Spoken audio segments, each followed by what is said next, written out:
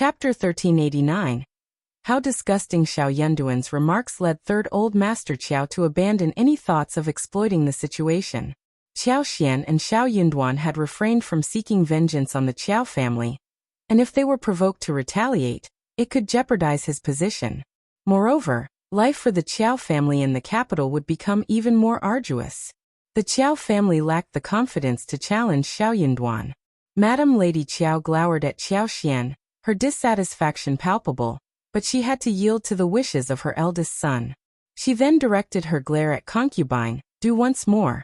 In her view, this inept woman didn't even know how to end her own life.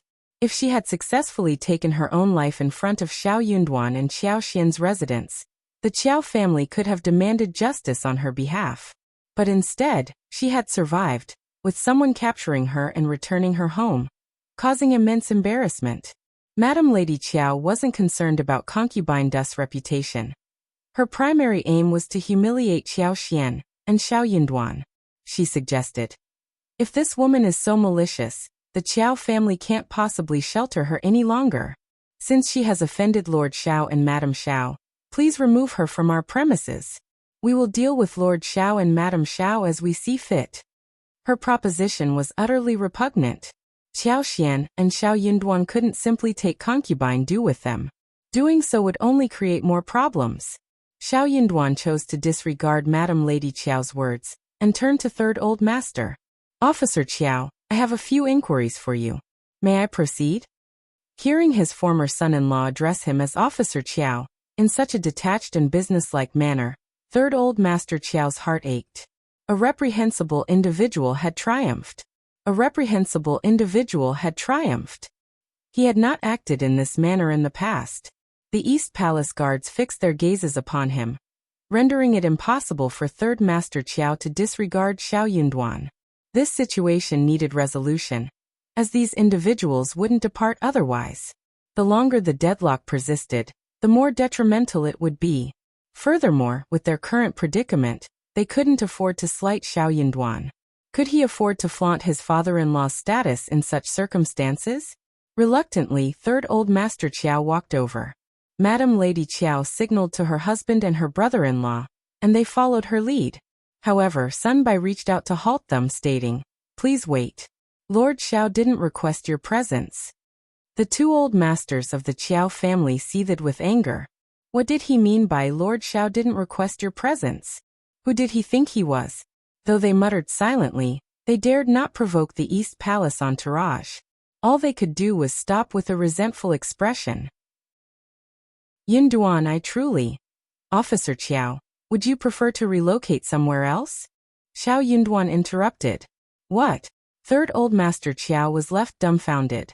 Xiao Yunduan cast a meaningful look in his direction and spoke slowly. Officer Qiao, if you're considering relocating somewhere else, I might be able to assist you. Third Old Master Qiao was immediately stirred by this proposition. Regrets had haunted him for a long time. Initially, he had harbored high hopes that his return to the capital would yield rapid advancements and a flourishing career. Little did he anticipate that, after squandering a considerable sum of money, he would only deteriorate further. Moreover, it appeared that he would never attain a higher position again in his lifetime. His mother, siblings, and in-laws held him accountable. Even though he hadn't been the one to sever all ties with Qiao Xian, they had initiated the estrangement. His children had become the subject of endless jests.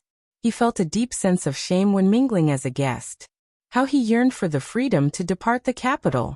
As a local government official, he held a position of leadership and could lead if you find any errors, ads pop up, ads redirect, broken links, non-standard content, etc. Please let us know report so we can fix it as soon as possible. Chapter 1390. Hard to guard against Third Old Master Qiao was overjoyed and found himself developing a more favorable view of Xiao Yunduan. He spoke with a friendly smile. Yunduan, you still care for me? Xiao Yunduan responded. Officer Qiao, please just address me as Lord Xiao. Your words are quite misleading. Third Old Master Qiao had believed that Xiao Yunduan was aware of his struggles in the capital, and had come to his aid. Even though Xiao Yunduan hadn't explicitly mentioned it, he sensed a degree of concern from his former son-in-law. Just as he was about to exchange a few more warm sentiments, a figurative bucket of ice-cold water was metaphorically dumped on him. Xiao Yunduan couldn't help but stifle a laugh at the expression of shock on Third Old Master Qiao's face. Where had he found the audacity to think that this was done for his benefit? Officer Qiao, please don't misinterpret my intentions. I simply believe that it would be advantageous for my wife and me if you were to depart the capital. With the third branch of the family relocated elsewhere, particularly Third Old Master Qiao, there would be no prior connections between the first branch of the family, the second branch of the family, and Qiao Xian. Since there was no familial bond, no one could manipulate the Qiao family to potentially cause them any distress. Xiao Yunduan was informed about the third lady of the Qiao family, but remained uncertain whether she would resort to such extreme measures as concubine. You could never predict what would transpire next. Third Old Master Qiao seethed with anger and responded stiffly, "Let me consider this." Xiao Yunduan didn't tolerate his dithering. "Officer Qiao, you should contemplate it now. I won't wait for you if you take too long." Third Old Master Qiao was further incensed, torn between the desire to restore his dignity and the worry that he might not succeed. Ultimately, he couldn't resist the allure of such an opportunity and admitted somewhat begrudgingly, "I suppose it's better to serve as a county magistrate and contribute to the imperial court. I can become a magistrate in either Shandong or Jiangnan." Xiao Yunduan glanced at him, her disbelief palpable. He truly had no reservations. Prefectures in Shandong and Jiangnan? He was genuinely bold. Only Fujian County Magistrate. "Officer Qiao, do you accept?" "What?" Third Old Master Qiao retorted indignantly, "This is unreasonable." Xiao Yunduan replied, "That's the only option available." Hearing these words, Third Old Master experienced a blend of anger and consolation. It wasn't that Xiao Yunduan had no intention of providing him with a more prestigious role or a better location, but he lacked the capability to do so himself. When he considered it carefully, no matter how much he spoke with the Crown Prince, he remained relatively young and inexperienced. Consequently, his influence wasn't particularly substantial. This realization eased his frustration somewhat, and he implored, "Fujian is truly quite distant. Could we consider another location?" Xiao Yunduan shook her head, affirming, "Fujian is the sole option." Naturally, the location couldn't be altered. Lumen was also situated in Fujian, so Third Old Master Qiao could still be monitored from there. While Gu Zhio resided in the northwest, she was also in the northwest. This ruled out the possibility of allowing Third Old Master Qiao to relocate there. The primary objective was to keep as much distance as possible from the Qiao family. Though Third Old Master Qiao's anger flared intermittently, he found himself restrained by his circumstances. Nonetheless, he desperately yearned to leave Beijing. "Very well, I accept Fujian. As a county magistrate." After all, he was an official, and this represented a substantial improvement over remaining in the capital. Xiao Yunduan remarked, "Then it's settled.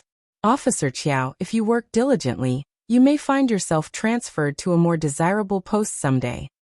It was best to let him dream. One dose of punishment followed by a promise of future reward. With hope to guide him, he would be more tractable. If you find any errors, ads pop up, ads redirect, broken links, non-standard content, etc., please let us know. Report so we can fix it as soon as possible. Chapter 1391. Watching over the Qiao family as anticipated. Third Old Master Qiao's eyes sparkled with joy. "Thank you for your auspicious words, haha." Xiao Yunduan stated. "Officer Qiao, please prepare yourself. The transfer order will arrive shortly after the new year." "Understood. Officer Qiao, please ensure the utmost discretion in this matter. Keep it confidential, even from the Qiao family. It would be disastrous if anything were to befall Hengsheng." "Of course. Keep a vigilant eye on individuals from your own family. I don't want a repeat of today's incident." Xiao Yunduan turned and departed, holding Qiao Xian's hand. "Wife, let's return home." Qiao Xian nodded, a smile gracing her lips. "Certainly. Release her, let's go." Sunbai complied and instructed someone to release concubine. They then departed alongside Qiao Xian and Xiao Yunduan. With a smile, Xiao Yunduan handed an envelope to Sun Bai. It's the new year. Thank you, my brothers. Take this and enjoy a cup of hot tea. Sun Bai was somewhat reluctant. Sir, this? Accept it, Xiao Yunduan insisted, smiling. It's the new year, my friends. Thank you for your hard work. Lord Xiao and Madame Xiao had always been exceedingly generous. While in their service, their employees received numerous perks and excellent treatment. They never had to spend their own money. Consequently, even though it was the new year, upon hearing of a task from Lord Xiao, there was no need for summons. Everyone willingly volunteered to come. They had wished to express their gratitude to Lord Xiao and his wife for their exceptional treatment. Little did they anticipate receiving even more benefits in return. After bidding farewell, Sun Bai smiled as he watched Qiao Xian and Xiao Yunduan board the wagon and depart. Thank you, Lord Xiao. The chorus of responses followed. Lord Xiao is too kind. Indeed. We've received countless benefits in the past. It's only right to assist with this small favor. If Lord Xiao requires anything in the future, don't hesitate to call on me. Count me in too. Sun Bai Xiao playfully scolded. Of course you have no objections. You can't wait, can you? Laughter echoed among the group. The first speaker, a bit embarrassed, scratched his head and said with a smile, Boss, don't misjudge me. I don't mean anything else. I intend to say that we'll gladly help Lord Xiao. We won't accept the money next time. Sun Bai chuckled. Lord Xiao is too kind. All right, let's find a spot to divide the money and celebrate the new year together. Mixed emotions of guilt and happiness filled the group as they quickly located a quiet alley and began to distribute the money. The envelope contained neatly stacked banknotes, 50 taels each, precisely enough for the number of people present. Everyone was left momentarily speechless by Lord Xiao's generosity. Sun Bai Xiao sighed. Take your share and remember Lord Xiao's kindness. The group responded with laughter. How could we ever forget? With that, they bid each other cheerful farewells and went their separate ways. Curious, Qiao Xian turned to Xiao Yunduan and asked, What did you say to Officer Qiao? Xiao Yunduan smiled. I'm about to share my plan with you. Qiao Xian exclaimed with joy. That's wonderful. We won't have to encounter them anymore, preventing any more tricks. I was genuinely concerned about their actions. Now there was no need to dwell on the matter.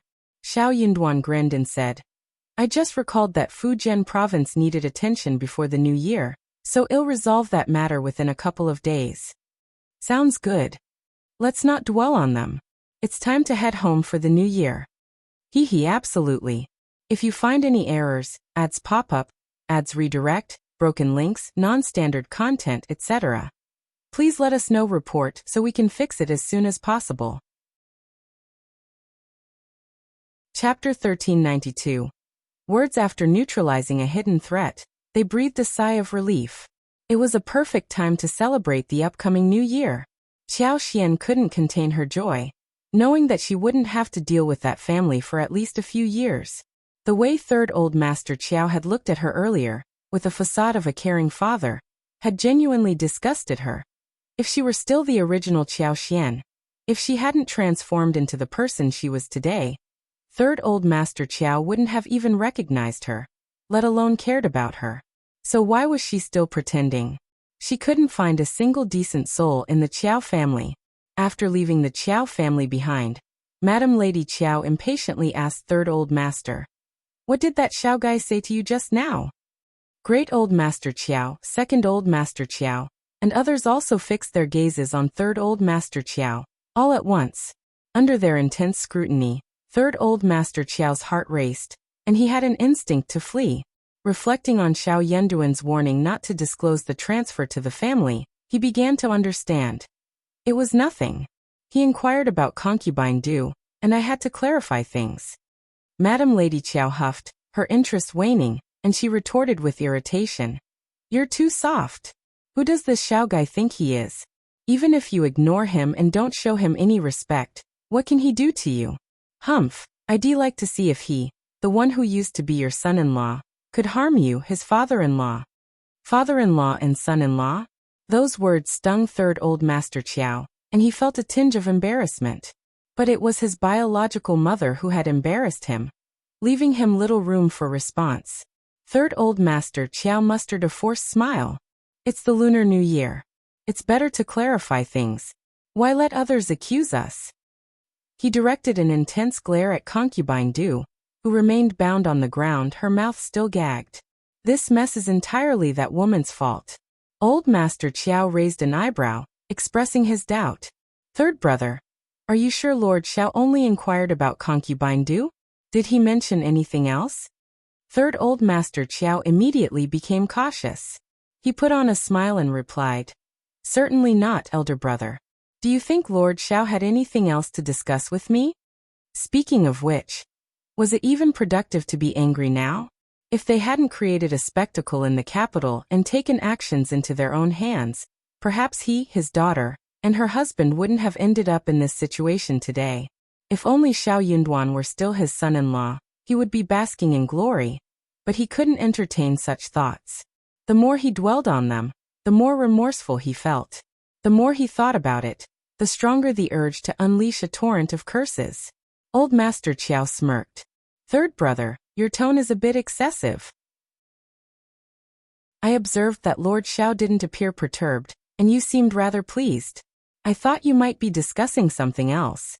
As soon as he said that, Madam Lady Qiao shot Third Old Master a piercing look. Third brother, don't try to deceive us. That's right, third brother. Second Old Master Qiao chimed in with a smile. If there's anything advantageous, you shouldn't keep it to yourself. Third Old Master Qiao found himself harboring an indescribable sense of disgust. He strained a smile and said, Mother, elder brother, second brother, you needn't worry. We're family after all. Of course, of course. Second Old Master Qiao snorted. It's good that you understand. We've been dragged into this mess because of you. If it weren't for your daughter and son-in-law, our family wouldn't be in such dire straits. Third Old Master Qiao barely managed to hold back a torrent of curses. If you find any errors, ads pop up, ads redirect, broken links, non-standard content, etc., please let us know. Report so we can fix it as soon as possible.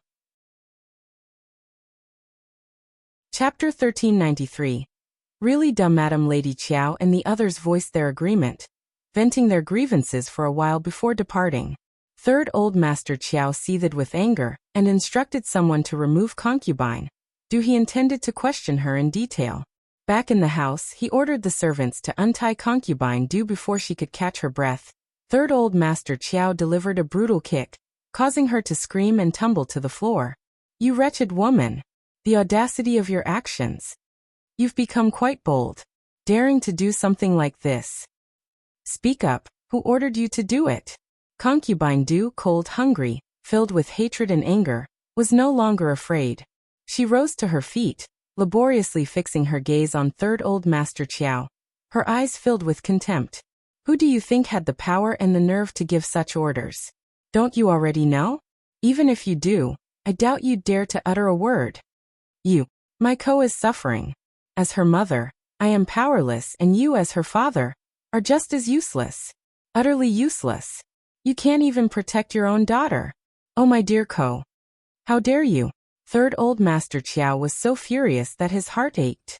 He pointed at concubine Du in a mixture of shock and anger. You vile woman. I never expected this of you. I misjudged you. No wonder you corrupted co so thoroughly. You and your daughter overestimated yourselves, attempting to climb the social ladder behind my back. In the end, you've only brought harm upon yourselves. Is that my fault?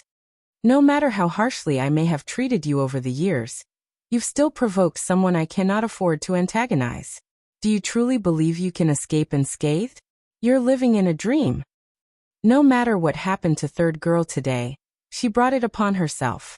She can't place blame elsewhere for the bitter consequences of her actions.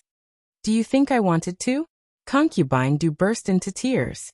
If Ms. Dong and Xiaowei hadn't been so cruel and disdainful, we wouldn't have resorted to such measures. It's all Ms. Dong's fault. Your virtuous wife is entirely to blame.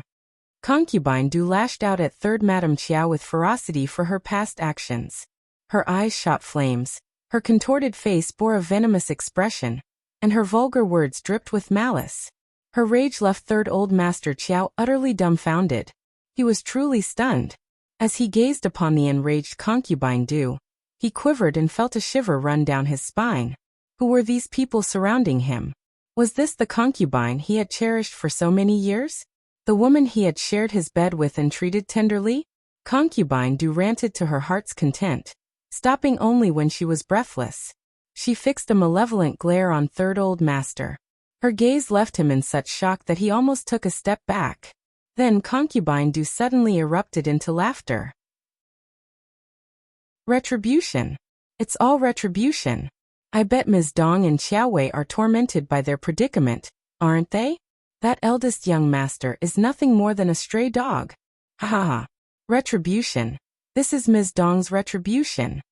You silence. Third old master Qiao scolded with anger. I think you've gone mad. So what? It's all your fault. You pushed me to do this. You wretch. Ha ha ha ha. Third old master Qiao glared at concubine Du, feeling helpless. He could not possibly get her killed either. If you find any errors, ads pop up, ads redirect, broken links, non-standard content, etc., please let us know. Report so we can fix it as soon as possible. Chapter 1394. It's too late to say anything now. Contemplating concubine Du's biting words about retribution, old master Qiao felt a deep sense of sorrow. Could it truly be retribution? Yet he also harbored a profound sense of injustice. What had he done to deserve this? He had done nothing. Thinking of his virtuous wife, Ms. Dong, Xiao Yunduan found her amusing and pulled her close for a kiss. All right, as you wish. If you ever encounter any difficulties, remember to inform me. You needn't resort to being a bad person. I'll handle it. Being an officer, Xiao Yunduan had the authority that demanded respect. The residents of the imperial city were both knowledgeable and tactful, and they understood the nuances of diplomacy. Qiao Xian responded with a smile.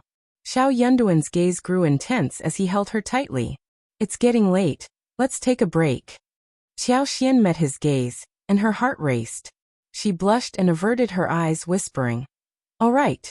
Xiao Yunduan lifted her in his arms and headed back to the bedroom. In early summer, roses were in full bloom, and durian flowers blazed with crimson. Peonies were also at their peak. During this splendid season, women in the capital often hosted various grand events to appreciate the flowers. Some had extended invitations to Qiao Xian, including the wives and daughters-in-law of Xiao Yunduan's colleagues, or those connected to officials from the Crown Prince's faction. Social engagements were inevitable. While Qiao Xian preferred to prepare delicious meals at home, and spend her husband's breaks exploring mountains, visiting lakes, and enjoying the landscapes of Yinshui town, she couldn't decline these invitations. Due to Xiao Yunduan's youthful promise and his high standing in the East Palace, the women always held back their true feelings around Qiao Xian. Some may have displayed their disdain through their attitudes, but none dared to voice it aloud. Qiao Xian, however, was never one to subscribe to such notions. She remained unruffled. The fact that Xiao Yunduan had turned down Tian Shanshan and chosen her was enough to arouse jealousy and resentment among many women for his sake. How could a concubine's daughter like her be so fortunate? Some even envied the financial success Qiao Xian and Xiao Yunduan had achieved at such a young age. Since their arrival in the capital, they had purchased a house and over 1,000 mu of land. It was rumored that a small plate of strawberries at Jinquan restaurant cost nearly 1 tael of silver, and carrying more than 500 grams cost over 2 liang. Qiao Xian could supply more than 50 kilograms a day. How much could they potentially earn in a month? Some couldn't help but utter sour remarks in her presence, all of which Qiao Xian skillfully deflected with a smile. She preferred not to retaliate, as she didn't want to come across as confrontational. However, one day, someone visited the East Palace, and Princess Consort personally sent a message, informing her of their plan to visit the fourth prince's residence for a flower viewing event the next day. It was an invitation extended by the fourth princess consort. Qiao Xian couldn't decline Princess Consort's request, but inwardly, she felt a tinge of annoyance. What was the fourth princess consort's intent? If she genuinely wanted Qiao Xian as a guest, she could have simply sent an invitation. Yet, instead of mailing an invitation, she had Princess Consort deliver the message personally. While it was virtually certain, it wasn't appropriate to disclose it prematurely, lest they slip up. The two of them took the opportunity to give them lessons. If you find any errors, ads pop up, ads redirect, broken links, non-standard content, etc., please let us know. Report so we can fix it as soon as possible. Chapter 1395. Calling her fat. After Xiao Yunduan and Qiao Xian departed, the household responsibilities fell upon those remaining. They had to tend to the fields, particularly the potato crops. Songshi, Lixia, and the others approached their tasks with confidence and determination. With the arrival of the new year, the usual round of social engagements began. The princess consort of the East Palace extended an invitation to Qiao Xian for a banquet. These gatherings typically revolved around familial ties, one's maternal family, and the husband's official standing. Given Xiao Yunduan's established position in the capital and Qiao Xian's presence at the Crown Prince's banquet during the Spring Festival, there was usually little concern about encountering troublemakers. However, Qiao Xian was quite reluctant to attend the East Palace banquet. It wasn't a social circle she could naturally fit into with her current status. The attendees of the princess consort's banquet were the cream of the crop among the capital's nobility. Yet, owing to their substantial contributions to the crown prince, Xiao Yunduan and Qiao Xian found themselves on the guest list. The invitation from the East Palace couldn't be declined. Qiao Xian insisted on taking Lixia along with her. As expected, the princess consort's guests comprised the prince's concubines, the consort of the prefecture lord, ladies from prominent noble families, and more. None of them were individuals Qiao Xian could afford to alienate. The fourth princess consort harbored a particularly unfavorable opinion of her. Upon seeing Qiao Xian, she immediately wore a disapproving expression and cast cold glances in her direction. Her distaste was unmistakable, much to the amusement of those less refined or those pretending not to notice. The fourth princess consort's evident dislike for Qiao Xian made her the subject of gossip and speculation. Aside from the princess consort's polite greeting, nobody paid her any mind. It was as though she were invisible and non-existent to the rest of the attendees. Nonetheless, she had openly insulted the fourth princess consort. While no one believed she held more status than the fourth princess consort, they didn't dare to provoke her. Qiao Xian breathed a sigh of relief. She paid no mind to their indifference. She had no interest in mingling with such individuals. It was far better to focus on her own affairs. After a tiresome half-day, the event finally came to an end. Farewells were exchanged with Princess Consort, and the guests began departing. As she was leaving, the fourth Princess Consort suddenly flashed a smile at Qiao Xian. Lord Xiao, as the envoy who will be escorting the princess to her wedding, you'll be departing shortly, won't you? Qiao Xian was taken aback, but responded with a smile. Yes, we're setting off on the 8th of March, 2 months from now. Madame Xiao has quite a good memory. The fourth princess consort chuckled, raising her eyebrows, and added with a knowing smile, then you'll have plenty of free time, and you can visit my residence.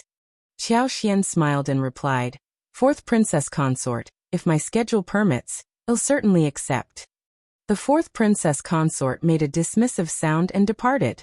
She had extended an invitation, but she had also included a conditional clause.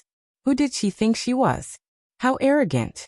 Observing the discontent on her master's face, Yin Chao recognized that Madame Xiao had been slighted.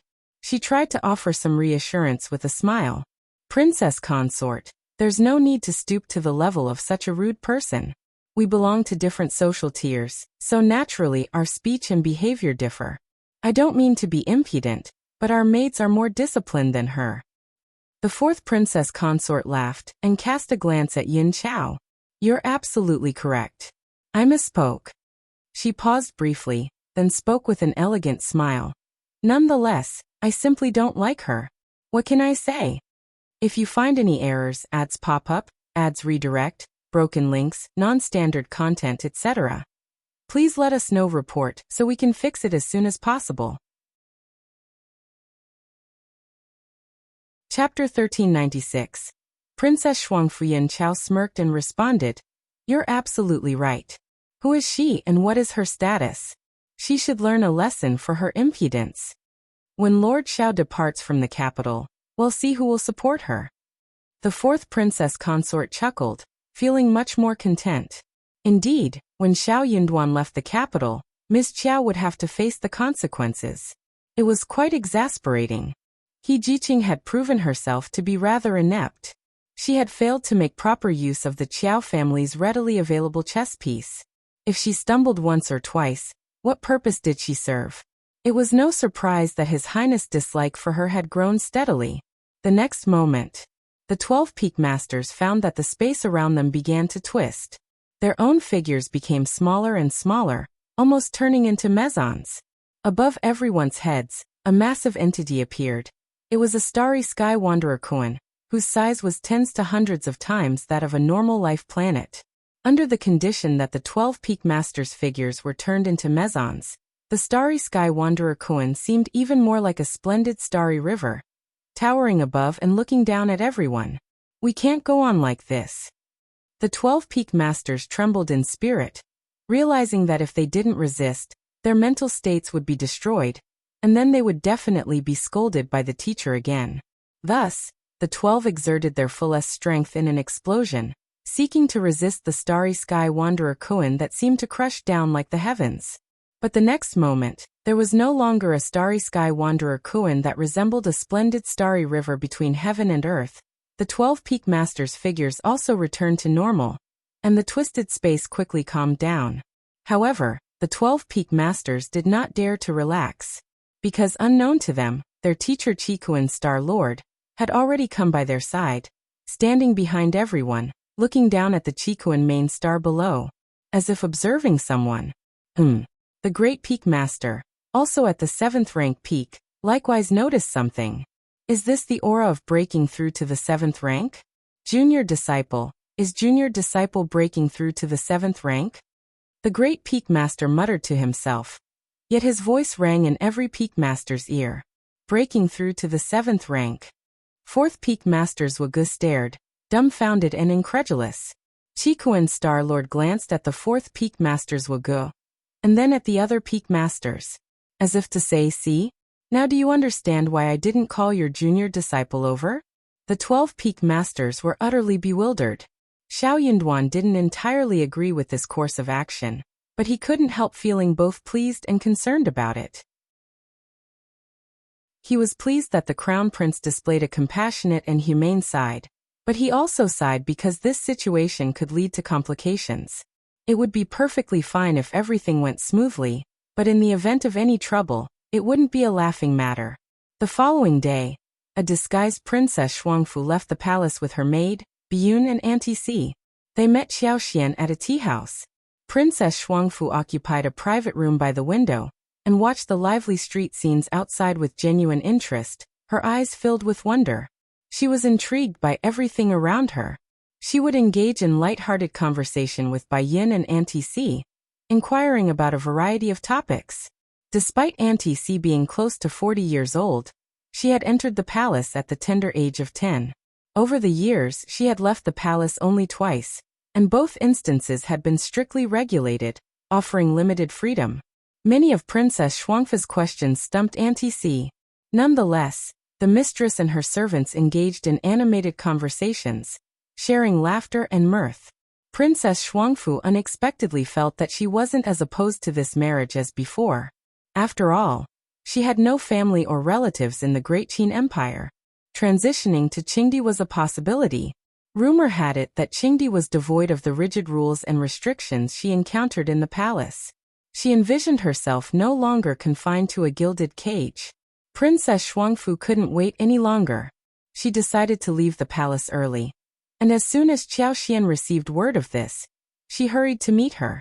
I didn't expect Miss Fu to come so early. Please forgive me for not receiving you at the doorstep. If you find any errors, ads pop up, ads redirect, broken links, non-standard content, etc., please let us know report so we can fix it as soon as possible. Chapter 1397. Tempera's Qiaoxian closed the door. She offered an apologetic bow. She realized her own oversight. It was Princess Shuangfu's first time leaving the palace, and it was only natural that she was eager. This excitement had prompted her to arrive early. Princess Shuangfu instructed Bai Yun to help her with her outerwear and addressed Qiao Xian with a smile. Madam Xiao, there's no need to stand on ceremony. I may trouble you in the coming days. Please feel free to be yourself. Qiao Xian felt relieved and responded with a smile. Of course not, Miss Fu. If you have no objections, I won't hesitate to be less formal. Of course not. My brother mentioned that Madam Xiao is very easygoing, and it seems to be true. Madam Xiao, let's be at ease with each other. Princess Shuangfu remarked, smiling at Qiao Xian. Madam Xiao, no need for unnecessary politeness, just be yourself. You're absolutely right, Miss Fu. I'll gladly heed your advice. They shared a warm smile. Source Novgo. Co-Princess Shuangfu mentioned. I didn't have breakfast this morning. Madam Xiao, do you have any suggestions for a meal? Qiao Xian suggested. Jinquan Pavilion has some delicious snacks. What flavor do you prefer, Miss Fu? Why don't we try them there? Princess Shuangfu displayed interest and replied. I'm not particular. I'm open to anything, Madam Xiao, please decide. I'd like to try a little of everything. Qiao Xian nodded with a smile.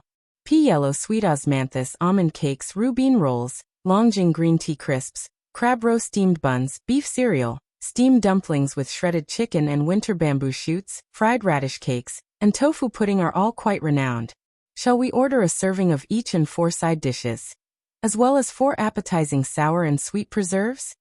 Princess Shuangfu's interest grew, and she nodded with a smile. Certainly, that sounds delectable. Qiao Xian wore a warm smile as she inquired. What type of tea do you prefer? Princess Shuangfu responded with a smile. Madam Xiao, I'm not particular. I'll gladly accept your suggestion. Qiao Xian contemplated for a moment and suggested, how about a pot of jasmine tea? Sounds wonderful. Li Xiao called the waiter over, and Qiao Xian proceeded to place the order for the tea and snacks. The waiter, attentive and cheerful, confirmed the order and assured them of a prompt delivery. Having previously supplied strawberries to Jinquan restaurant, Qiao Xian was recognized by the staff here, even though she didn't frequent the tea house often. The waitstaff knew her as a valuable client they couldn't afford to displease, treating her with warmth and consideration. Princess Shuangfu expressed her envy, saying with a smile, Madam Xiao, you must be a regular at this tea house. I envy you greatly. I've never had such casual conversations with anyone before. Qiao Xian was simultaneously amused and touched by the comment. She thought there was nothing to envy. However, Princess Shuangfu, despite being a princess, had lost her parents at a very young age and was not doted on. Though the crown prince treated her better than others, his attention was limited. After all, he was occupied with numerous responsibilities and matters. How could he remember to care for his half-sister? While Princess Shuangfu didn't have to worry about her basic needs, her days were monotonous and uneventful. She had only interacted with a select few individuals throughout her life, and her social circle was exceedingly limited. It wasn't surprising that she'd feel envious when observing others engage in carefree conversations. Qiao Xian couldn't delve into royal matters, so she offered a simple explanation with a smile. I am acquainted with Jinquan restaurant because I own over 20 mues of land in the capital. I cultivated a significant quantity of strawberries last year, and I've been supplying them to Jinquan restaurant. If you find any errors, ads pop up, ads redirect, broken links, non-standard content, etc., please let us know report so we can fix it as soon as possible. Chapter 1398. Not going home. I obtained this delectable strawberry from a distant location, a unique and exquisite fruit that only I possess. It has an exceptionally limited supply, exclusively reserved for Jinquan Pavilion. Naturally, we have influential connections. It's a shame that the timing isn't quite right at the moment. Otherwise, you might find it equally delightful. Princess Shuangfu had never encountered strawberries before, and her curiosity was piqued. She smiled with regret and replied, I understand. It's indeed unfortunate, but I suppose luck isn't on my side. Qiao Xian felt a jolt as she contemplated her impending marriage. Even though she wasn't the favored one, being a princess meant she would likely have a respectable union when the time came. As a princess, she could anticipate a relatively comfortable life at her husband's estate, unless she encountered extraordinary misfortune. Although Princess Shuangfu had accepted her fate, a part of her still yearned to remain in a familiar environment. This time, it seemed she might never return to the capital. Qiao Xian's heart skipped a beat, and she offered with a warm smile. In my hometown, I have plenty of strawberry seedlings. They are incredibly low maintenance and grow rapidly. If you'd like, I can provide you with some seedlings to take with you. Really? Princess Shuangfu's eyes sparkled with surprise and delight. Source Novgo. Seeing her reaction, Qiao Xian couldn't help but sympathize. She nodded enthusiastically. Absolutely. That's wonderful, absolutely wonderful. Lady Xiao, thank you. I will arrange for someone to care for them. Her excitement was understandable. Nobody had ever bestowed such a gift upon her. Apart from her family's gifts, this was the first time someone had offered her a present. Qiao Xian, with a warm smile, reassured her. No need to mention it, Miss Fu. I also have potatoes, which are quite a treat. Would you like some of those as well? Wonderful, wonderful. Thank you, Madame Xiao. Princess Shuangfu beamed with delight, her happiness evident. The refreshments arrived promptly, their presentation exquisite, with 4 small dishes on each plate. Despite the abundance of plates, it was just the right amount. With a warm smile, Qiao Xian gestured to Princess Shuangfu to begin with the chopsticks. These are all freshly prepared, Miss Fu, please enjoy. Madame Xiao, you should have a taste as well. Princess Shuangfu hadn't dined outside often, so while she never lacked for food and snacks in the palace, enjoying fresh food was a rare treat. Typically, the snacks from the imperial kitchen were no different from the previous days, and even in winter, the insulated food containers struggled to keep the food warm, necessitating reheating with a small stove before consumption. Today's meal was a welcome departure from the usual routine. Qiao Xian introduced the steamed crab roe dumplings, steamed buns, and shredded chicken with winter bamboo shoots to her. Princess Shuangfu's eyes sparkled, and she nodded with delight. This is incredibly fresh and delicious. I never expected such culinary expertise at this tea house. Qiao Xian smiled. Jingquan Restaurant is a renowned establishment in the capital, with a nearly century-old legacy of excellence. Miss Fu, don't miss out on the radish cake. It's equally delightful, and best enjoyed while it's piping hot. Of course. Princess Shuangfu's appetite was fully awakened, and she savored each dish with genuine enthusiasm, offering praise for their flavors. As they shared their meal, their camaraderie grew stronger, and their conversation flowed more naturally. Qiao Xian felt relieved. Princess Shuangfu had a pleasant temperament. If you find any errors, ads pop up, ads redirect, broken links, non-standard content, etc., please let us know. Report so we can fix it as soon as possible.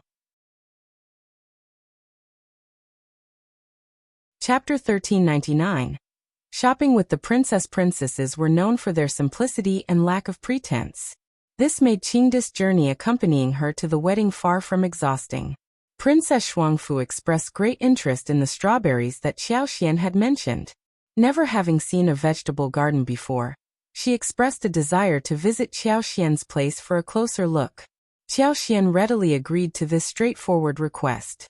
Moreover, her yard was impeccably kept, offering a safe and appealing destination. The two of them exited the tea house and promptly hailed a carriage. Unfortunately, the weather remained cold. While the entire garden was orderly, it was currently devoid of life, with the strawberry plants still concealed beneath a thick layer of straw for the winter. They would have to wait at least until mid-February for the weather to warm up, at which point they could remove the straw coverings. In the garden at this moment, only a handful of sweet osmanthus trees were adorned with a hint of green, while the fruit trees at the garden's perimeter stood barren. Despite this, Princess Shuangfu, on her first visit to this kind of place, maintained a keen interest. Everything felt new to her, prompting her to incessantly inquire of Qiao Xian. What's this? What's its purpose? Will this tree bear fruit? Is it tasty? This area is for growing potatoes, I wonder what potatoes look like, and the like. She even ventured into the garden. Were it not for Auntie C and Bai Yun's intervention to prevent her, she might have even attempted to handle the hoe and iron rake herself, concerned that she might inadvertently harm herself. Qiao found her curiosity quite amusing. She thought to herself that Princess Shuangfu had a rather agreeable personality. With her unpretentious and easygoing nature, she was certain to lead a contented life in Qingdi. Many noblewomen had never experienced anything related to farming or agriculture within their pavilions. Nevertheless, very few treated Princess Shuangfu with disdain, condescension, or contempt. Most heiresses, even if they were not pampered or had experienced difficulties at home, couldn't help but feel a sense of superiority as long as they retained their noble status. However, Princess Shuangfu's complete lack of concern for these rural matters was truly refreshing. Before they realized it, half a day had flown by. Qiao and Princess Shuangfu went to the restaurant for lunch, embarked on an afternoon shopping spree, indulging in numerous snacks and making a plethora of purchases. Princess Shuangfu's enthusiasm for shopping was palpable. She desired everything she laid her eyes on, gleefully adding each item to her acquisitions. Rouge powder, satin fabric, trinkets, needles, threads, embroidered sachets, dainty jewelry, and even a finely crafted bamboo basket, all found their way into her shopping bags. And of course there were a variety of delectable snacks, including sugar figurines, candied hawthorns, stir-fried chestnuts, roasted peanuts, 5-spice melon seeds, plum blossom cake, mung bean cake, and more. Her shopping addiction was evident in her sparkling eyes. Qiao found herself torn between laughter and bewilderment, but refrained from complaining. She accompanied her on this shopping adventure. The person accompanying them couldn't bear it any longer, so they summoned a guard to assist with the overwhelming number of purchases, placing them in a carriage conveniently parked nearby. After hours of shopping, they had accumulated so many items that they filled more than half of the carriages. It was a carriage brimming with a diverse array of goods. Of course, Princess Shuangfu couldn't take these items back to the palace. In fact, she couldn't even bring them past the palace gates. If she had been a favored figure, there might have been a chance to bring a few of these items in after a thorough inspection. The palace guards would discreetly overlook the rules and allow her entry. However, she wasn't in such a privileged position. Princess Shuangfu gazed at her purchases with a sense of resignation. If you find any errors, ads pop up, ads redirect, broken links, non-standard content, etc., please let us know. Report, so we can fix it as soon as possible. Chapter 1400. Princess Shuangfu is very nice. Princess Shuangfu flashed a warm smile at Qiao. These items are of no use to me, so I'd like to give them to you, Madam Xiao. They are just trinkets, and am uncertain of their practicality. Please don't be concerned about them. Qiao could discern that Princess Shuangfu secretly wished to keep these items, but she knew that these modest treasures were hardly fit for the refined environment of the royal palace. Bringing them in was an impossibility. Her heart quickened, and she leaned in closer to Princess Shuangfu, whispering with a soft chuckle, "Princess, aren't you going to leave the palace tomorrow? Why don't you return to my home? I'll place these items in a room today. Tomorrow, you can choose whatever you like. I'll have them packed and ready for you to take along when you depart the palace." Princess Shuangfu's eyes brightened with surprise and delight. Is that really possible? Qiao couldn't make any guarantees but maintained a smile. "I can't say for sure, but we can certainly give it a try." After all, Zhao Yunduan held a position as the envoy, and they would be traveling together with their luggage, which meant they could bring at least a couple of boxes.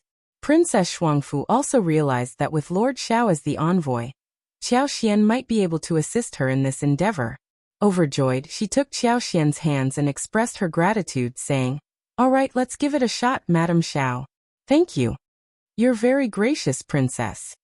Calm with her spirits lifted, Princess Shuangfu bid farewell to Qiao with a smile, then returned to the palace under the watchful eye of the guards. Upon his return home, Zhao Yunduan inquired about the day's events. Seeing his wife's contented expression, Qiao replied with a smile, "Princess Shuangfu is truly kind-hearted, approachable, and humble. It was quite enjoyable shopping with her." Relieved by her words, Xiao Yunduan remarked, Crown Prince mentioned that Princess Shuangfu possesses a gentle temperament. It appears to be true. That's right. I've never gone shopping like that before, and ended up buying a variety of knickknacks. I've stored them here for her. She'll visit our home today to make her selections. I'll pack them up for her later, so she can take them with her when she gets married. Xiao Yunduan stared at his wife, puzzled. I'll never understand what you women are thinking. The following morning, Princess Shuangfu and her servant arrived as promised. Qiao Xian prepared breakfast at home, serving noodles and potato pancakes. Princess Shuangfu observed her busy in the kitchen, deeply intrigued by the preparation of noodles and potato pancakes in this manner. They complimented Qiao Xian for her impressive culinary skills. Qiao Xian was left torn between laughter and bewilderment. After breakfast, they proceeded to sort through the items. While Princess Shuangfu held a sentimental attachment to all the goods she had personally acquired and wished she could take them all with her, she recognized the impracticality of this desire. Consequently, she selected 2 boxes and handed them to Qiao Xian. With a smile, she addressed Qiao Xian saying, Madam Xiao, please don't forget to include the strawberries and potatoes as well. Qiao Xian nodded reassuringly. Certainly, I won't forget.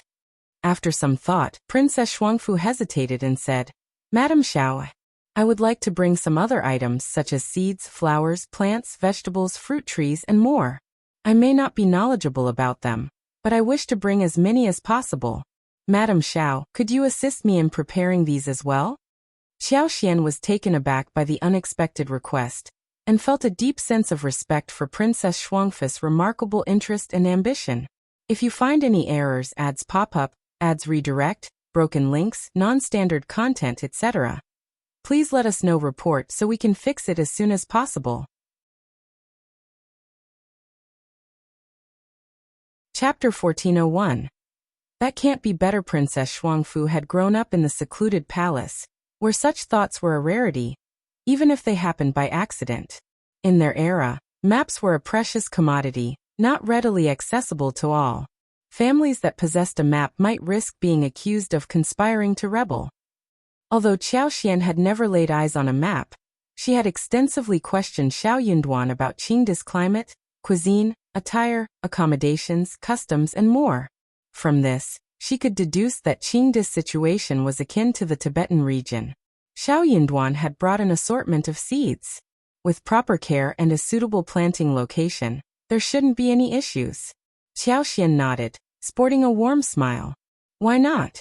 I'll gather some seeds for you, label them with your name, and include information about the appropriate seasonal temperatures, moisture levels, and more, so you can have someone study them. Princess Shuangfu beamed with joy. That's wonderful. Madam Xiao, thank you.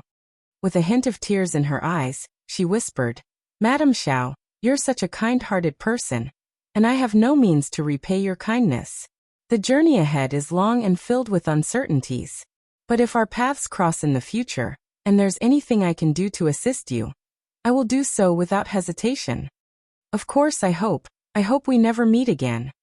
Calm married to a distant land, bereft of her mother's affection, her contentment was primarily dependent on the crown prince's kindness. Once she journeyed afar, the palace would eventually forget her existence. There would be no homecoming in this lifetime, barring the unlikely scenario of Qiao Xian and Xiao Yunduan venturing to Qingdi. However, Qingdi wasn't a favorable destination for such a journey. Why would they undertake such a voyage for no compelling reason? Qiao Xian consoled her, saying, Princess, please don't dwell on such thoughts. The future is full of uncertainties, and one never knows what might transpire. Perhaps the Prince of Qingdi will come to the capital in a few years to meet the Emperor, and you could accompany him. That's not out of the question. Hearing these words, Princess Shuangfu felt a measure of relief and offered a gentle smile. You're right. With Madame Xiao's blessings, who knows what possibilities lie ahead? We might just get that chance. They exchanged warm smiles, their newfound friendship growing stronger. Princess Shuangfu extended her stay at Qiao Xian's home, even for lunch. While Qiao Xian prepared the meal, Princess Shuangfu watched with keen interest and excitement. occasionally exclaiming and complimenting Qiao Xian's culinary skills. The mouth-watering aroma wafted through the air, making her appetite ravenous. If Auntie C hadn't intervened, she would have been tempted to lend a helping hand. For lunch, Qiao Xian prepared a few homemade dishes: double-cooked pork, roasted chicken with potatoes, stir-fried beef slices, a steamed meat platter, cabbage with vinegar, and fish head soup with tofu. Princess Shuangfu's eyes lit up, and the delectable scents were positively irresistible. Having never experienced the spicy kick of chili before, she found herself captivated by the pot of pork and cabbage with vinegar, relishing the newfound spiciness. She inquired of Qiao Xian why she included chili in these two dishes, and then she expressed her delight, saying, "This chili is so wonderful, such a delightful surprise. Madam Xiao, you must provide me with some chili seeds." Qiao Xian nodded, her smile unwavering. After a moment's contemplation, she proposed, "Why don't I draft some recipes for you to take along, Princess? I can even have the chef prepare them as per the instructions. You don't have to adhere to them strictly, just use them as a reference." Princess Shuangfu was thrilled by the idea and showered Qiao Xian with gratitude. In the afternoon, they embarked on another shopping excursion. Yesterday, they had explored a vibrant marketplace replete with delectable treats and small items, where they had encountered bustling crowds. Today, Qiao Xian led Princess Shuangfu to an opulent shopping street.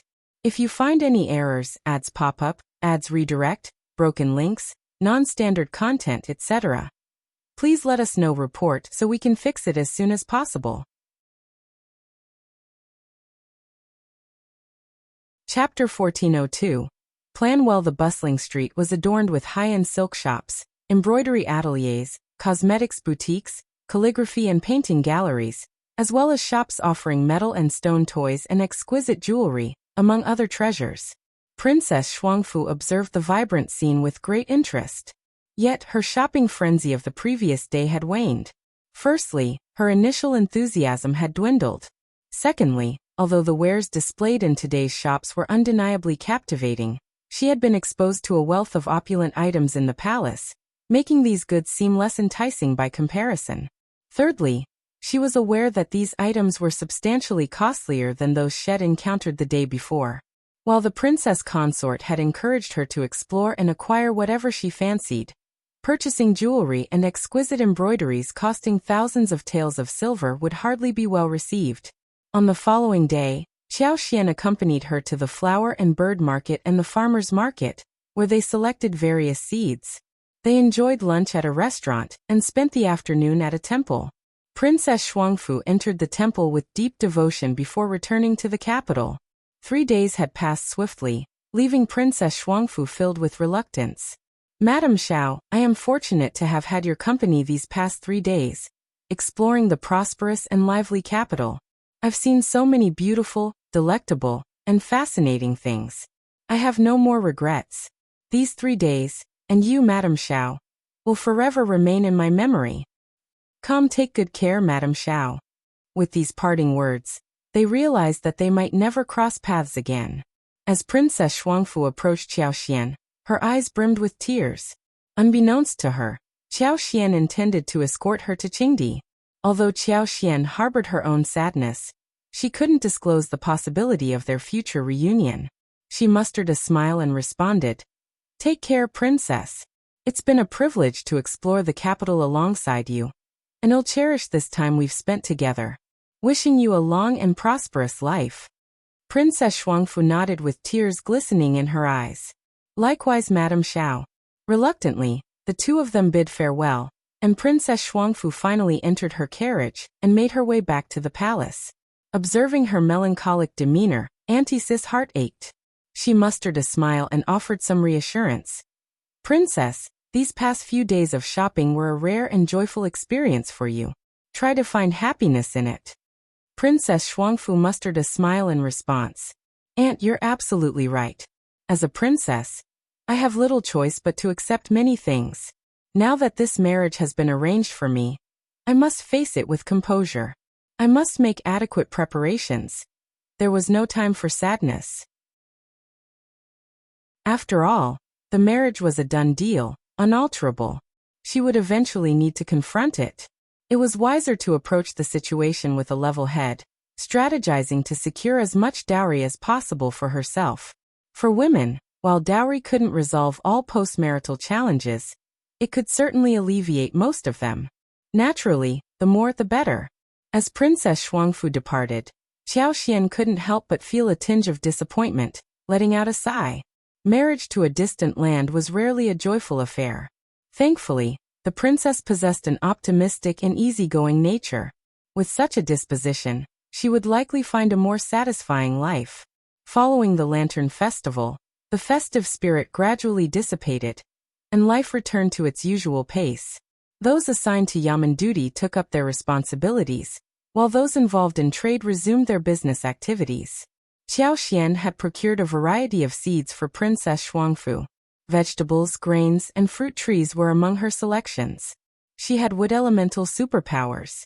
She could tell at a glance if one seed was good or bad.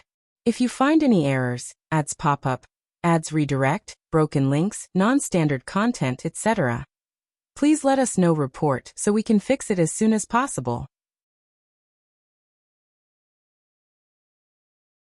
Chapter 1403. Set off within 10 days with her wood elemental superpower, these seeds were almost certain to thrive, unless subjected to extreme weather conditions. If the climate remained favorable and the temperature and humidity stayed within the right range, they would flourish even more. Princess Shuangfu contemplated this as she happened upon Qiao Xian, who was more than willing to assist her. Such a connection between them was a rare and auspicious twist of fate. On the 17th day of the first lunar month, Xiao Yunduan privately contacted Old Master Qiao to inform him that the transfer order would arrive in a few days. He could start preparing for his new position as county magistrate in Fujian, and would be able to depart in 10 days. Officer Qiao felt a brief moment of disappointment upon hearing this news, briefly entertaining the thought of reneging on his commitment. However, he swiftly dismissed such notions and sighed, saying, "Very well, I understand." Though he held reservations about relocating to a distant place like Fujian, it still offered opportunities for career advancement. This prospect outweighed languishing in the capital, waiting for stagnation. Thankfully, he didn't have extensive preparations to make, nor were there numerous relatives and friends to host farewell gatherings. There was also no need to expend significant time and energy on official affairs. While the 10-day time frame was somewhat pressing, it was manageable. Xiao Yunduan added, "One more thing. Lu Yan served in Shouting Village for a while, and my wife grew quite fond of her. She intended to purchase her from you, but was delayed. As you're heading to Fujian, you won't require her services. Would you be willing to sell her to us?" Calm with a pause, Third Old Master Qiao recalled who Lu Yan was. "It's not a problem. I'll have her sent to your residence later. There's no need to make a fuss." He couldn't help but feel a sense of gratification. What did this request imply? It signaled that Qiao Xian and Xiao Yunduan still held him dear as their father. Xiao Yunduan was determined not to become entangled with the Qiao family. "Just proceed with the purchase. I'll pay you 20% more than the market price. It's best if other members of the Qiao family remain unaware of this, to avoid unnecessary gossip." Third Old Master Qiao's gaze dimmed, and he sighed before reluctantly agreeing, "Very well. Remember to provide her indenture." "Of course." Third Old Master Qiao didn't think much of what a maid might accomplish, so he consented to Xiao Yunduan's request. His greater concern was how to inform his family. However, only 10 days remained, and he needed to finalize preparations, pack his belongings, arrange transportation, and bid his farewells. He couldn't afford to delay or waver, so he made his announcement without further hesitation. After dinner, Third Old Master Qiao mustered his resolve, and calmly informed the Qiao family of his impending transfer to Fujian. As expected, this revelation stirred a whirlwind of reactions. "What? You just returned, and now you're leaving again? Why are you going away, third brother? What's the reason? Why wasn't this discussed earlier? Why the sudden urgency? Third brother, just be honest. Does this have anything to do with that Xiao person?" When the name Xiao was mentioned, Lady Qiao glared at him.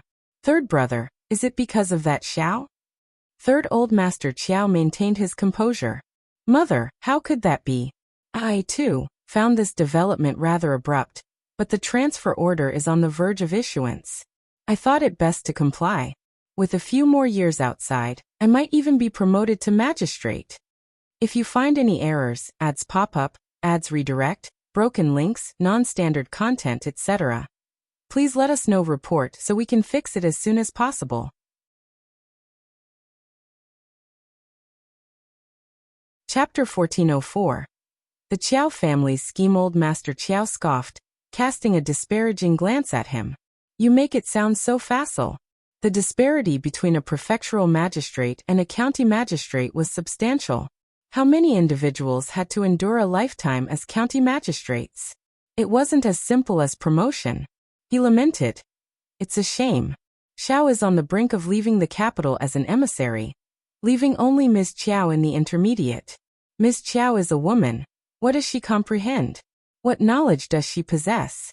I was contemplating a means to bring Ms. Qiao back, mainly for third brother and third sister-in-law's sake. Madam Lady Qiao chimed in immediately. Your elder brother is correct, third brother. You must not go. I'm convinced that Xiao is behind this. He likely orchestrated your departure from the capital deliberately to keep you from visiting that wretched girl. The entire Qiao family unanimously agreed with comments such as, Indeed. I share that suspicion. And more. Qiao Xian was the daughter of third old Master Qiao, and her lineage remained unchanged. They refused to believe she could be so cold and unfeeling. Her past grudges against the Qiao family over the years would soon dissipate, as the family had suffered hardship repeatedly. If third old Master Qiao and Mrs. Dong humbled themselves, spoke kindly to her, offered consolation, and feigned vulnerability, Qiao Xian would undoubtedly soften. They were confident that Xiao Yunduan would treat her well in the future, and she would have her family's support. If Xiao Yunduan mistreated her, the elders would intervene. It was virtually impossible for her not to be swayed. Moreover, Xiao Yunduan was currently absent from the capital, leaving no one to stand in their way. They were almost certain of their success. The caveat was that third old Master Qiao and Mrs. Dong needed to take action. No one else in the Qiao family could accomplish this. The sudden release of third Master Qiao led the Qiao family to suspect that Xiao Yunduan was the mastermind behind it.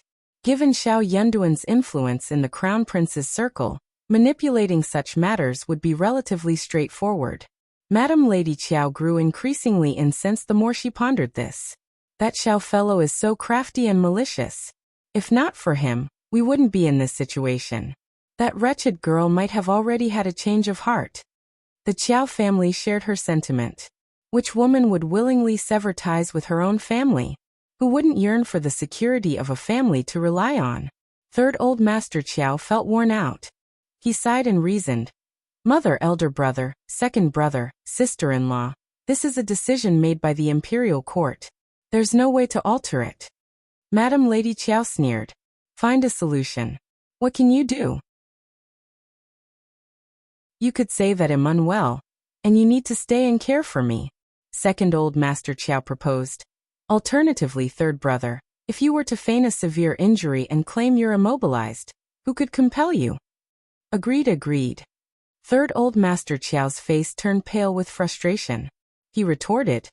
I want to go as well. There are opportunities to seize when I'm away. I refuse to remain a minor official. Furthermore, Qiao Xian isn't easily deceived. She shares no father-daughter bond with me, and certainly none with Mrs. Dong. Even if Xiao Yunduan departs the capital, that won't change anything. Forget about it. Second old Master Qiao jeered. That remains to be seen. What if she encounters a predicament and our family helps her resolve it? What if she faces a crisis and you sustain severe injuries while attempting to save her? How could she remain indifferent? Third old Master Qiao was rendered speechless. If you find any errors, ads pop up, ads redirect, broken links, non-standard content, etc., please let us know. Report so we can fix it as soon as possible. Chapter 1405. Stunned. What were his family's thoughts about him? Third old Master Qiao, unable to contain his frustration any longer, uttered in a cold tone. Back then, You made the decision to sever ties with her without even informing me. Now, you wish to acknowledge her once more. Is such a stroke of luck even possible in this world? Surely, you've crossed paths with her before. Do you genuinely believe she's easy to influence? Do you think she can be swayed so effortlessly? Furthermore, Xiao Yunduan's rise isn't solely attributed to his connection with Minister Old Yun.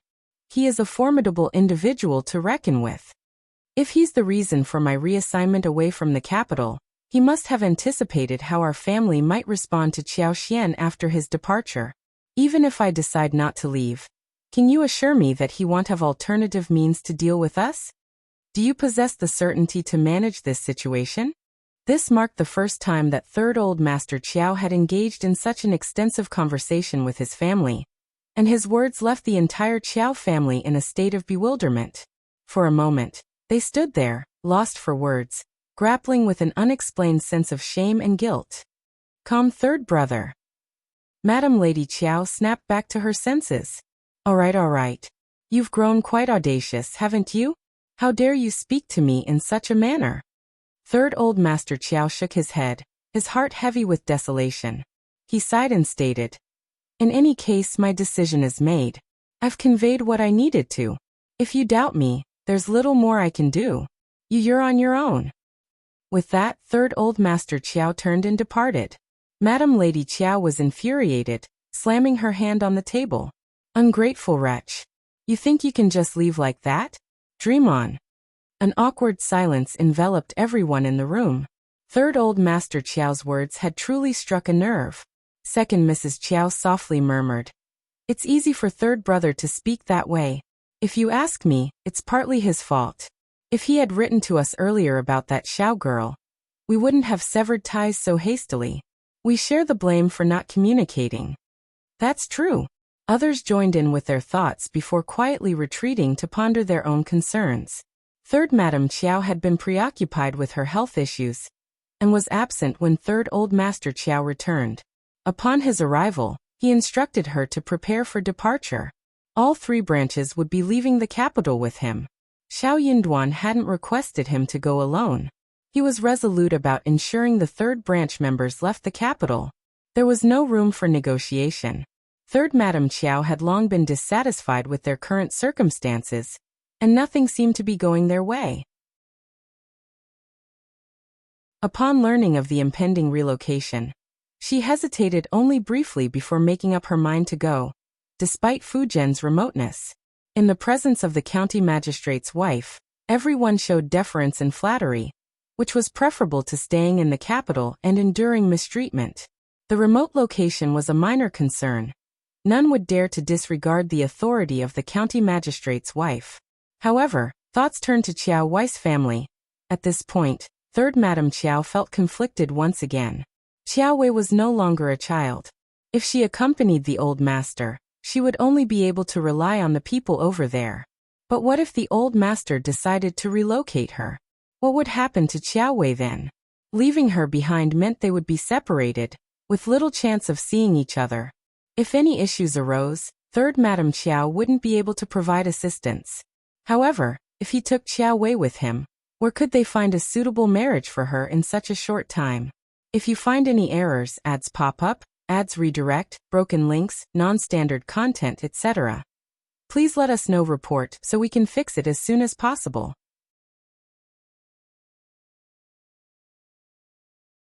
Chapter 1406. Consequences. Third Mrs. Qiao had deep reservations about placing her trust in Madam Lady Qiao and her two sisters-in-law. However, after a brief moment of reflection, Third Madam Qiao's resolve wavered once more. Her resentment towards concubine Du and Xiaoko was profound. If it weren't for them, Qiao Wei would have ascended to become the fourth madam of the Ning family, sparing Third Madam Qiao from these concerns. Unable to come to a final decision, Third Madam Qiao felt compelled to consult with Third Old Master Qiao. Their relationship had become exceptionally strained, verging on complete estrangement. Yet, given the importance of this matter to his daughter, Third Old Master Qiao had to exercise caution. He worried that Xiao Yunduan might not release his daughter willingly. Madam was displaying erratic behavior, and Qiao Wei was known for her impulsive nature. Without his watchful eye in the capital, who could guarantee they wouldn't be manipulated and drawn into schemes, mirroring concubine Du's ill-fated course? Both Xiao Yunduan and Qiao Xian were unlikely to lower their guard against the third old master of the Qiao family. If they were vigilant and seeking to outmaneuver him, third old master Qiao was utterly unconvinced. Wasn't he setting himself up for misfortune? The two of them were unyielding and showed no mercy. Third old master Qiao suggested, "Both of you should accompany me to Fujian for now. Given Wire's current circumstances, staying in the capital won't serve any purpose. Perhaps you should go into hiding for a while. After a year and a half, we can consider returning you and your daughter, depending on the situation. Alternatively, hear me out. You could explore the option of finding a reputable local family. Don't scowl at me, allow me to explain. If you discover a young, promising suitor and advance your status to an advanced scholar, wouldn't that enable you to remain in the capital? In summary, it's a far better option than remaining in the capital." Third Madame Qiao considered this and found it agreeable, so she nodded in approval. On the other hand, Qiao Wei harbored such strong animosity towards them that she adamantly refused to leave the capital. However, unable to convince her parents otherwise, she eventually gave up and vented her anger on concubine Du and Xiao Ko. Xiao Ko was beyond her control, but concubine Du still resided in the household, making her a target for Qiao Wei's humiliation. Fearing that concubine Du might resort to drastic measures again, third old master intervened promptly and reprimanded Qiao Wei, warning her against causing any further disturbances. Qiao Wei was seething with anger and sought solace from her mother, breaking down into tears. Third Madame Qiao's expression remained icy as she smiled wryly. Her old master had certainly excelled in handling the affairs in the family's inner circle. What a disappointment! She consoled Qiao Wei, saying, "Let's wait until we depart the capital." No matter what the old master had in mind, concubine Du wouldn't escape her fate. The woman had destroyed her daughter's marriage, and this debt would never be repaid. There was no chance she'd let her off in this lifetime. Since concubine Du had dared to act as she did back then, she should be ready to face the consequences. It was only after Qiao Wei's emotional outburst that third Madame Qiao learned that Lu Yan had gone missing. Upon inquiring with third old master Qiao, he vaguely mentioned that he couldn't bring so many people on the journey and had sold her. Third Madame Qiao remained skeptical, but lacking any evidence, she had no choice but to relent. After all, Lu Yan was just a maidservant. Madame Lady Qiao, as well as the first and second branches of the family, put up a fuss and tried to dissuade them. However, third old master Qiao had made his decision and remained resolute. Lu Yan had been dispatched by old master Qiao to serve Qiao Xian and Xiao Yunduan. Both Qiao Xian and Xiao Yunduan had been closely monitoring the Qiao family's activities. They felt reassured when the directive was issued just as third old master was preparing to depart. If you find any errors, ads pop up, ads redirect, broken links, non-standard content, etc., please let us know. Report so we can fix it as soon as possible.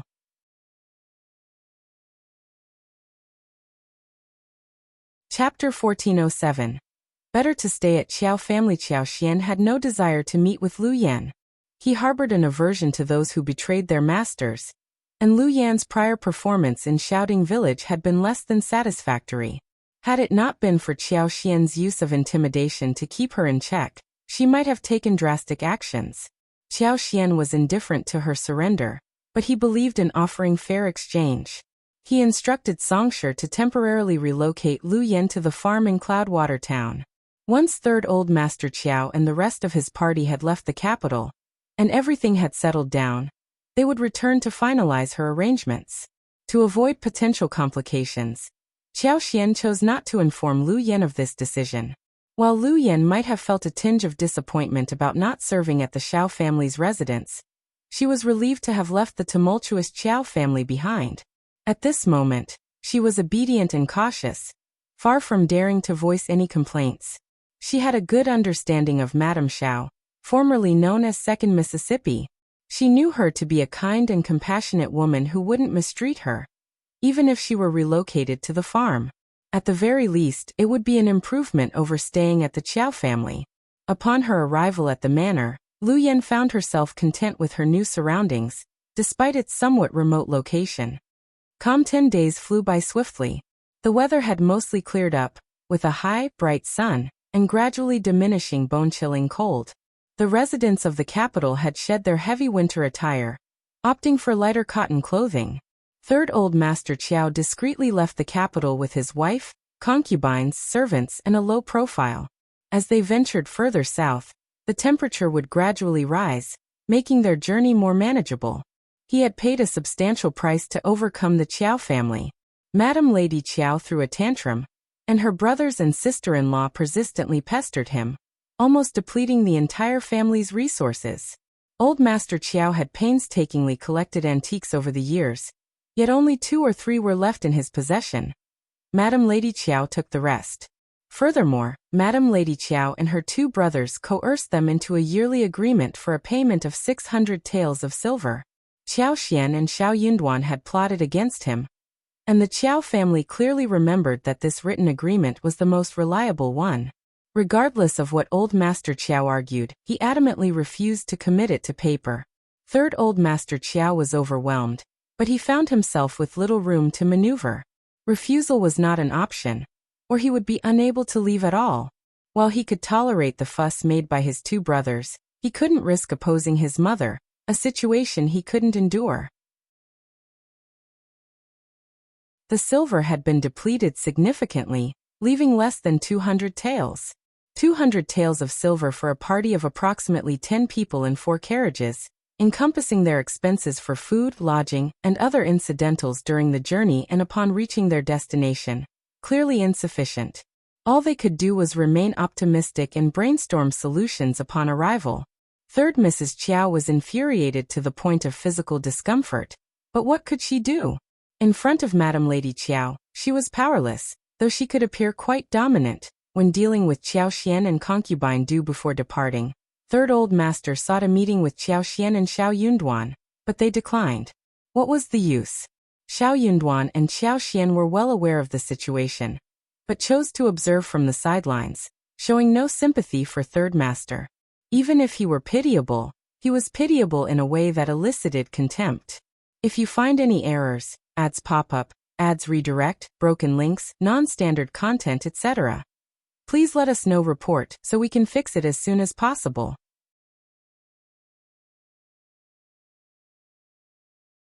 Chapter 1408. Visit from Zhao Shu. Third Old Master Qiao let out a sorrowful sigh and continued on his way, resigned to his circumstances. A few days after Third Old Master Qiao's departure, Zhao Shu joyfully brought Uncle Qing and Aunt Qing to the capital. On the 2nd day after his return to the capital, he learned that Xiao Yunduan was home for a break. With gifts in tow, he brought Uncle Qing and Aunt Qing to pay him a visit. Lord and Madam departed for the south before the new year, and I was not present. My apologies. I heard that you'll be sending the princess to Qingdi as a marriage envoy in 3 months. I thought it best to come to the capital before you set off. The weather is not bad after the new year, and we were in a hurry to reach the capital. The journey was rather smooth, allowing us to pay our respects to you and Madam on time. Qiao Xian and Xiao Yunduan couldn't help but chuckle. It was already late January, with the new year arriving quite late. Nevertheless, Zhao Shu had thoughtfully made the trip to the capital, while Xiao Yunduan was away. Comjiangnan's bureaucracy had always kept a close watch on the capital's affairs, particularly due to the frequent movements of merchants between Jiangnan and the capital. News from the capital quickly spread to Jiangnan. This primitive communication system in ancient times was surprisingly swift. Zhao Shu discussed matters with the 2 of them regarding the flower fields and the perfume workshop in Hangzhou for the upcoming year. Xiao Yunduan had little interest in these affairs, but Qiao Xian did. Zhao Shu had a dedicated team of managers, shopkeepers, and workers who handled everything efficiently. Even the sales channels had been secured. Qiao Xian had no objections to these arrangements. As long as he was aware, it was all fine. The only source of regret lay in the fact that she would be traveling with Xiao Yunduan and wouldn't have the opportunity to visit Jiangnan again. Nevertheless, she had been to Jiangnan the previous year and had invested considerably in Hanada, expecting it to thrive.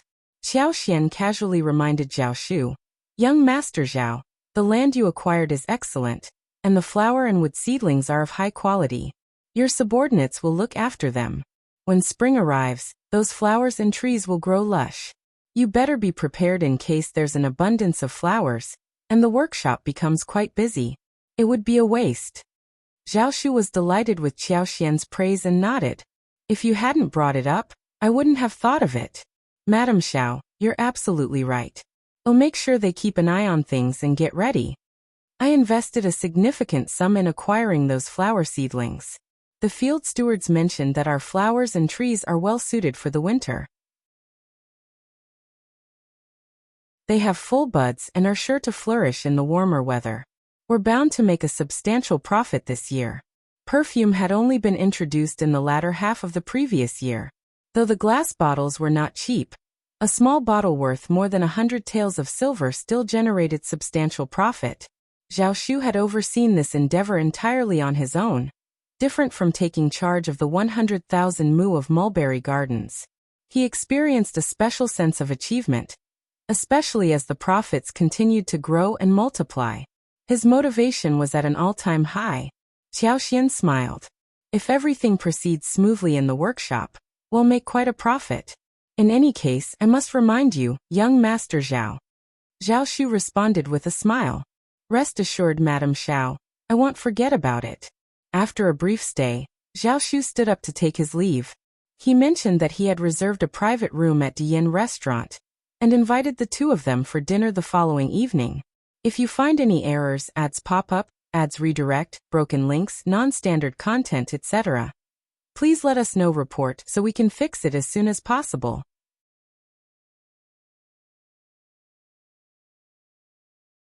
Chapter 1409. He really likes them. Dian Restaurant's roasted whole lamb is renowned, and I've made a special reservation. We'll roast it right there tomorrow. The shopkeeper just happened to acquire another deer today, so we can also savor roasted deer meat and braised deer tendons tomorrow. I consider myself fortunate to have arrived in the capital. Qiao Xian and Xiao Yunduan readily agreed. Qiao Xian then added with a smile, I'm available the day after tomorrow, so come over for dinner. I can prepare some dishes for you. Zhao Shu was delighted and quickly accepted the invitation. When they invited him to dine, Qiao Xian and Xiao Yunduan treated him like a close friend. While Zhao Shu was not lacking in wealth, he lacked the backing of a powerful official, making many individuals covetous of his family's business. Most importantly, throughout their interactions he had genuinely grown fond of them, enjoying their company, and hoped they considered him a true friend. He believed he must have been blessed by his late mother to have encountered this couple. Their involvement had resolved his numerous predicaments, like having another set of parents to protect him in all situations. He was convinced that seeking assistance from anyone else would not have yielded as favorable an outcome as it had now, and the price he would have to pay would have been significantly higher. Concurrently, he had paid them less than 1,000,000 taels of silver, which he believed to be an exceptional value.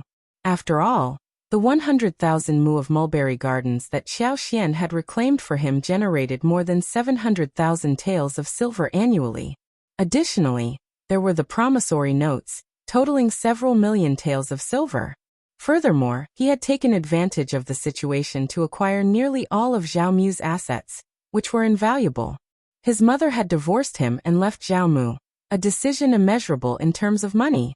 Only Qiao Xian and Xiao Yunduan would undertake such an action for him. No one else would have done so. However, despite all they had done for him, Qiao Xian and Xiao Yunduan showed no inclination to claim credit. They continued to wear warm smiles and treated him with grace. They had even provided him the opportunity to amass wealth, with the perfume business proving exceedingly profitable. This deeply touched him. As they departed from the Xiao family, Zhao Shu appeared as radiant as the sun, sporting an expansive smile that almost reached his ears. Unable to contain his excitement, he turned to Uncle Qing and Aunt Qing. Madam Xiao and Lord Xiao are inviting me to dinner, treating me as one of their own, aren't they? Uncle Qing and Aunt Qing also felt a great deal of joy. That's right, or else Madam Xiao wouldn't have offered to cook for us. I've heard that Madam Xiao is an excellent cook, and Li Xia and Li Qiao boast about it constantly. Madam Xiao and Lord Xiao treat you with sincerity, which puts our young master at ease. Indeed, am at ease, Zhao Shu exclaimed proudly, a touch of emotion in his voice. He quickly added, Uncle Qing, we can't arrive empty-handed. Think about what gifts would be suitable. They should be both valuable and appropriate. Oh, and there's more. Tomorrow, Aunt Qing, you can purchase some renowned desserts, preserves, delicacies, and the like and send them over. Uncle Qing and Aunt Qing consented. The elderly couple exchanged glances, their emotions a blend of amusement and fondness. They understood that their young master had mentioned this not just because he was visiting them the following day but for other, undisclosed reasons.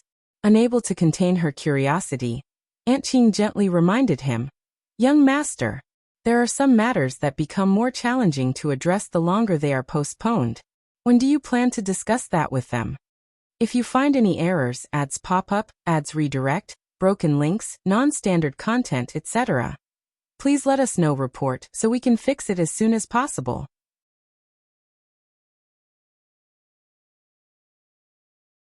Chapter 14:10. Am not prepared. Uncle Qing nodded in agreement. That's exactly what I was going to suggest. It's better to address it sooner rather than later. Lord Xiao and Madam Xiao are reasonable individuals, and I doubt they will have any objections. Indeed, procrastination might make us appear insincere, and it could even irk Lord Xiao. He may appear gentle, but when angered, he can be quite formidable. Absolutely. Zhao Shu responded with a nervous expression. A tingling sensation ran down Zhao Shu's spine, and he instinctively contemplated a hasty retreat. He meekly questioned, Must we discuss it now? Am not fully prepared yet. How about we wait until Lord Xiao returns from Qingdi? Who said it's not too late? Aunt Qing remained resolute, offering a warm smile. By then, it will indeed be too late. Discussing such matters sooner rather than later demonstrates your sincerity. Young master, why don't you prepare for it tomorrow? We can converse in 2 days. Zhao Shu. Uncle Qing cleared his throat. Young master, do keep in mind that two may keep counsel, putting one away. If Lord Xiao and Madam Xiao discover this through other channels, the consequences. Zhao Shu shuddered and hastily replied, Yes, count me in. I'll certainly discuss it when I visit the day after tomorrow. In such a scenario, there was no room for explanation, and Lord Xiao might react quite harshly. For some reason, this was his instinctual reaction. Observing his response, both Uncle Qing and Aunt Qing felt a mix of amusement and exasperation. They continued to offer him encouragement and support as they went on their way. Once they had departed, Xiao Yunduan's attention wandered for a moment before he turned to Qiao Xian. Do you find Zhao Shu and his attendants a bit peculiar? Qiao Xian was taken aback and responded with a smile. No, why would you think that? Xiao Yunduan chuckled. Perhaps I'm overthinking it. He sensed that Zhao Shu avoided making eye contact with him, appearing as if he were burdened by a guilty conscience, attempting to win his favor. Qiao Xian unwrapped the gift and exclaimed, This is far too extravagant. Young Master Zhao is wealthy, but he shouldn't be this extravagant. Zhao Shu had offered such a lavish gift as an apology for not returning to Hangzhou before the new year. Qiao Xian knew it would be costly, as someone as indolent as Zhao Shu wouldn't have presented such a gift otherwise. Nevertheless, he didn't anticipate it being this extravagant. The gift contained over a dozen pieces of pure gold jewelry adorned with gemstones. The pair of auspicious G gold hairpins featured 7 or 8 gemstones in varying sizes, with the 2 largest rubies being even larger than a thumb, pure red and flawlessly transparent without any impurities. A gem of this caliber was valued at a minimum of 20,000 taels of silver. These golden hairpins alone were estimated to be worth 70,000 to 80,000 silver coins. The entire set of jewelry was likely valued at around 200,000 taels of silver. The gift was truly exorbitant. Additionally, there was a simple and refined white porcelain flower tea set, worth at least 10,000 taels of silver. Xiao Yunduan was equally surprised. They exchanged glances. Could it be that young Master Zhao encountered some trouble? Or perhaps he believes we're overly petty and is upset about his inability to return to Hangzhou in time, so he's making amends? Xiao Yunduan furrowed his brows and shook his head with a smile. I don't think so. He lacks understanding and I believe, so do Uncle Qing and Aunt Qing. Perhaps he is seeking our favor. If you find any errors, ads pop up, ads redirect, broken links, non-standard content, etc., please let us know report so we can fix it as soon as possible.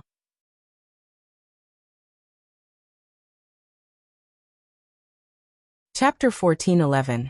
Strange Xiao Yunduan pondered her attempts to please him, and felt that his intuition might be accurate, after all. Upon hearing Xiao Yunduan's thoughts, Xiao Xian decided not to dwell on it. She responded with a smile. No need to overthink it. Since he's here, let's welcome him warmly. We can reciprocate with a generous gift when he gets married. They had already accepted the gift, so it wouldn't be appropriate to return it. Xiao Xian and Xiao Yunduan were aware that a wealthy individual like Zhao Shu wouldn't be troubled by 200,000 silver taels. He wasn't hurt by this gift, otherwise he wouldn't have accepted it. Surprisingly, it seemed that Zhao Shu was quite eager to give gifts. The next day and the day after, Aunt Qing visited with gifts, either as valuable as the previous ones or items purchased in the capital. On the first day, they brought exquisite treats from Jinxiang restaurant and top-grade swiftlet nests. The second day, they gifted 18 types of candied fruits and a box of sea cucumbers and abalones.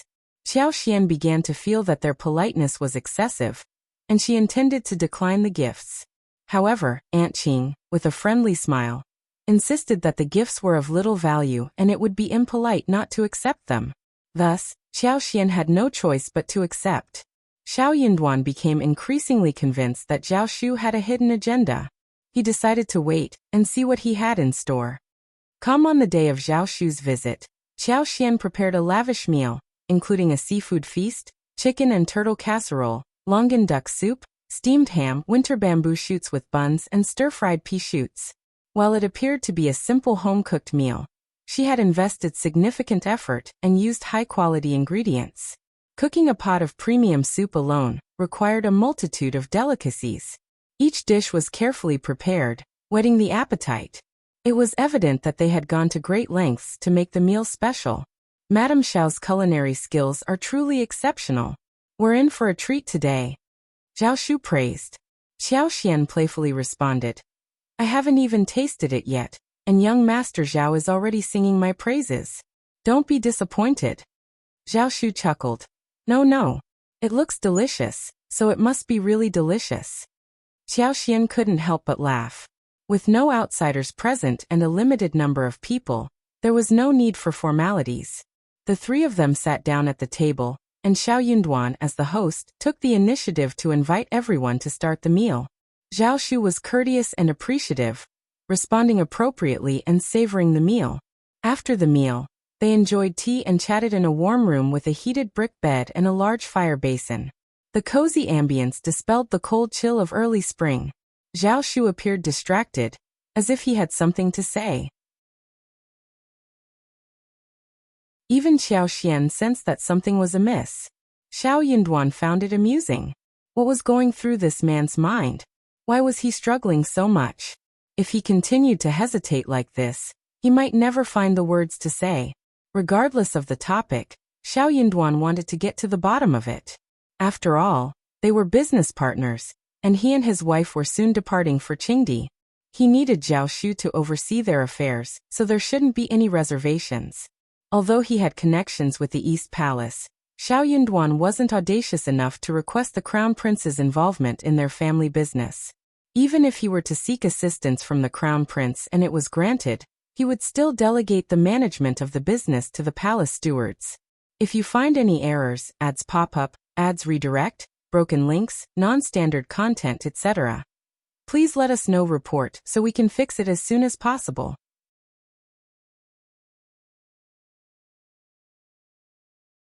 Chapter 14:12. Reaction. Who among the stewards of the East Palace didn't hold themselves in high regard? During that time, expecting them to care for their affairs was wishful thinking. Avoiding causing trouble and making things difficult for them would be more realistic. With Xiao Yunduan and his wife absent, how could Songsher dare to oppose an East Palace steward? Xiao Yunduan gave Zhao Shu a playful glance and said with a grin, Young Master Zhao, are you facing a dilemma? Why don't you share your troubles? I might be able to offer some advice. Ah. No. Zhao Shu was taken aback, rapidly shaking his head and waving his hands as if by reflex. He repeated the motion several times. Aye. Zhao Shu's face reddened as he stammered. Zhao Shu was generally an open-minded person. His mother, Madame Zheng, had instilled good values in him. Even though he had been mistreated by his biological father and harbored hatred while seeking the truth for his mother, it hadn't made him become bitter or gloomy. It was a rare sight to see straightforward Zhao Shu stammering in such a manner, appearing somewhat lost and guilty. It was truly intriguing. Qiao Xian couldn't contain her laughter and teased, "Young Master Zhao, do you not consider us your friends?" "Come, no. Absolutely not." Zhao Shu shook his head even more fervently. Qiao Xian suddenly caught on, and her eyes gleamed with curiosity. Is young Master Zhao in love and planning to get married?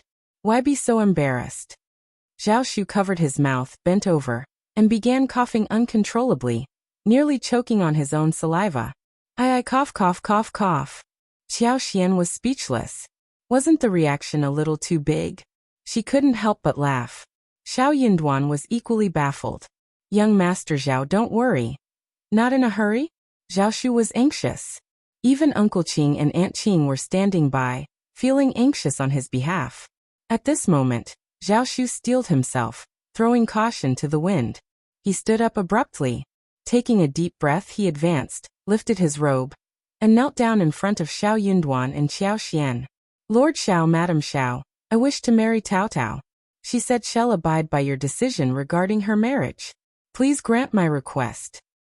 The room fell into an eerie silence. Qiao Xian's mouth hung open, her eyes wide, as if in a trance. Xiao Yunduan remained expressionless. Zhao Shu's heart raced, his anxiety akin to the tension of a plucked zither string. He kept his head bowed, pleading earnestly, Lord Xiao, Madam Xiao, please grant my wish.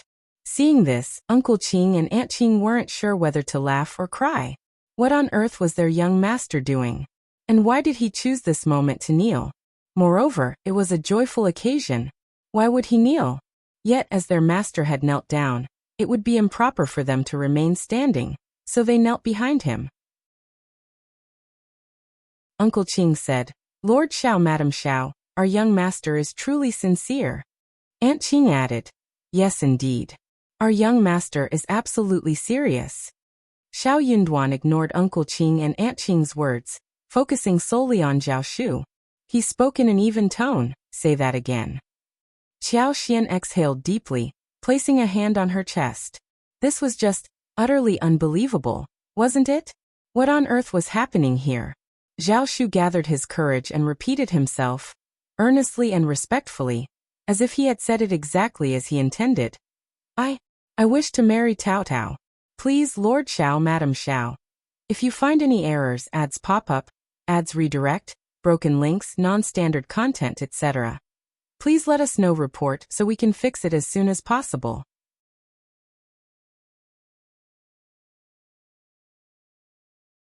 Chapter 14:13. A little awkward bang. Xiao Yunduan slammed her fist onto the coffee table beside her, her gaze icy as she locked eyes with Zhao Shu. I thought that as partners we should stick to the rules and refrain from interfering in each other's affairs. Do not investigate my family any further, or you'll leave me with no choice but to be impolite. Zhao Shu was left utterly bewildered. His mind went blank as he stood there, dazed. Quickly, Uncle Qing stepped in and clarified. Lord Xiao, please don't misunderstand.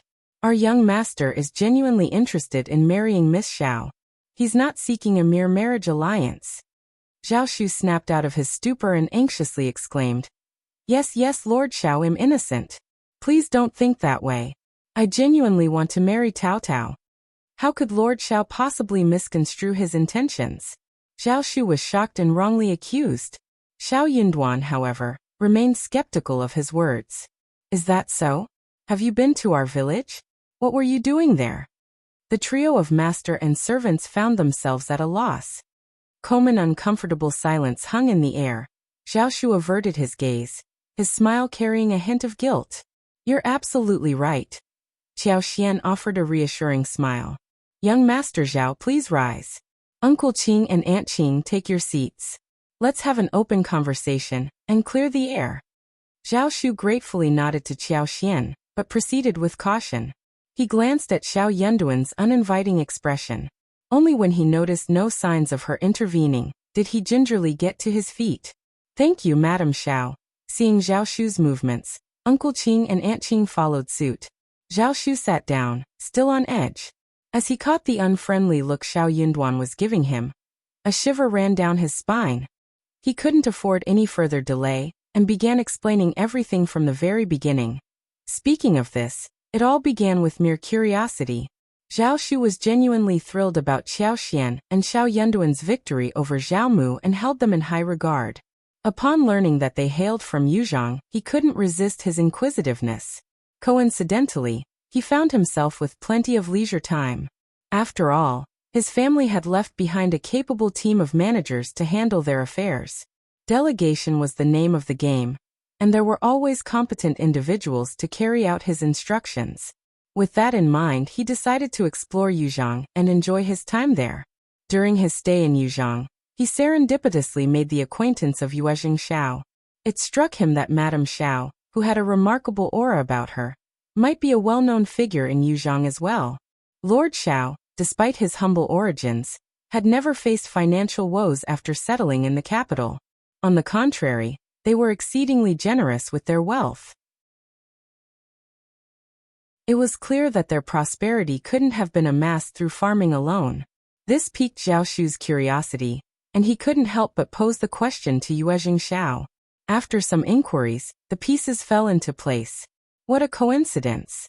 Qiao Xian and Xiao Yunduan had a close connection to one another. This revelation further deepened Zhao Shu's admiration for the pair. Thus, he decided to journey from the provincial city to Heshan County with the intention of visiting the Xiao family in Shouting Village. After all, he was already in the vicinity. As business partners, and with Lord Xiao and Madame Xiao being occupied in the capital, he saw his visit as an opportunity to exchange news and share their experiences. It was a natural extension of their relationship. Ms. Fang and Tao Tao missed Xiao Yunduan and Qiao Xian deeply, but they understood that the distance and the demands of their capital life made frequent visits impractical, especially for Xiao Yunduan. If you find any errors, ads pop up, ads redirect, broken links, non-standard content, etc., please let us know. Report so we can fix it as soon as possible.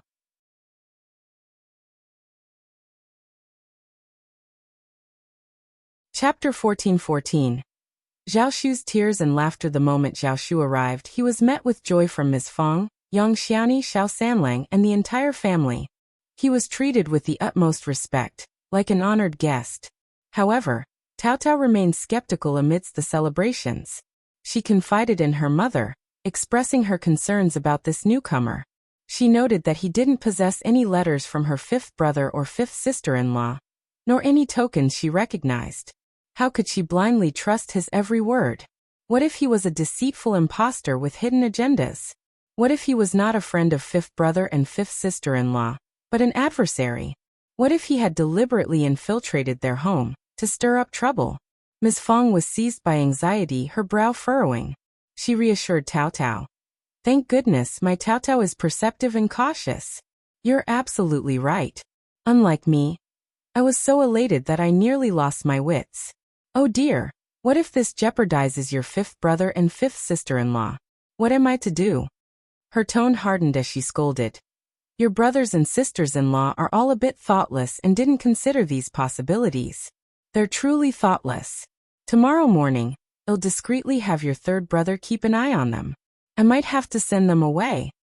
Tao Tao offered a reassuring smile and suggested, Mother, perhaps our brothers and sisters-in-law were just too overjoyed and didn't think things through. It may not be wise to chase them away hastily. What if they are indeed friends of fifth brother and fifth sister-in-law? Don't you want to learn about their well-being? Ms. Fang hesitated once more, her longing for her son and daughter-in-law undeniable. The distance between them was simply too vast. Her heart ached at the thought of missed opportunities. Tao Tao had a clear plan in mind. It's quite simple. Let's exercise caution and discreet vigilance, probing their intentions before taking action. If they prove to have ulterior motives, well, our family won't be easy to intimidate. Given the Xiao family's esteemed reputation in the village, numerous individuals were more than willing to lend their assistance. Furthermore, the Xiao family was blessed with a surplus of male members. Ms. Fong beamed with delight and exclaimed, "That settles it." Mother and daughter began their discussion. By a stroke of coincidence, their conversation unfolded in the backyard, and Zhao Shu, who had been curiously wandering about, happened to overhear most of it. Caught in a quandary, Zhao Shu couldn't help but feel a mix of amusement and exasperation. However, he held no grudge against Taotao for her suspicions. After all, he was an absolute stranger to the Xiao family, devoid of any substantiating evidence. Why should they readily trust him? In reality, he was truthful and harbored no ill intentions. He was more than willing to divulge any information and face the Xiao family's scrutiny without trepidation. In fact, not only did Ms. Fong and the others put their faith in Zhao Shu, but he also seized the opportunity to foster a connection with Taotao.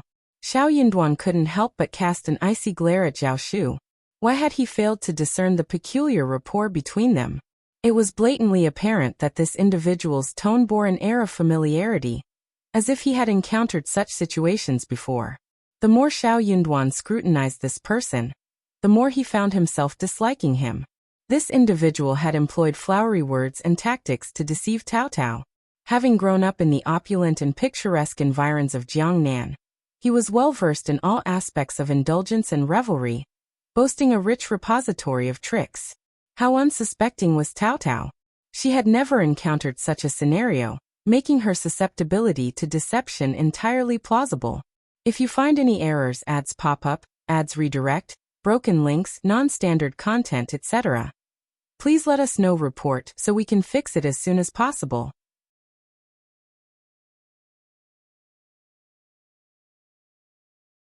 Chapter 14-15. You're finally an understanding person. This behavior was truly reprehensible. Xiao Yunduan paid no heed to anything further that Zhao Shu had to say. In any case, it was abundantly clear that Taotao had fallen for him, and his family seemed to be quite taken with him as well. Thankfully, his family wasn't hasty. They understood that decisions of this magnitude should be made by him and his wife. Fortunately, after a while, Zhao Shu completed his discourse and turned towards Xiao Yunduan and Qiao Xian. Xiao Yunduan fixed him with a withering glare that sent shivers down Zhao Shu's spine. He averted his gaze, bowing his head as though he had committed an offense, appearing pitiable. Qiao Xian struggled to stifle a laugh, knowing that her husband was furious at that moment, and she didn't want to disrespect him by laughing. "Come, I understand. Young Master Zhao, it's growing late. Why don't you return for now?" "Madam Xiao, but you may leave now," Qiao Xian said, her voice gentle but resolute, a smile gracing her face. "We'll discuss this further later." Zhao Shu regarded her with a pleading expression. Qiao Xian, feeling a hint of remorse, explained, "Taotao is the sole daughter in our family, and she's cherished by everyone, especially our old master, who holds her in high regard. But you sprang this on us so suddenly. We need some time to process this, don't you think? Moreover, marriage is a momentous decision, and it wouldn't be prudent to rely solely on your word. Wouldn't you agree?" It was a valid point, but Zhao Shu couldn't help but feel that Lord Xiao was harboring ill feelings towards him. He was still agitated. Aunt Qing chimed in with a warm smile. "Madam Xiao is right. Young Master is at fault in this matter. How about we revisit this once Lord Xiao returns from Qingdi?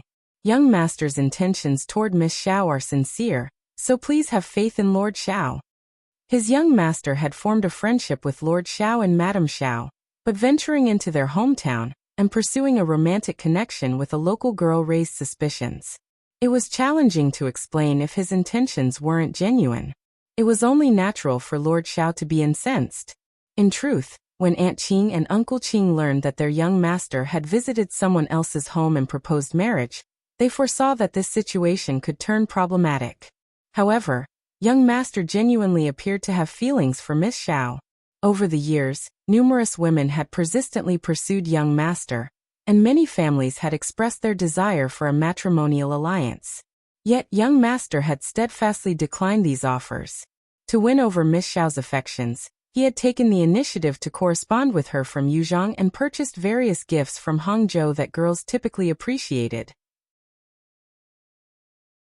Such efforts were clearly not mere capricious whims.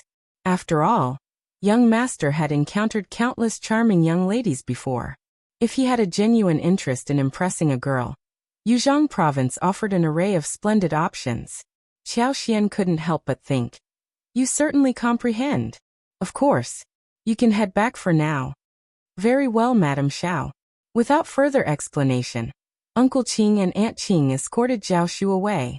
Turning around, Zhao Shu noticed that Xiao Yunduan hadn't even spared him a glance. Frustration welled up within him. Understanding that it was improbable to secure a definitive response, he departed unhappily. As they settled into the carriage, Tao Tao sighed and pondered. Uncle Qing, Aunt Qing, do you reckon Madame Xiao might offer some clarity if I return tomorrow? Or perhaps after she gives birth? Uncle Qing and Aunt Qing exchanged a bemused look, torn between laughter and exasperation. If you find any errors, ads pop up, ads redirect, broken links, non-standard content, etc., please let us know. Report so we can fix it as soon as possible.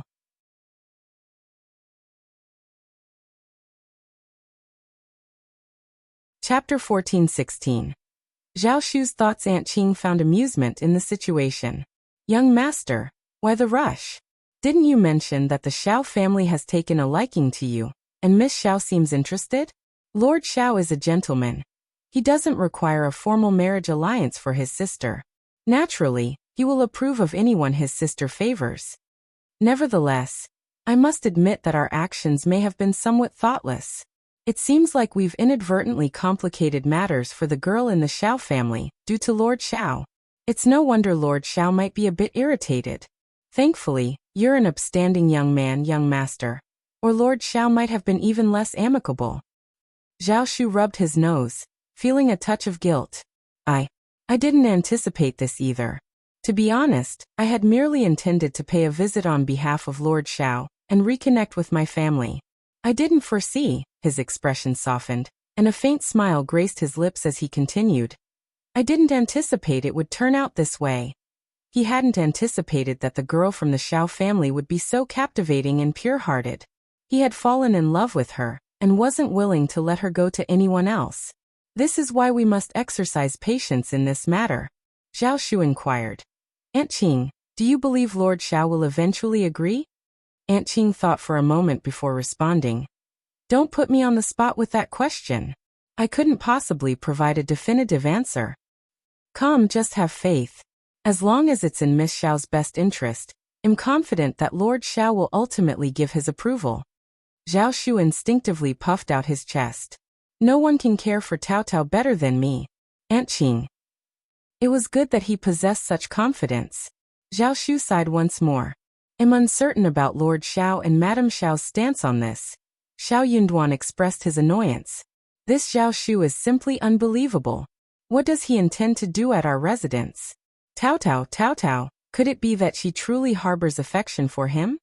Xiao Yunduan was strongly opposed to it, harboring serious doubts about Zhao Shu's true intentions. Being the trusted aide of the crown prince, he feared that any ulterior motives could negatively affect his family members who were thousands of miles away. The mere fact that Zhao Shu had undertaken such a lengthy journey left him with underlying concerns. The concern was that if Zhao Shu could come, it opened the door for others to follow. Xiao Yunduan couldn't help but ponder Zhao Shu's true intentions. Zhao Shu was clearly not as candid and straightforward as he appeared on the surface. If he had any hidden agenda, Tao Tao might not be equipped to handle it. Qiao Xian posed a question. What if Tao Tao genuinely has feelings for him? Would you still object? Xiao Yunduan found himself at a loss for words. After some contemplation, he gently shook his head and furrowed his brow. I'm not sure either.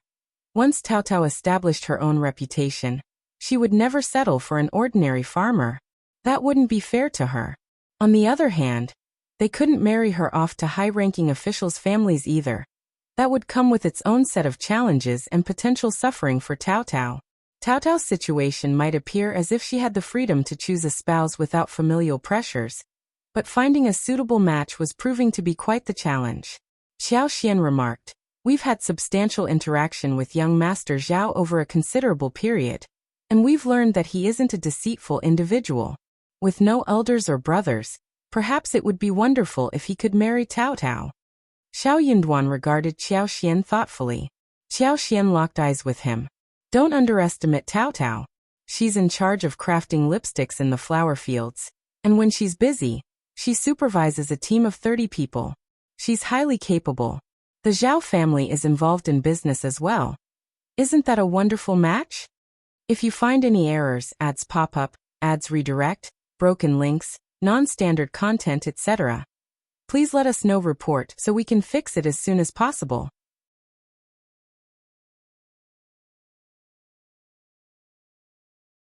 Chapter 14-17. She didn't know if Zhao Shu could do it. If Tao Tao and young Master Zhao truly love each other, I believe it could be a good match. Furthermore, you hold an official position, and he's a common citizen. We still have a significant stake in the perfume workshop. If he were to ever disappoint Tao Tao, we wouldn't let him get away with it. If you're concerned about Tao Tao, there's only so much you can do. Tao Tao will eventually marry. Regardless of which family she marries into, there will always be worries.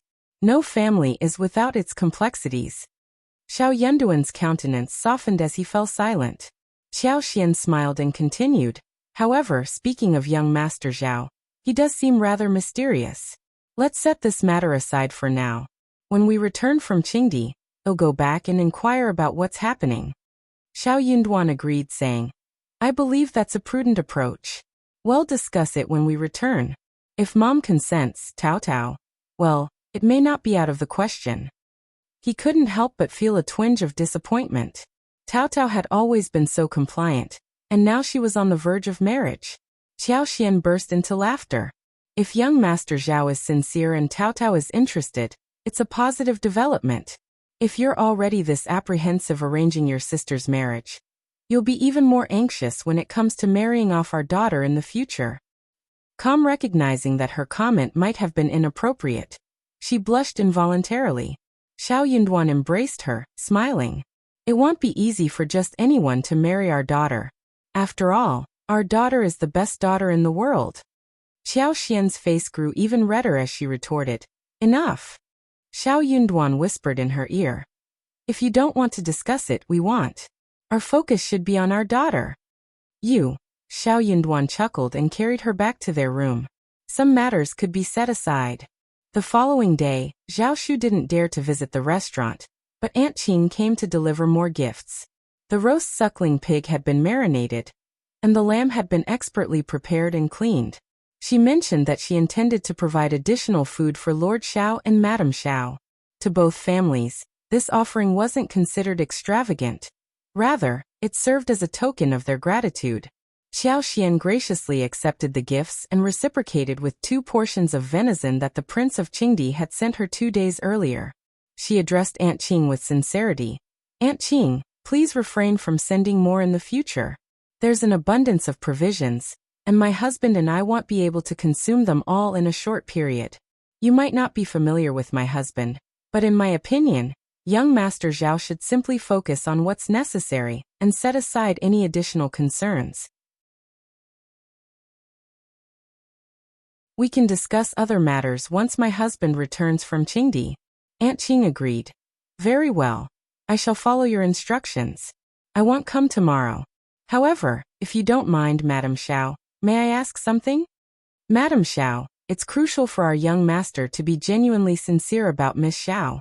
If he's fortunate enough to wed Miss Xiao, he must treat her with utmost care in the future." Xiao Xian turned to Aunt Qing and smiled. "Our family holds a deep affection for Tao Tao, and we desire nothing more than her happiness.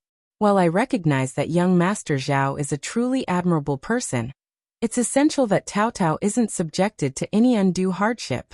My husband has always aimed to find Tao Tao a man who wholeheartedly loves her and remains unwavering in his commitment, with no intentions of taking additional concubines."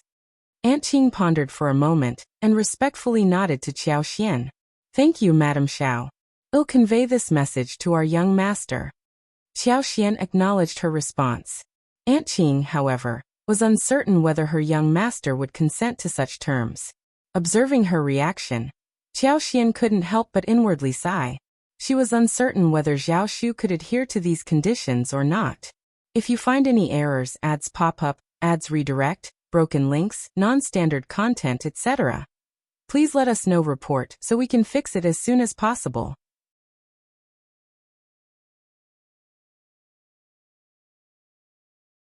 Chapter 14:18. This Brainless. This was what genuinely troubled her husband. If he couldn't uphold this commitment, he would have to relinquish this prospective marriage. In that scenario, Tao, who had already been deeply touched, was destined to endure heartache and hardship.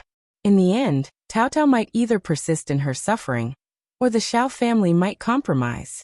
However, was Tao truly accustomed to the conflicts that often arose between wives and concubines within the household? Wouldn't she suffer greatly? Unexpectedly, Zhao Shu paid a visit that evening. Before Xiao Yunduan could request his departure, Zhao Shu spoke earnestly. Lord Xiao, I will never take a concubine in my lifetime, and I won't entertain the thought of another woman. I genuinely care for Tao, and she's all I need. I made a promise to my late mother, so rest assured, Lord Xiao.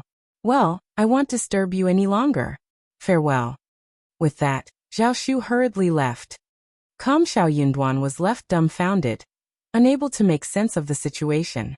Reflecting on Zhao Shu's words, when Xiao Yunduan recounted the encounter to Qiao Xian, she couldn't help but burst into laughter and shared details of Aunt Qing's recent visit. Xiao Yunduan finally grasped the meaning behind those words. Though unconventional, it seemed to carry weight. Zhao Shu held profound respect for his departed mother, and he wouldn't jest about her memory. It was evident that his words held authenticity. The Zhao family's tumultuous history, largely influenced by Ms. Qin and her son, contributed to this complex situation. It made sense that Zhao Shu wanted to ensure history didn't repeat itself. Xiao Yunduan's resistance began to wane. As for Shouting Village, at the time, Zhao Shu's arrival had garnered significant attention. The primary reason for this was his down-to-earth demeanor. He was a young and handsome man with a warm and passionate personality. He enjoyed exploring every corner of the village, engaging in friendly conversations with the land officer and other locals. His generosity also won people over.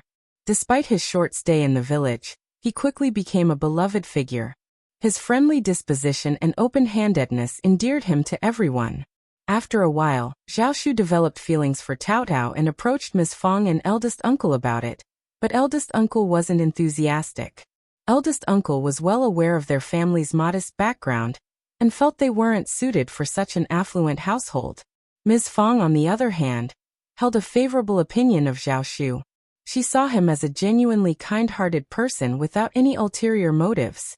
He lacked the guidance of a doting father and had lost his mother, which made him quite endearing to her.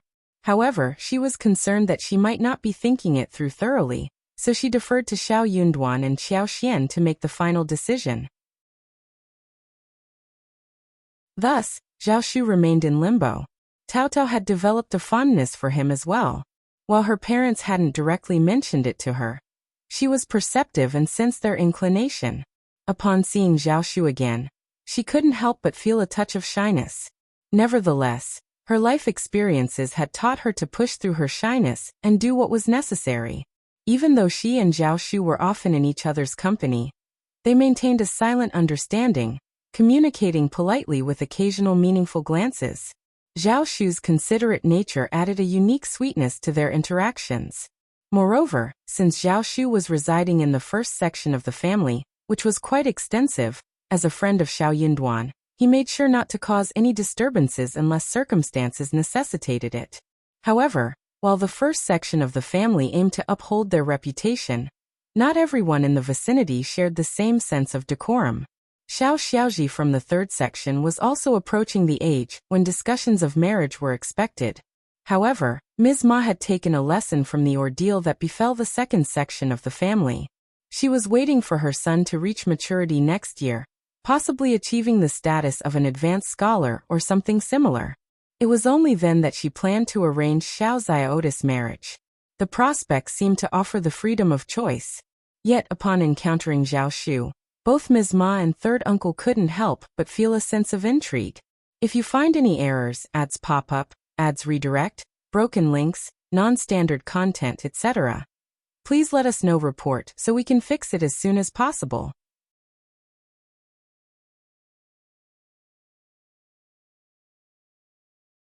Chapter 14:19. A family's thoughts. His son was undeniably a good person, but the unspoken agreement between them left them hesitant to guarantee that their son would certainly pass the intermediate examinations next year. What if he didn't succeed, another 3 years of waiting would be necessary, a prospect Xiao Xiaoji couldn't afford. Moreover, young Master Zhao was undeniably wealthy. With no parents, elders, or siblings to share his wealth with, should their daughter marry into his family, she would become the mistress of the household. As the sole elders of young Master Zhao, they would enjoy considerable riches. The prospect was undeniably appealing. Ms. Ma even began to sympathize with Zhao Shu, saying, "Young Master Zhao excels in many areas, but he's overly generous and somewhat indolent. How can he spend so extravagantly, treating all those unrelated people to meals and drinks constantly?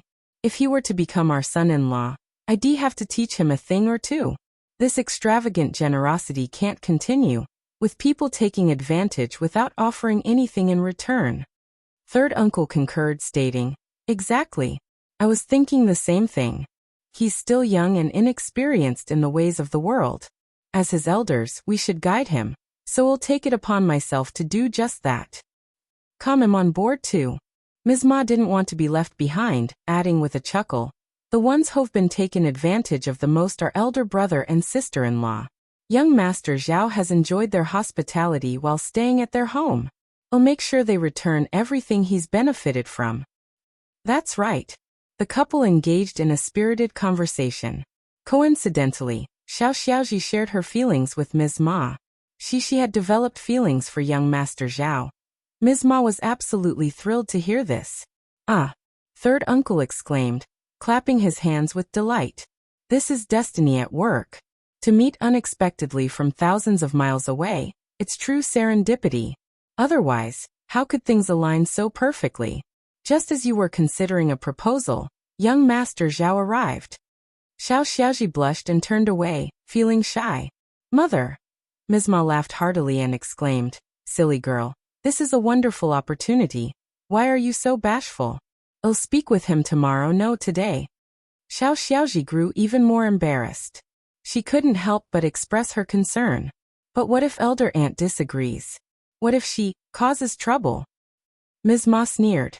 She wouldn't dare. Oh my, she's quite the troublemaker. She just might have the audacity to do so. I won't inform her yet. Instead, I'll tell your uncle. Well, prepare a feast with food and wine, and have your uncle bring young Master Zhao here. By sharing a meal together before discussing the matter, they were sure to be successful. When the time comes, dress up elegantly and put on your new attire. Adorn yourself with silk flowers and silver hairpins. You still have some cosmetics, don't you? Put those on as well.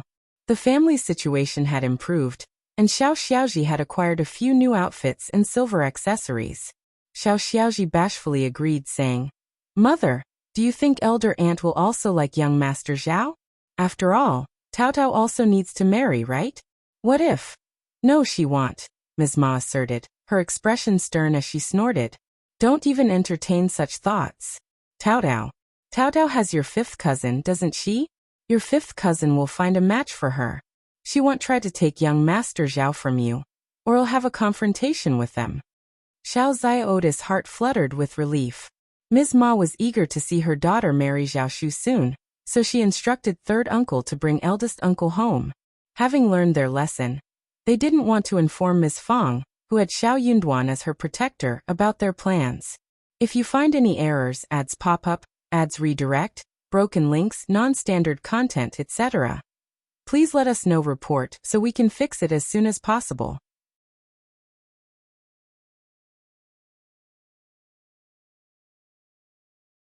Chapter 14:20.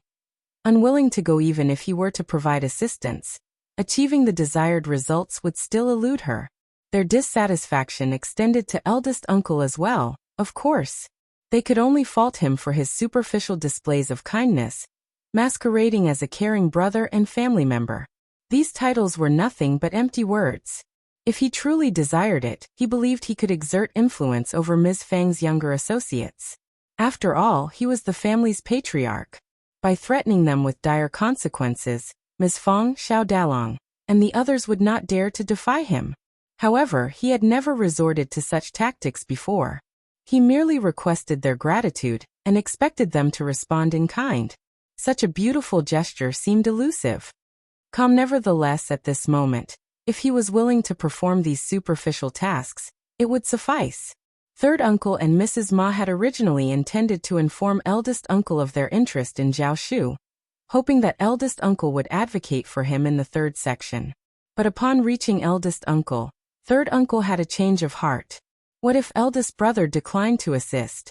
They might as well keep silent and invite young Master Zhao to their home instead. Third uncle wished to entertain young Master Zhao, but eldest uncle did not view it as a significant matter. He believed third uncle was trying to establish a friendship between young Master Zhao and Xiao Lulang, so he readily consented. Third uncle was delighted. Unexpectedly, Zhao Shu was reluctant to comply. Despite his brief time in Shouting Village, he had become well-liked and developed affection for Tao Tao. Many villagers favored the gossips. What couldn't he learn about? Zhao Shu had a clear understanding of the dynamics within the Xiao family's first, third, and second sections. Undoubtedly, his loyalty lay with the first section of the family. His encounters with Ms. Ma, third uncle, Ms. Niu, and others only deepened his dislike for them. There were individuals he simply couldn't tolerate.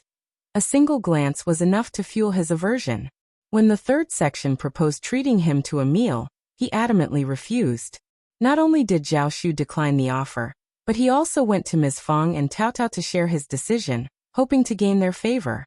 Tao Tao found it amusing, while Ms. Fang was delighted and praised him. A prospective son-in-law with such an unspoken mutual understanding was truly on their side. Mount Morality Immortal stood majestic and grand. It stood at the center of the central divine continent, like a colossal pillar supporting the heavens. In fact, for tens of thousands of years, the Dao Immortal sect had been situated upon this mountain, overlooking all beings from its lofty height. However, today, the pillar that countless cultivators of the central divine continent looked up to was now submerged in surging vital energy. The sound of rushing water echoed. Brilliant and shocking vital energy, mighty and overwhelming, collided fiercely with the sect protection array of Mount Morality Immortal. At every instant, a vast amount of vital energy evaporated, while also causing numerous sections of the sect protection array to collapse. Still, the submerging vital energy engulfing Mount Morality Immortal did not show any signs of slowing, seeming endless and boundless. What's going on? Has someone dared to attack the Dao Immortal sect? This red vastness is the power of vital energy? How can there be such immense vital energy? Most of the Dao Immortal sect disciples had yet to react. Just moments ago, they were cultivating in their own caves, and the next, they felt terrifying fluctuations coming from the direction of the cloud mist-blessed land. Then, this was the scene they were faced with now. The Grand Mount Morality Immortal had been submerged in surging vital energy, and at this moment, countless formations within the mountain were activated, resisting the erosion of the vital energy. Eldest uncle was taken aback and remained lost in thought for quite some time. Elder brother, we implore you to assist us in this matter. Xiaoji is your own niece. In my opinion, Yin Duan currently holds a high-ranking position in the capital. Our Lulang is gifted and has a bright future ahead. He's on track to be recommended for the Advanced Scholar examination next year, and if he succeeds in the mid-year assessment, he could secure an official position. Our family has undergone significant changes.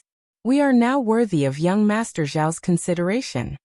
Eldest uncle felt a deep sense of bitterness welling up within him. How had things come to this point? So young Master Zhao had approached me and Ms. Fang about marrying Tao Tao, but I didn't agree to it. And Ms. Fang likely had her reservations as well since she deferred the decision to our fifth son and his wife. If you find any errors, ads pop up, ads redirect, broken links, non-standard content, etc. Please let us know report so we can fix it as soon as possible.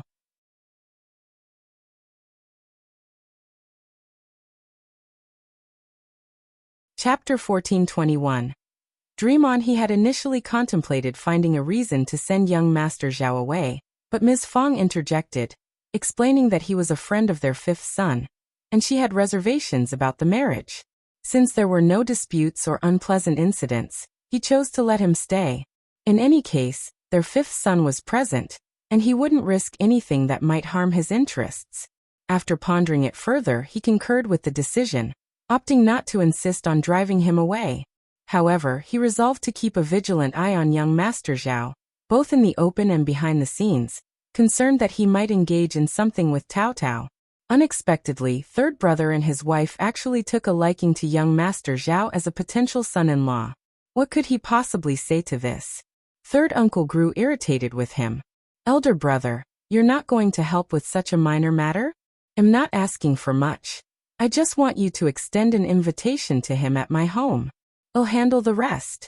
Xiaoji is such a fine young lady and is destined to be the spouse of an official. She's already in that position. Besides, he comes from a prosperous family. Why would he dislike us? Third brother. Eldest uncle sighed. The Zhao family is quite distant, and you're willing to go that far? Why hesitate? As long as there's money. No, as long as the individual is suitable. Why not? Besides, we don't have much to do here. Isn't it good to explore Jiangnan and broaden our horizons? Calm eldest uncle. He had hoped that third brother would back down, but it was apparent that he was deluding himself. Third brother, you see, young Master Zhao has a very refined taste. I'm concerned he might not be interested in marrying someone from our rural area. Nevertheless, Xiaoji is not just from an ordinary family. She's an official spouse. Elder brother, please help, regardless of your concerns. Indeed. Ms. Ma chimed in, unable to hold back. You're not young Master Zhao. How can you be certain he's unwilling? Could it be that elder brother has taken a liking to him as a son-in-law? What nonsense are you saying? That's not the case. Then please help us. Very well. Elder brother, remember that. The persistent couple made it impossible for eldest uncle to escape. Annoyed, he reluctantly agreed. Zhao Shu couldn't fathom his uncle's behavior. Why was he insisting on making him dine in the third section? Being Tao Tao's biological father, he felt compelled to seek his aunt's advice. Ms. Fong expressed her exasperation, sneering. Those two were never trustworthy to begin with. What are they up to now? If they are genuinely sincere, let them go ahead. I don't believe they can achieve anything in my presence. Zhao Shu chuckled. Since you put it that way, I'll go and see. Auntie, don't let this bother you. It's not worth it. Ms. Fong smiled. Well, I'm just giving them a hard time and letting you laugh at me. No, it's their fault entirely. You're not to blame, Auntie. Haha, you're quite the smooth talker. Hee, it's the truth. Everyone appreciates honesty. Ha ha ha ha. Thus, Zhao Shu brought along the servant boy Tong's Hun. The couple from the third section of the family couldn't contain their joy, their smiles reaching from ear to ear. They welcomed him eagerly, as though Zhao Shu had already become their son-in-law. Xiao Lulang was absent. He preferred spending his time reading in the library. Qiao Xian had created a modern-looking library, complete with bookshelves, tables, chairs, and all the necessary amenities. If you find any errors, ads pop up, ads redirect, broken links, non-standard content, etc., please let us know report so we can fix it as soon as possible.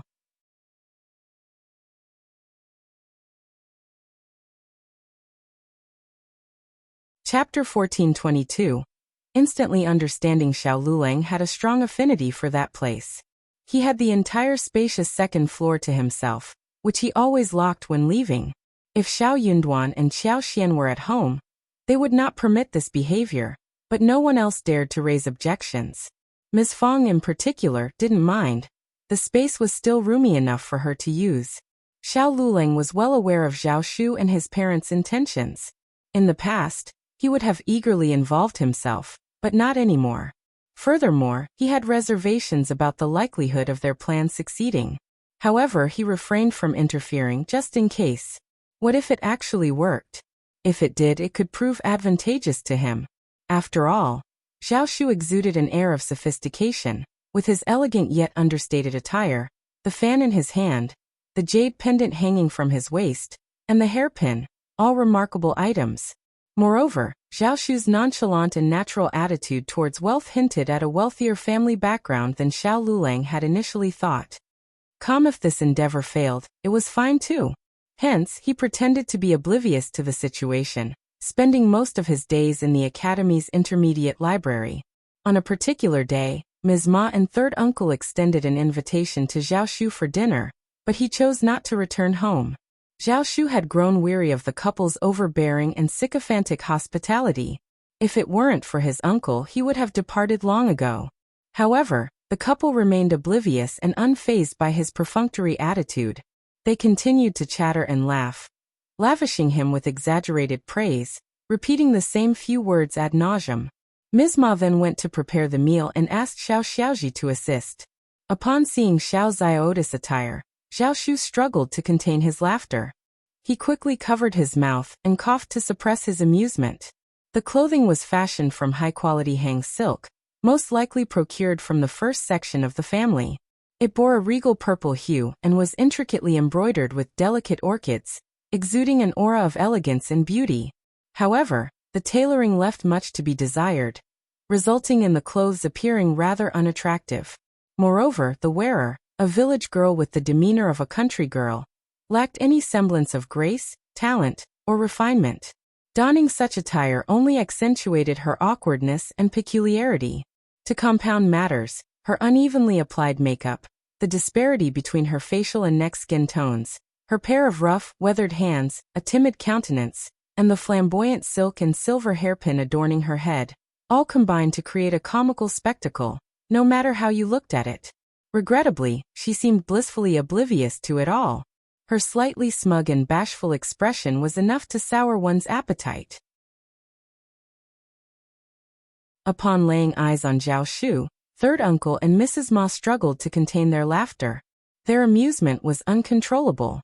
They exchanged glances, both overjoyed. Young Master Zhao was smiling at Xiaoji. Did this not imply that young Master Zhao was fond of their daughter? Oh, what wonderful news! Mrs. Ma took Xiao Xiaoji by the arm and exclaimed, all right, I have to get back to my duties. You can sit here. It's a rare occasion to have young Master Zhao here, so you young folks can have a good chat. Young Master Zhao, this is my daughter Xiaoji. She's renowned throughout the land as an exceptional young woman, unrivaled in virtue and ability. Enough, off you go and cook. Don't let young Master Zhao go hungry. Third uncle interjected. Zhao Shu was taken aback. Observing Mrs. Ma and third uncle beaming at her, and then looking at Xiao Xiaoji, who was blushing shyly, it suddenly dawned on her what was transpiring. If you find any errors, ads pop up, ads redirect, broken links, non-standard content, etc., please let us know. Report so we can fix it as soon as possible.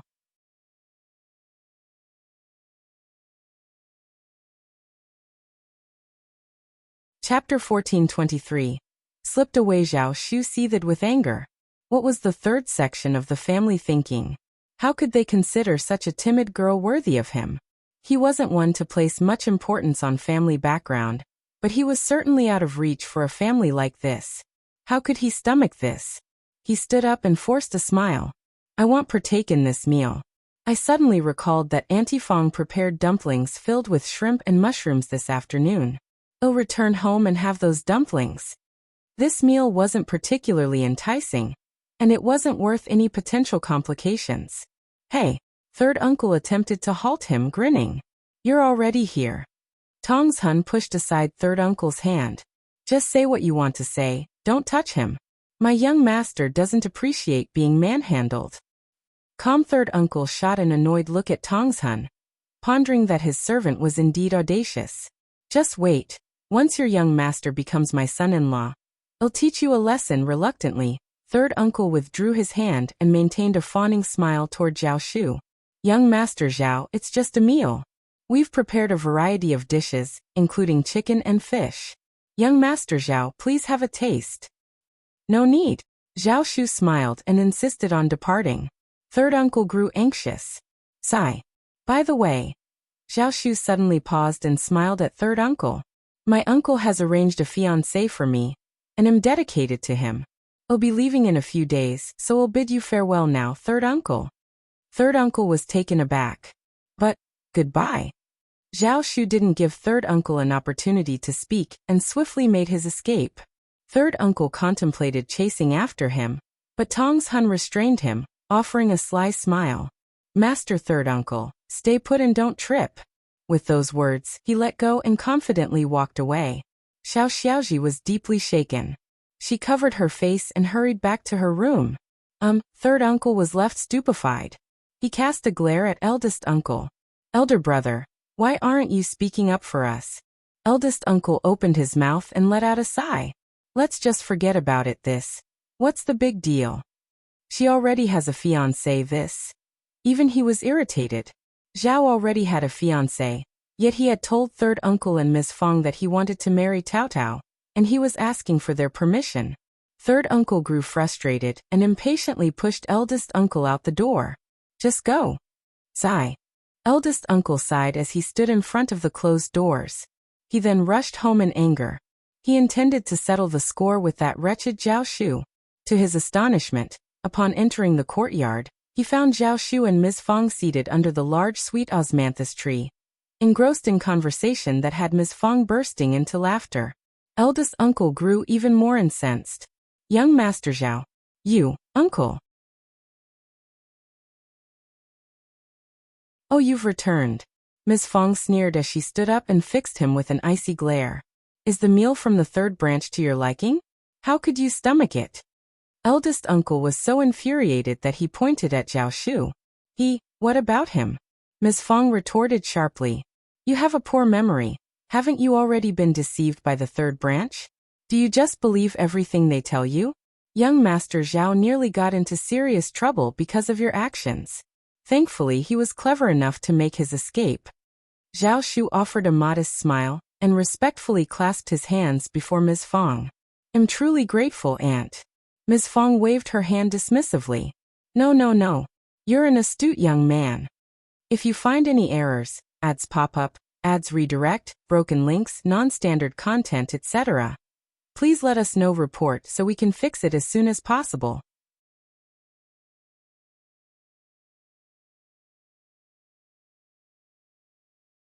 Chapter 1424. Understanding eldest uncle sneered.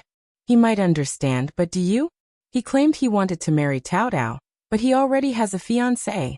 He's a liar. However, Ms. Fong remained unfazed by his accusation. She rolled her eyes and remarked, he's just trying to distance himself from the third branch.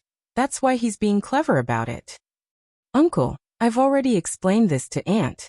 I'm only trying to appease third uncle and the others. Otherwise, I'm afraid they might get entangled and tarnish everyone's reputation. That wouldn't be appropriate. I shouldn't have deceived you. Please forgive me. Zhao Shu bowed respectfully to eldest uncle. Eldest uncle, after all this time, was he the only one who looked foolish? Ms. Fong quickly interjected. Zhao, don't be so formal. It's all a misunderstanding. My husband didn't know what was happening, and he made a mistake. I'm not holding it against you. Eldest uncle. Calm eldest uncle remained skeptical. Really? Zhao Shu smiled. Of course, I wouldn't dare to lie to you, or Lord Xiao wouldn't forgive me. True. Ms. Fong sneered. You're quite something. You're assisting the third son and his wife. Are you out of your mind? It's not that I don't like Xiaoji, but do you really think she's a match for Zhao? Even Ms. Fong wasn't entirely convinced that Tao Tao could measure up to Zhao Shu. Tao Tao was considerably more capable than Xiaoji. Eldest uncle admitted with guilt. My third brother and his wife kept insisting that I should give it a try. Since Zhao Shu's arrival, it wasn't the first time eldest uncle had been observed engaging in foolish acts. Zhao Shu had grown accustomed to it and didn't hold it against him. Instead, he quickly spoke up to defend his uncle. Auntie, it's all because the third branch is causing so much trouble. Ms. Fong agreed, saying, You're absolutely right. Eldest uncle.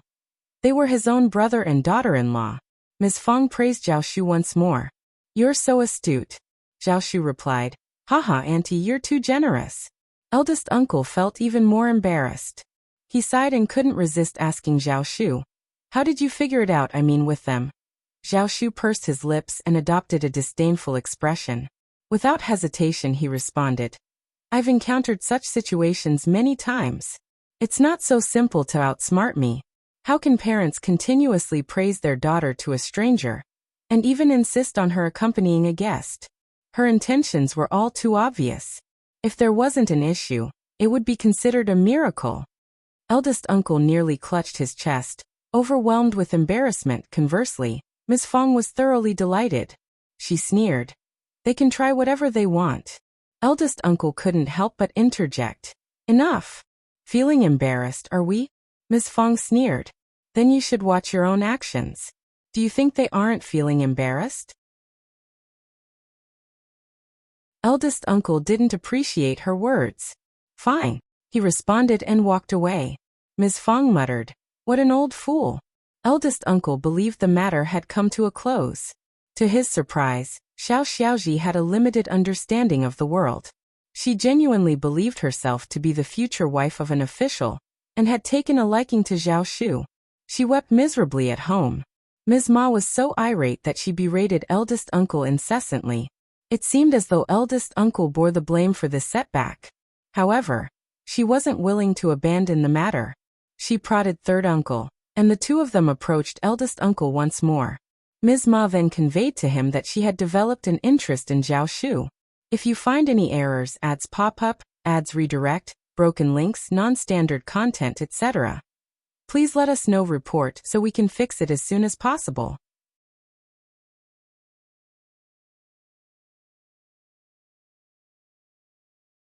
Chapter 1425.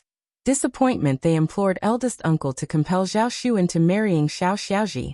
Concerning the arranged marriage within his clan, they suggested canceling it or having Xiaoji marry ahead of time, while the other girl could serve as his concubine. The gatekeeper's words that were meant to pick on her were all swallowed back. Xiao Xian showed the identity, and despite her ordinary-looking dress, she was still Officer Qiao's daughter, whom the gatekeeper should not mock without reason. Also, second miss seemed like someone who could not be irritated easily. What if she caught her fault and vented anger on her? Even her own miss would not defend her at that time. Therefore, the gatekeeper made up her mind and let Xiao Xian in. She pointed in a direction and showed a passionate smile. You are second miss, right? Elder Miss Qiao and third miss as well as my miss are all at the pavilion by the lake. Wisteria flowers are blooming. Please have a look and enjoy. Second Mississippi. Come, what a trick. Xiao Xian immediately understood that there was something tricky in her words. She would not go there now that she had realized that something was wrong. Only stupid people would follow the direction. Xiao Xian said to the gatekeeper, I don't know the road, can you please take me there? But second miss. Xiao Xian showed a strange smile. No. I am the guest here. Is it so difficult for you to take me there? Or do you think that I don't deserve your help? Of course not. The gatekeeper, who was an aunt, had no choice but to lead Xiao Xian to the venue. She was mumbling to herself while walking. Who said that second miss was honest, timid and easily tricked? That person must be lying. The aunt did not lead Xiao Xian there directly, fearing that her mistress would blame her for not following the order. She took her on a tour, so she could at least complete her misorder. Xiao Xian soon realized what this aunt was doing. But she said nothing. She did not care if she had to walk a little more. Moreover, she was not worried that the aunt would take her somewhere dangerous. She could see the whole abbey when she opened her magical senses. Nothing could escape her sight. She could sense where Qiao Wei and the other ladies were, and what they were doing. Suddenly Xiao Xian paused. She was both surprised and overjoyed. She saw two small tomatoes that were growing randomly in a corner. The two tomatoes were not growing in a healthy way and had collapsed. There were flowers and red fruits, but they were not very big in size. It was something the Zhao family had gotten from somewhere, but they could not recognize what these plants were, so they put them randomly in this place. No one would spend much effort planting fruits. That was why they were left alone here. It was a very good thing for her. She glanced around and saw that she and the aunt were alone. Xiao Xian suddenly let out a scream and paused in her steps. I seem to have dropped my handkerchief. Aunt, please find it for me. The aunt had no intention of helping her, but she suddenly thought of something and nodded immediately. Xiao Xian smiled. You have to return and lead the way for me, otherwise I will go home. Startled, the aunt said with her breath held. Second miss, don't worry, I definitely will return soon. She had intended to leave directly, but if Xiao Xian left because of her absence, her miss would definitely blame her. Second miss was an honest and easily bullied person? That was incorrect. The moment that aunt left, Xiao Xian went to pick up 2 large tomatoes and put them in arms. She was cheering happily inside her heart at this moment. Even if they didn't express their gratitude, he never held it against them. But how could they speak about him in such a manner? Upon seeing the despondent expression on eldest uncle's face, third uncle and Mrs. Ma felt not a shred of remorse. Instead, they appeared utterly delighted. They cursed and departed in anger. If you find any errors, ads pop up, ads redirect, broken links, non-standard content, etc., please let us know report so we can fix it as soon as possible.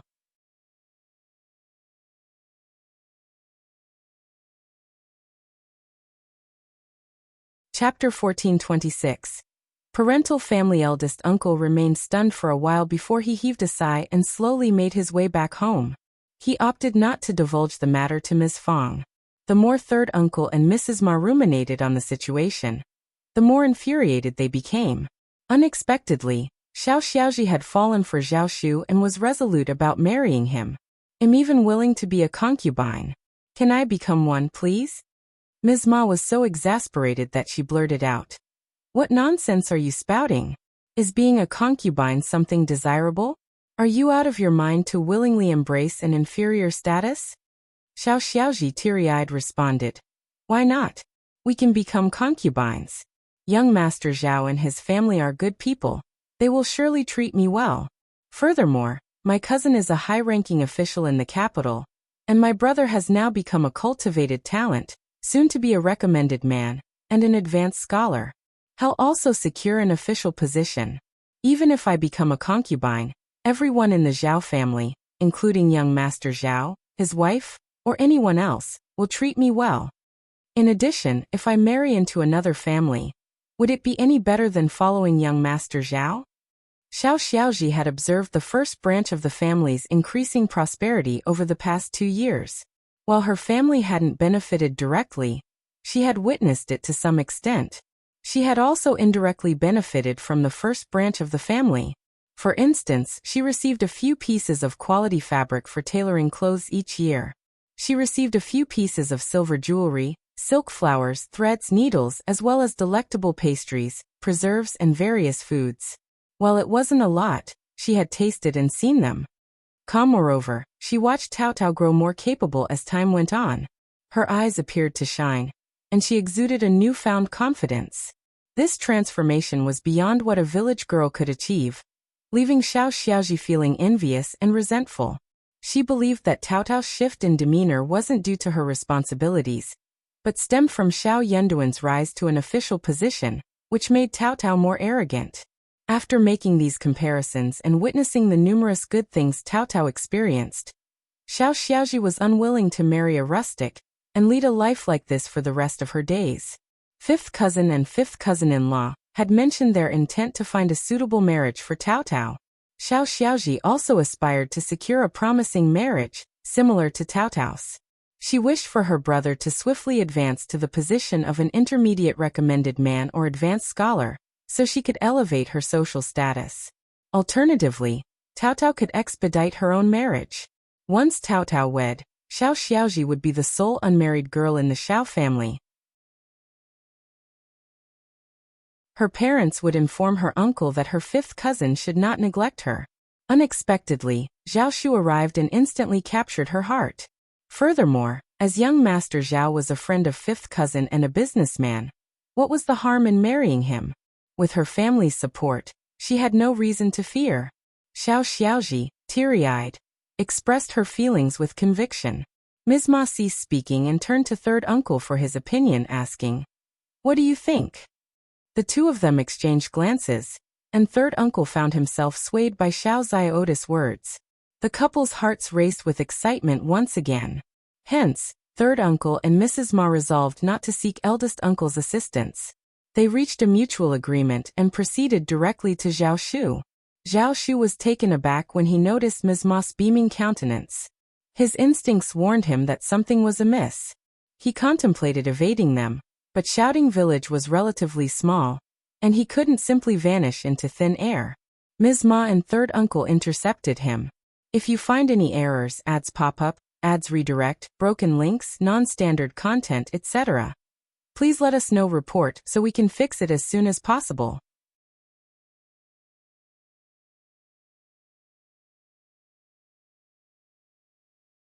Chapter 1427. Unsettled MS. Ma and third uncle's words left Zhao Shu utterly bewildered. It was as if he harbored suspicions that they might not be Xiao Xiaoda's biological parents. After all, the Xiao family wasn't destitute to the point of offering their daughter as a concubine out of sheer necessity. What could they possibly be thinking? Moreover, Xiao Xiaoji was Xiao Yunduan's cousin. Did they not concern themselves with her dignity? Zhao Shu held a deep-seated disdain for them, and he wasn't shy about expressing it. He silenced them with a pointed remark. Your son is pursuing the recommended man examination, the advanced scholar examination, and a path to becoming an official, correct? If he achieves that status and has a sister who is wed to a merchant's family as a concubine, aren't you worried about the potential harm to his reputation? Even I, despite my own shortcomings, wouldn't dare to take an advanced scholar's sister as a concubine for my household. Don't bring this up again. Ms. Ma and third uncle were taken aback. They were irked by Zhao Shu's final statement. Yet they also swelled with pride for their son, as if he were already a high-ranking official. However, the couple dispelled such thoughts. Ms. Ma attempted to persuade Xiao Xiaoji. Once your brother attains the status of an advanced scholar and becomes an official, you can marry anyone you desire. Why must you wed young Master Zhao? In due time, you could even become the wife of an official. I don't think young Master Zhao is anything special. He's a mere businessman, looking down on others. Xiao Xiaoji had shed tears for quite some time, and even though her love for Zhao Shu remained, she couldn't ignore Ms. Ma's words. She started thinking about Tao Tao. He would undoubtedly wed an official's daughter in the future, right? It made sense for her to seek an official as well. Perhaps her husband might even surpass Tao Tao's husband in capability. In the end, Tao Tao would have to show her respect. With this in mind, Xiao Xiaoji began to feel slightly comforted. Yet, she struggled to regain her composure.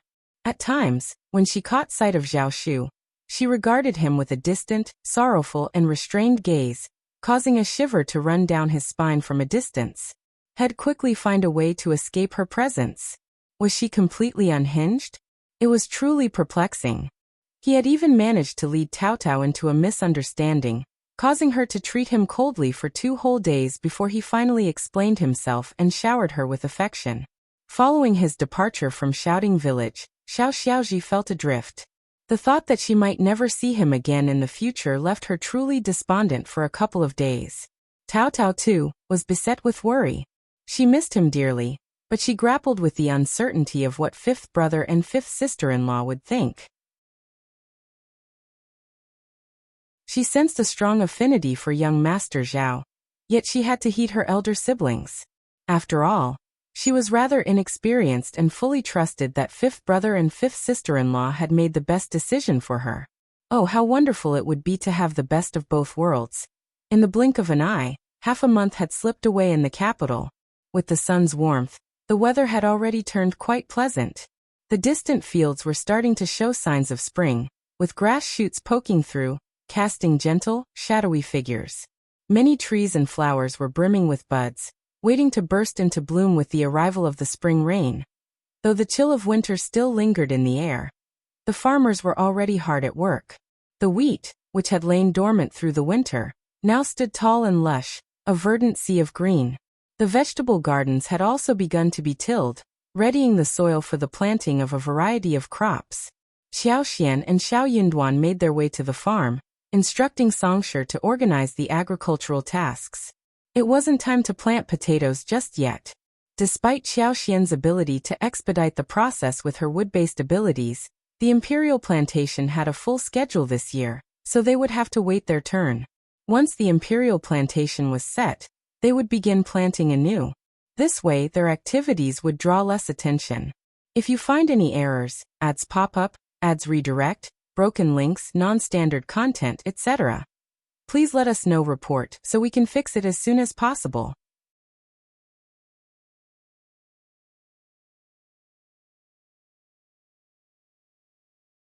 Chapter 1428.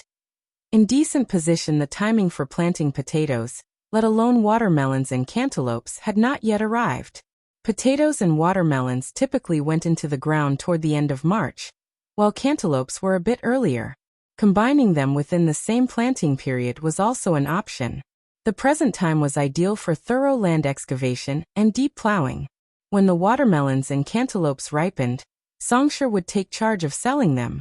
If circumstances turned challenging, he could always turn to Zhao Shu for assistance. Even if Zhao Shu wasn't in the capital, there would be individuals present to manage such matters. Updated by Av. Ko Qiaoxian meticulously conveyed all these instructions to Songshi, who would put them into action as soon as the weather improved. Of all the crops, potatoes held a special importance, and Qiaoxian had emphasized this. Simultaneously, she prepared a batch of potatoes to be given as seeds, along with other varieties, for Princess Shuangfu. As Qiaoxian and Xiao Yunduan returned to the farm, Lu Yan, who had been mingling with the villagers nearby, hurried back and greeted them with a smile. By that time, the two had already inspected the farm, and were in the middle of a discussion with Songshi. Both Qiaoxian and Xiao Yunduan were displeased with Lu Yan's abrupt appearance. Songshi offered a wry smile of helplessness. The old master and madam had merely instructed them to keep an eye on Lu Yan, assuring that she wouldn't remain at the estate for an extended period. How they intended to handle her, he didn't know. Lu Yan wasn't one to easily obey orders. It almost seemed as if madam had deliberately set her on a path to antagonize him. Songshi simply couldn't be bothered with her. Finding her work to do was out of the question. She could roam as she pleased. He simply reminded her. She could visit the nearby manor for socializing, but she must not divulge anything about the master's family. The old master and madam preferred to maintain a low profile, and revealing such information would undoubtedly vex them. Lu Yan attempted to argue with him, asserting, "Of course I know. I've been a part of the Qiao family for so many years. How could I not understand madam's character?" Songshi was left speechless. Updated by Inovg. His reminder had been effective. Lu Yan had initially intended to boast about her old master and madam's influence, her own competence, and her role as madam's trusted aide. Now, she only dared to tout her abilities and steer clear of any sensitive topics. At that moment, Lu Yan entered and greeted them with a smiling bow. "Old master, madam, when did you arrive? I had no idea. Please pardon my oversight, old master and madam. Had I known, I would have been ready to serve you. There's no one else in this manor who can tend to your needs. You must have had a challenging time." In her speech, she even shot a sly glance at Songshi, as if he were up to some mischief. By withholding information about the old master and madam's visit, he seemed bent on tarnishing her reputation in madam's eyes. Qiaoxian frowned, bewildered by how Lu Yan, who had appeared so meek on her previous visit, now spoke so confidently. Did she assume she would be kept around to serve her, and that she was an indispensable figure by her side? Had she forgotten that she had been sent to monitor her by Qiao Wei in the first place, and she had initially intended to do whatever Qiao Wei instructed? Where did she find the audacity to believe she held any significant status? If such an individual remained in her service, it was only a matter of time before trouble arose. Qiaoxian cast a cold, expressionless gaze at her and curtly snapped, "Leave. Who granted you permission to enter in such a manner? If you find any errors, ads pop up, ads redirect, broken links, non-standard content, etc., please let us know. Report so we can fix it as soon as possible."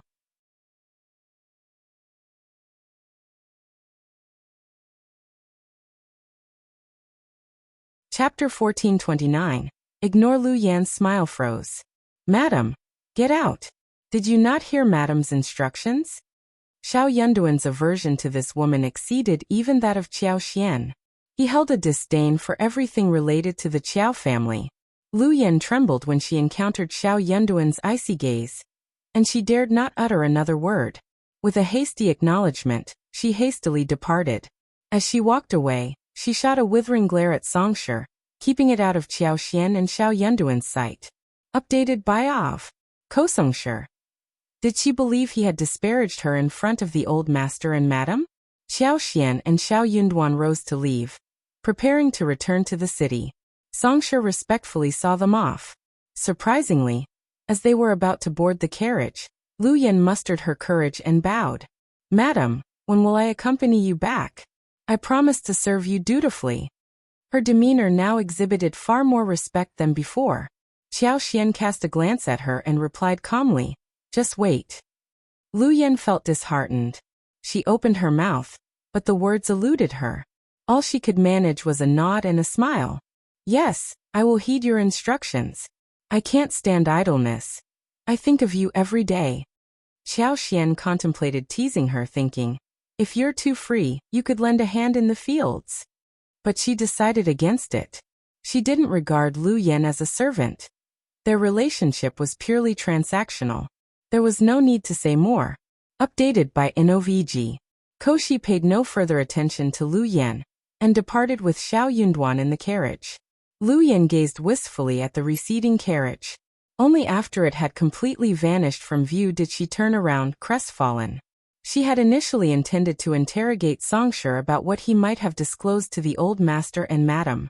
However, when she turned around, Songshi had already disappeared. Songshi was highly driven. Upon receiving Qiao Xian and Xiao Yunduan's instructions, he had a multitude of tasks to attend to and no time to deal with Lu Yan. Lu Yan stamped her feet in frustration and silently vowed, just wait and see. If she were to become Madame's maidservant, her first challenge would be dealing with the haughty Songshi. Ever since she had arrived at the manor, Songshi had shown no sign of valuing her. He hadn't arranged anyone to attend to her needs, and she had even been responsible for her own washing and grooming. This had left her simmering with discontent. In the carriage, Xiao Xian nestled in Xiao Yunduan's embrace. Oh, I nearly forgot about Lu Yan. Xiao Yunduan held her close and chuckled. She's a negligible figure, so it's understandable to forget her. Xiao Xian laughed. I had initially intended to entrust her to young Master Zhao. He has a capable team of subordinates, and dealing with such a matter would be a breeze. However, the timing isn't ideal. Of course, if she asked Zhao Shu for assistance now, he'd gladly oblige. Even if the task were arduous, he'd tackle it with enthusiasm. However, Xiao Xian was aware of Zhao Shu's romantic interest in her sister-in-law, and she didn't want to complicate matters or owe him a favor. Xiao Yunduan shared the same sentiment. After some contemplation, Xiao Yunduan suggested, we should employ a trustworthy intermediary and send her far away. We might need to offer a substantial sum, but I believe the intermediary would readily find a suitable family for her. I've never held a favorable opinion of Lu Yan. We should dispatch her from the capital before we depart. Xiao Xian nodded and smiled. That's a good plan. If you find any errors, ads pop up, ads redirect, broken links, non-standard content, etc., please let us know. Report so we can fix it as soon as possible.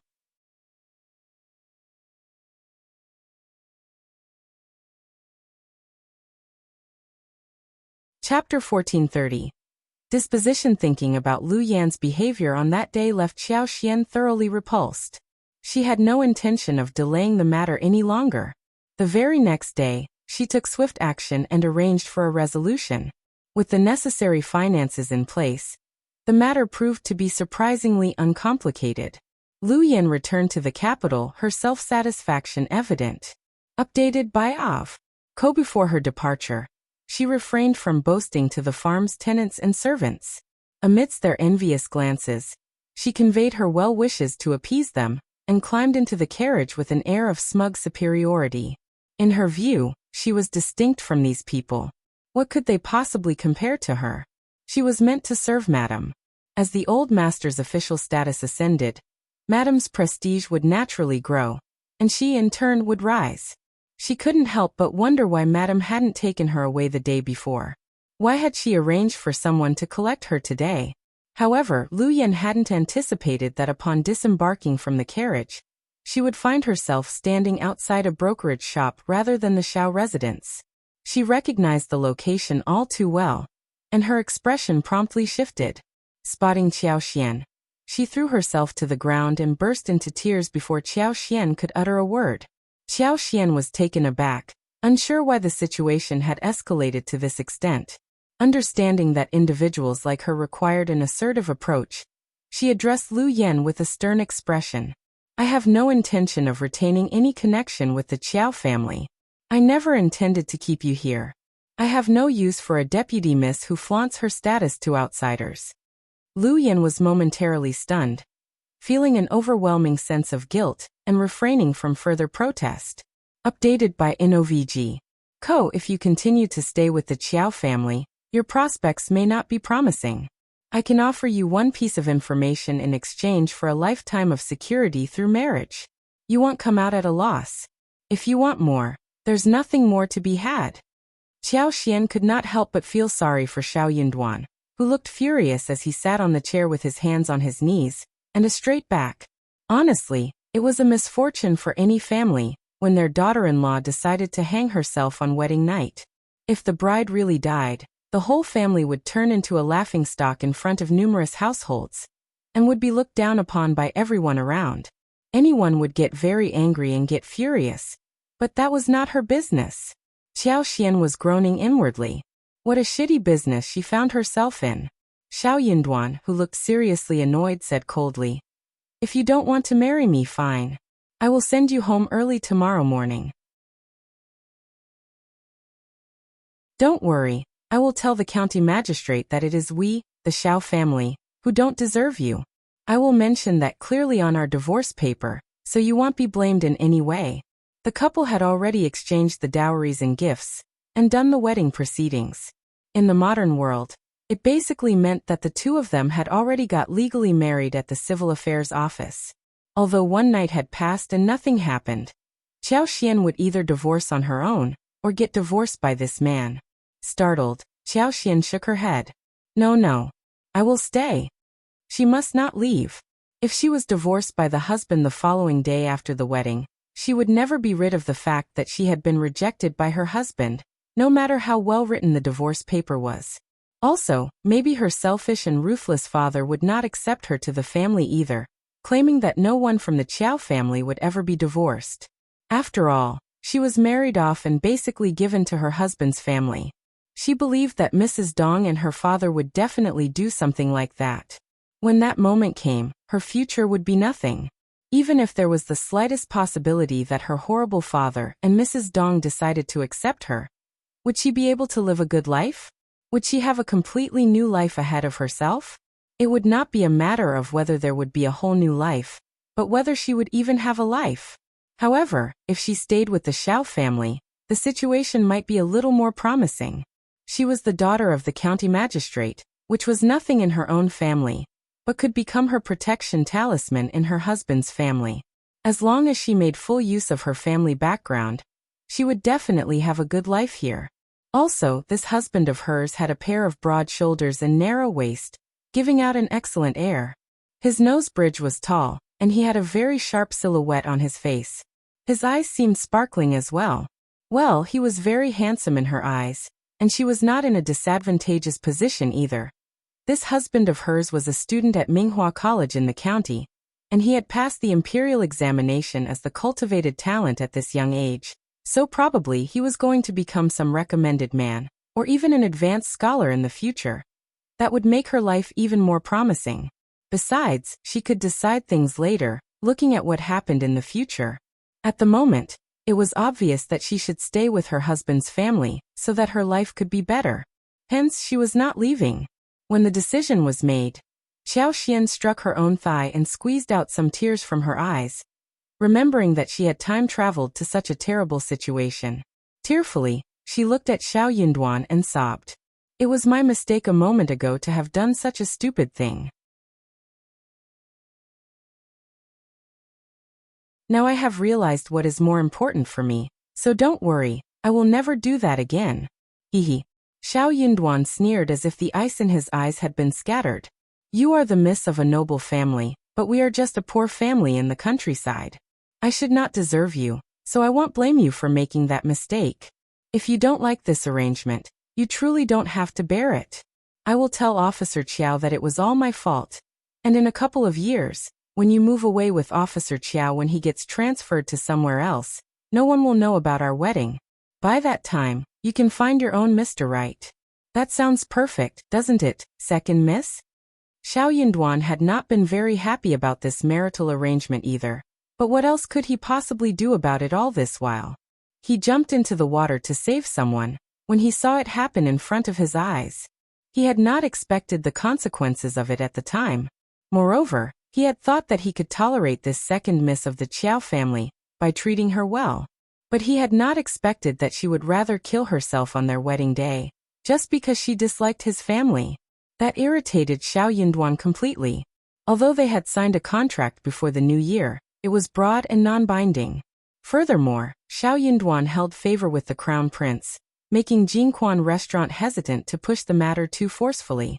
If you find any errors, ads pop up, ads redirect, broken links, non-standard content, etc., please let us know. Report so we can fix it as soon as possible.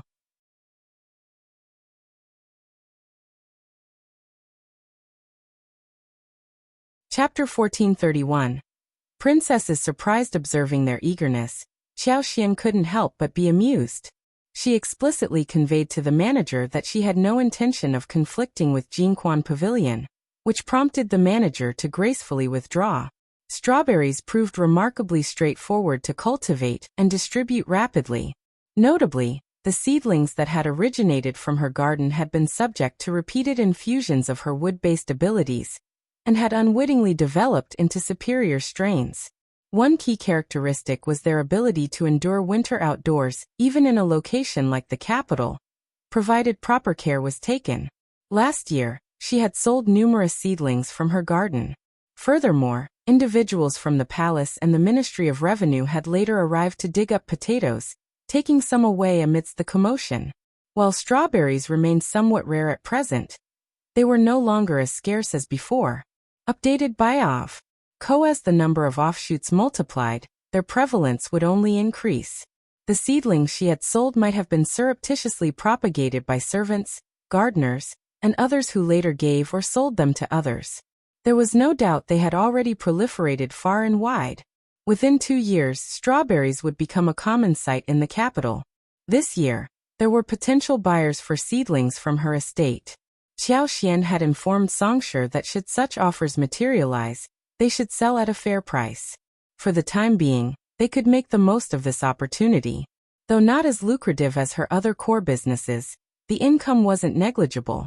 It covered the various expenses associated with managing the farm in Cloudwater Town. In mid-February, Princess Consort broached the topic of Qiao Xian's marriage when visiting Princess Shuangfu. The Crown Prince is agreeable, but the decision ultimately rests with you. If you believe it's suitable, approach the Emperor. I believe the Emperor will approve. After all, Zhao Yunduan was to marry her, and it made no difference if his wife accompanied him. She was still his biological daughter, and the Emperor wouldn't make things complicated for such a trivial matter.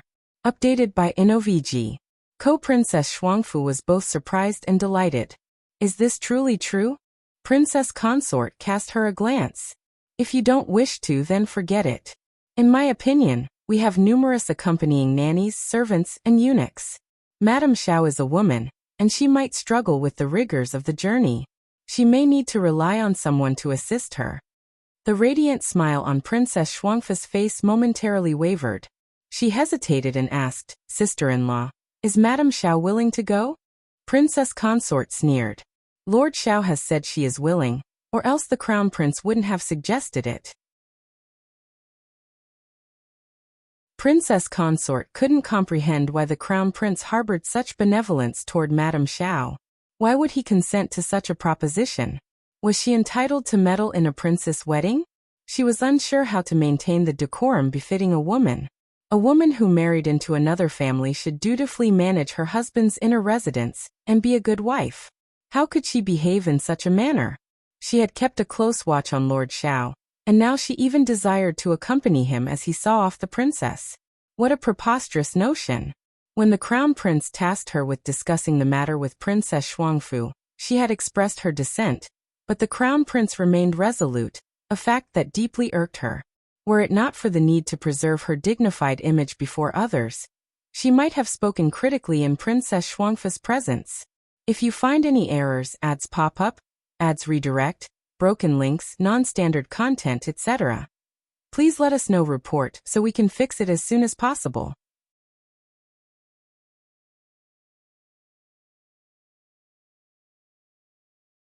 Chapter 1432. Such a coincidence. Princess Consort was noticeably displeased when the matter was brought up. She was on the verge of trying to dissuade Princess Shuangfu when the latter happily exclaimed, "That's wonderful. Thank you, Crown Prince and Princess Consort. I would be immensely grateful if Madame Xiao could accompany me." Princess Consort. Have you thoroughly considered this? Princess Shuangfu didn't notice Princess Consort's furrowed brow. With her head down and a joyous smile on her face, she fiddled with her hair in front of her chest.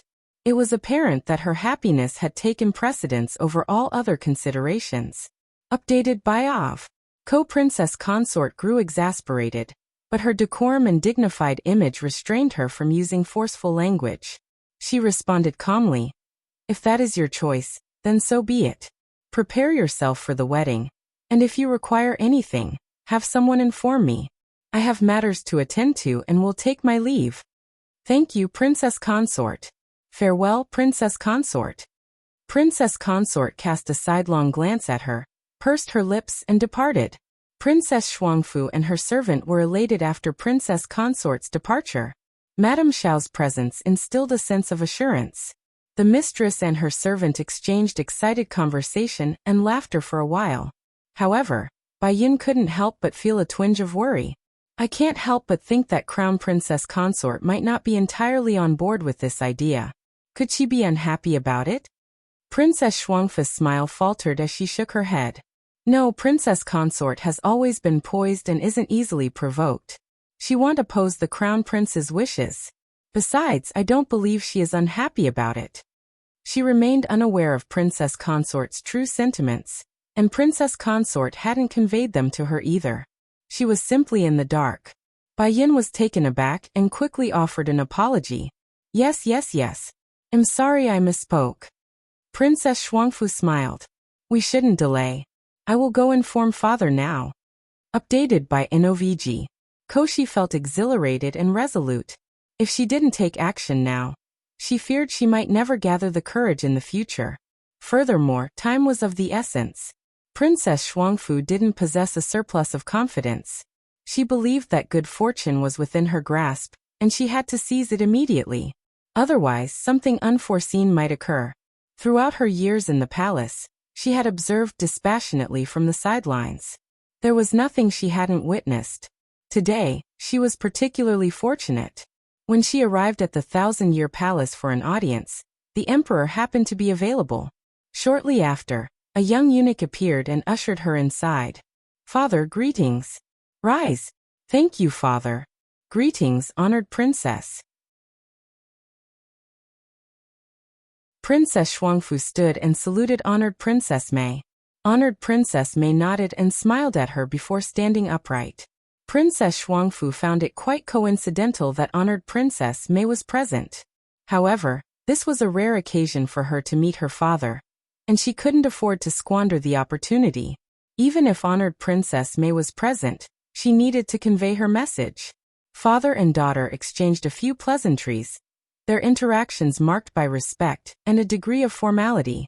The emperor, in high spirits after honored Princess Mei's visit, maintained a smile and asked, "It's quite a coincidence that you're here today. What's on your mind?" Princess Shuangfu had been awaiting these words. She promptly knelt once more.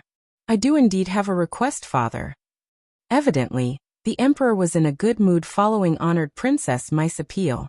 He continued to smile and said, "Speak, it's rare for you to come to me. I won't refuse." Thank you, father. Princess Shuangfu was elated and prostrated herself.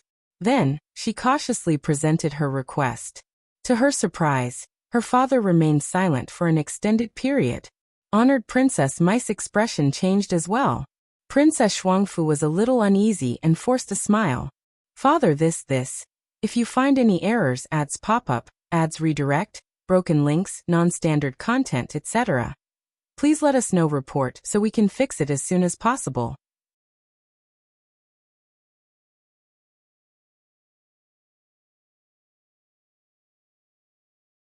Chapter 1433. Request for an edict, ha ha ha ha. The emperor burst into laughter and remarked, "What a twist! Do you know what the noble consort is imploring me for today? She stated that Miss Tian is willing to accompany you to Qingdi." Princess Shuangfu was taken aback and felt utterly helpless. Father, Miss Tian? The niece favored by honored Princess Mei? Despite living in seclusion, palace gossip spread rapidly. She had heard of the rumors concerning Miss Tian and Lord Xiao. Bai Yun and Qing Tao had returned to provide her with gossip to alleviate her boredom. Did Miss Tian truly intend to accompany her to Qingdi? Princess Shuangfu found it difficult to believe that there were no ulterior motives behind such an offer. The emperor seemed to find the situation amusing as he said with a smile, "Very well, Yuzhen, the choice is yours. Would you like Miss Tian to accompany you, or Madame Xiao?"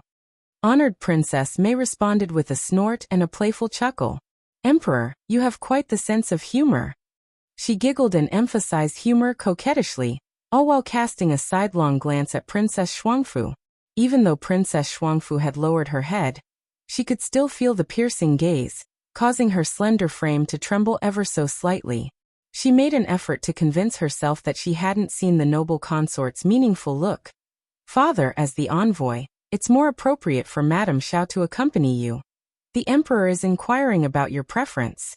Princess, simply state your choice. You needn't concern yourself with other matters." Honored Princess Mei interjected with a smile before Princess Shuangfu could finish her sentence. Her intent was crystal clear. Princess Shuangfu's heart raced, yet she spoke softly. "Father, thanks to your kindness, I spent 3 days away from the court during the spring festival.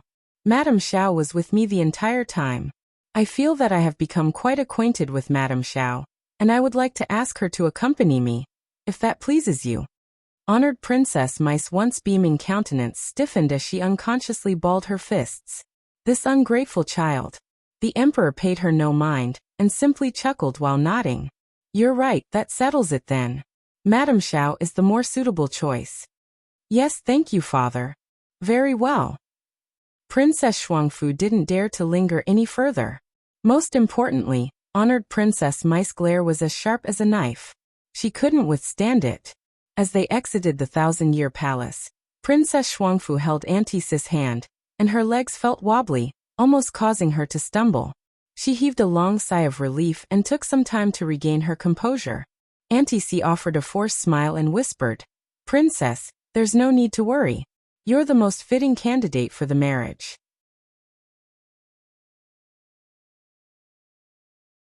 "No one will dare to challenge you at this juncture." Princess Shuangfu nodded. "You're right. Indeed, at most, honored Princess Mei might harbor resentment toward her. In any case, she had no intention of remaining in the palace any longer. If she bore any grudges, she wouldn't let it concern her. Unbeknownst to her, as soon as she departed, the emperor turned to honored Princess Mei and declared, "Shanshan isn't young anymore. I will find her a suitable family." With a sigh, honored Princess Mei responded with a half-truth and half-fake smile. "This is the will of fate. No one can compare to the emperor's first choice." The emperor smiled helplessly. "That girl is far too stubborn. You should persuade her. Her recent remarks were absurd. She's still a young girl, and even though she will be accompanying the princess, Minister Xiao is the envoy. It's not appropriate for her to act in this manner. Why must you meddle with her?" Honored Princess Mei was taken aback. She recognized that the emperor's words reflected his disapproval. Swiftly she responded, "Yes, I have indeed spoiled her too much. Reflecting on it, it's my fault. I will make sure to persuade her. If you find any errors, ads pop up, ads redirect, broken links, non-standard content, etc. Please let us know report so we can fix it as soon as possible.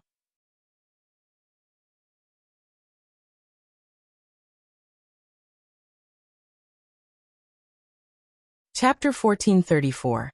Furious, the emperor expressed his satisfaction with a nod. Choose a suitable family for her, and he'll provide a marriage and dowry. Honored Princess May couldn't contain her joy and giggled. I'll remember your words, Emperor. On behalf of Shanshan, I express my gratitude to you. The emperor laughed heartily. I hold a special place in my heart for that girl too. Honored Princess May continued to shower the emperor with flattering words, making him laugh even more. He was in high spirits. This was precisely why the emperor favored Honored Princess May the most. Even if she occasionally acted unreasonably or was rude to the queen, he turned a blind eye to it. Honored Princess May had a unique talent for tactfulness. Being with her was always comfortable and carefree. As long as he was in good spirits, he cared little about the suffering of others. That evening, Honored Princess May sent a message to Princess Shuangfu, requesting her not to disclose Tian Shanshan's plan to accompany her to the wedding to anyone. Princess Shuangfu readily agreed, as she hadn't intended to reveal it in the first place. Upon receiving the confirmation, Qiao Xian finally felt at ease. She was preparing to depart in a few days, having already packed her clothes and belongings, leaving her with some free time. Xiao Yunduan remained occupied. As the envoy, he needed to acquaint himself with various customs and protocols. He had been studying diligently since the imperial decree was issued, but he still had much to learn. Occasionally, Prince of Qingdi sought his advice on Great Qin's culture and invited him on outings. In the past, he would have found countless excuses to decline the prince's invitations. However, given their upcoming extended journey, he realized it was beneficial to foster a better relationship, so he no longer turned him down. As a result, his schedule became even more hectic. In the Tian household, Tian Shanshan vented her frustration by angrily smashing a teacup. Her pretty face was livid. She had always carried an air of gentleness and elegance, never allowing her temper to flare so fiercely. The maids in the room, overwhelmed by fear, maintained a hushed silence, not daring to breathe audibly. Tian Shanshan's anger was not only palpable, but also mingled with a deep sense of humiliation. Her disdain extended not only to Qiao Xian, but also to Princess Shuangfu. Qiao Xian yet again. In her eyes, she couldn't fathom how she fell short compared to that woman. Why had even Princess Shuangfu chosen her? This was almost unbearable for the typically prideful Tian Shanshan. Tears welled up in her eyes and trickled down her porcelain-like face. Leaning against the table, she sobbed softly. She hadn't anticipated this failure. One day, she chanced upon Xiao Yunduan shopping with Qiao Xian. His tenderness and attention towards her, combined with Qiao Xian's radiant smile, were like a dagger through her heart. The surge of envy felt like a volcanic eruption, clouding her judgment. Intense emotions prompted her to take action. She insisted on accompanying Princess Shuangfu for her wedding. She refused to believe she couldn't win back the man she could never forget, piece by piece. How could she accept losing to the daughter of a concubine who had lost her mother at a young age and lacked proper upbringing? But what cruel twist of fate! Qiao Xian seemed to effortlessly attain everything she desired. Was that woman born solely to thwart her and bring her ill luck? Tian Shanshan seethed with anger. In a matter of 2 days, she visited the palace to confront honored Princess May. She barged into Princess Shuangfu's bedroom, taunting her and even pushing her deliberately, leaving a scrape on Princess Shuangfu's palm. If you find any errors, ads pop up, ads redirect, broken links, non-standard content, etc., please let us know report so we can fix it as soon as possible.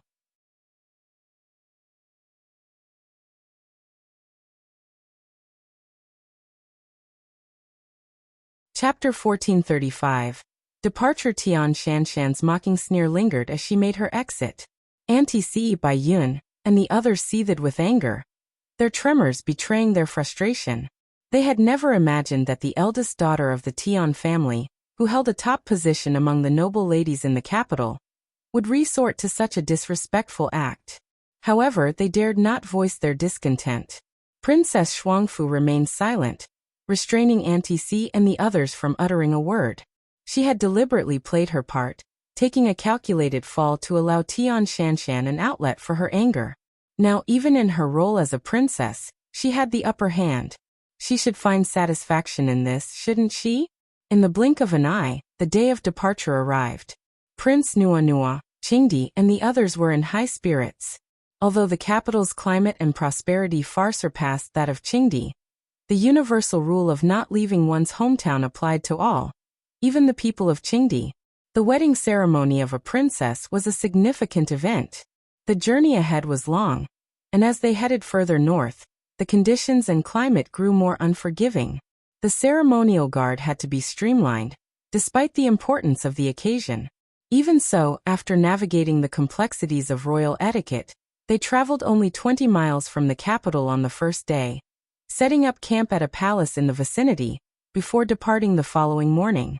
They remained in close proximity to the capital, and both Qiao Xian and Princess Shuangfu were acutely aware of the need to maintain a low profile.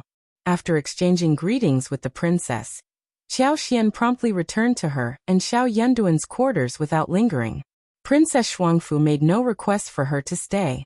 The journey ahead was extensive, and as they ventured further from the capital, there would be ample time for their paths to cross and for them to build a rapport. Princess Shuangfu had already made her decision. When they had distanced themselves from the capital, she intended to invite Qiao Xian into her intermediate carriage to keep her company. Great Qin was keen on upholding its image, so her carriage was as spacious as a small house, built with sturdy materials and adorned with a plush carpet. The ride was so smooth that she hardly felt any bumps as they advanced. Xiao Yunduan, occupied with his envoy duties, had a full day ahead. Anticipating he wouldn't return until evening, Qiao Xian decided to have her dinner first. She instructed Li Xia and Li Qiao to retrieve the food from the kitchen. Unexpectedly, just as she was about to dine, an uninvited guest arrived. Upon seeing Qiao Wei, dressed in resplendent brocade with an ornate hairpin, and accompanied by an unfamiliar maid, Qiao Xian couldn't help but admit her shock. She blurted out an incredulous question. "What are you doing here?" Qiao Wei covered her mouth and chuckled, her delicate frame trembling slightly. The pride and arrogance that had once defined her demeanor were now replaced by a more carefree and charming attitude. "Of course, I'm the reason you're here," Qiao Wei replied with a smirk. "I'm accompanying the princess just like you are."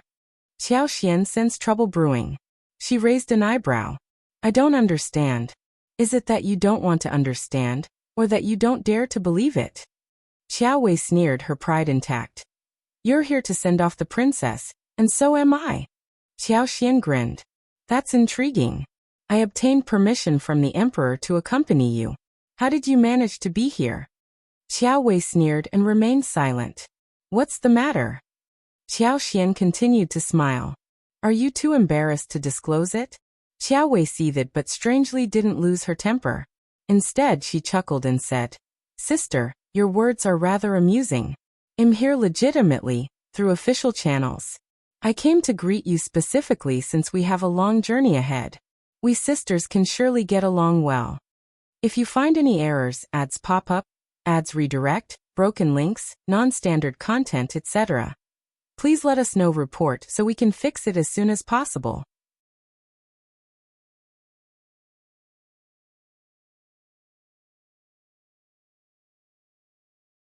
Chapter 1436. Qiao Wei's change. It was my fault in the past. We grew up in the same courtyard, and I never took the time to know you. Finally, I have the chance to spend time with you, my sister. I'm determined to foster a good relationship with you, and make up for what I missed in the past. A flash of intensity passed through Qiao Wei's eyes, as if she wanted to tear Qiao Xian to shreds. Qiao Xian maintained her smile. "Miss Qiao, I'm not sure what you're referring to. While we share the same surname, I have no connection to you. Please don't flatter yourself by calling me your sister.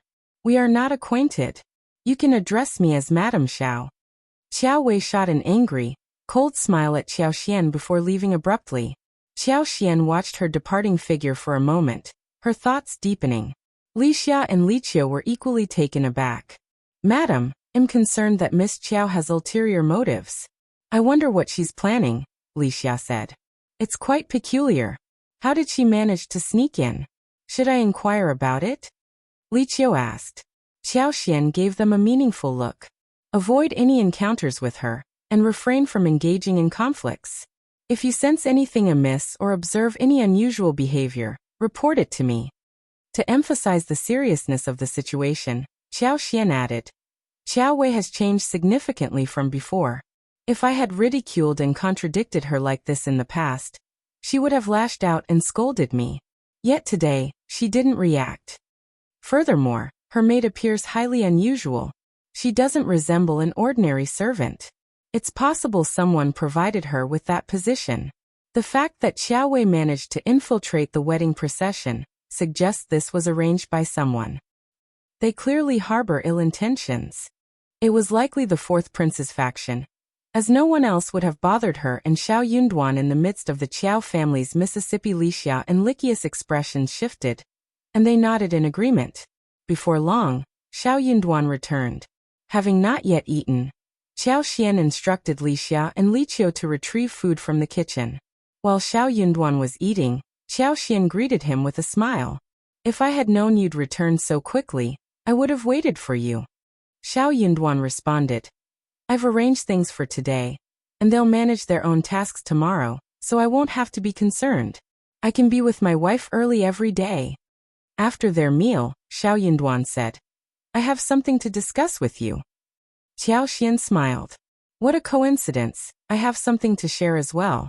It's possible we're discussing the same matter. Xiao Yunduan appeared surprised and asked tentatively, Have you encountered Qiao Wei? Indeed, it was about her. Qiao Xian sneered. She came with a purpose and lectured me on sisterhood. Xiao Yunduan grew frustrated. She was added by the Ministry of Rights, and I learned about it later. I don't believe the Ministry of Rights would go out of their way to annoy us. It's likely the fourth prince and the Tian family behind this. Wifey, you must have thought the same, right? Qiao Xian nodded. Qiao Wei has changed significantly. She's become much more cunning and harbors even greater resentment toward me. I'm just curious about what she intends to do with so many people in the wedding party.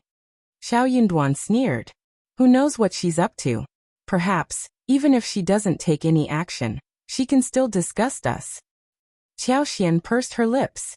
She has an exaggerated sense of self-importance. If you find any errors, ads pop up, ads redirect, broken links, non-standard content, etc., please let us know. Report so we can fix it as soon as possible.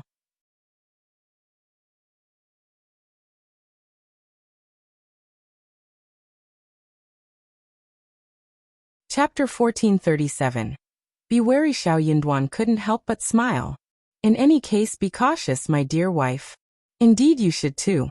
Such an individual might resort to vile methods and retaliate. Qiao Xian felt a wave of revulsion thinking about how Qiao Wei had attempted to intrude into Xiao Yunduan's bed. In fact, Xiao Yunduan was even more repulsed, particularly when he encountered Qiao Wei today. She had nonchalantly addressed him as brother-in-law, as if nothing had occurred, which had left him thoroughly disgusted. Of course, he didn't respond and simply warned her. You've got the wrong person. If you try that again, I'll discipline you severely. Observing her flushed face, he felt somewhat satisfied. The night passed quietly. From the following day onward, their journey became more intense. Typically, they covered about 150 miles a day. With a lighter carriage, it would be feasible to travel 300 miles daily. However, given their large group and the need to accommodate Princess Shuangfu's pace, covering 150 miles was already commendable. This owed much to Princess Shuangfu's cooperation. For someone more delicate, managing 100 miles a day would be a significant achievement. As the days passed and they distanced themselves from the capital, the sky seemed even higher and bluer, and the sunlight grew brighter. The vast, open expanse before them filled the eyes with a sense of boundless freedom. While much of the scenery along the way remained dry and yellowed, it still radiated a particularly soothing ambience. Over the past few days, Qiao Wei had not approached Qiao Xian. Li Xia and Li Qiao stuck close to Qiao Xian, ensuring she was never alone with Qiao Wei. However, Qiao Xian frequently spotted Qiao Wei while greeting Princess Shuangfu at noon, and during her afternoon rest. Qiao Wei was well aware of the situation. Whenever she saw Qiao Xian, she would offer a polite smile and take her leave, displaying no inclination to linger and eavesdrop on her conversations with Princess Shuangfu. Princess Shuangfu felt a twinge of guilt over this situation. Initially unaware of the Qiao family's presence, her curiosity had prompted her to have Auntie C investigate further. Unexpectedly, Qiao Wei was also part of the escort team. She paid her respects daily, making it inconvenient to avoid her entirely. Qiao Xian remained unperturbed by the situation. As long as Qiao Wei didn't interfere with her, she cared little about her actions. Even if Qiao Wei did something untoward, she had no reason to fear. Her unique abilities weren't for show. Monitoring Qiao Wei was not a challenging task. When Qiao Xian arrived to pay her respects that evening, Princess Shuangfu spoke with a smile. "Madam Xiao, would you like to accompany me tomorrow morning? We can chat. My carriage is quite spacious, with plenty of room for both of us."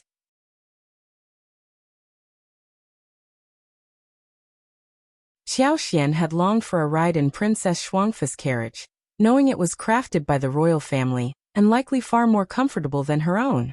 She readily accepted with a smile. However, on the following day, as Qiao Xian prepared to board the carriage with Princess Shuangfu, Qiao Wei appeared as well. With a curtsy, she addressed the princess. "Princess, would you mind if I serve you too?" Princess Shuangfu was taken aback. Qiao Xian also raised an eyebrow, stunned by the woman's audacity. Princess Shuangfu smiled and replied, "I have an attendant to serve me, so Madam Xiao and I can converse. Miss Qiao, please excuse us." Qiao Wei maintained her smile and said, "I could keep the princess company and help alleviate her boredom. After all, Lord Xiao occasionally needs to speak with my sister. Why not allow me to accompany the princess?" She began moving past Qiao Xian, making her way toward the carriage.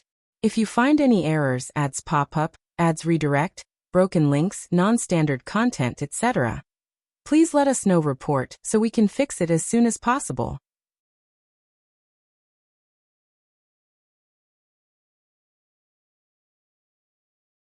Chapter 1438. Demanding a lesson. Qiao Xian firmly gripped her and spoke with a smile. "Miss Qiao, when did you become so audacious? What's the purpose of flattering yourself? I'm not your sister, and there's no need to be so presumptuous." Qiao Wei's face flushed instantly. She clutched her clothing tightly with one hand, pursed her lips and murmured softly, "Why do you look down on me? I know the Qiao family has disappointed you, and am aware you hold me in low regard. I'm not on your level. However, we've been traveling together for some time, and we've spent a lot of time together. Can't we get along? Furthermore, I didn't say anything disrespectful. I'm slightly older than you.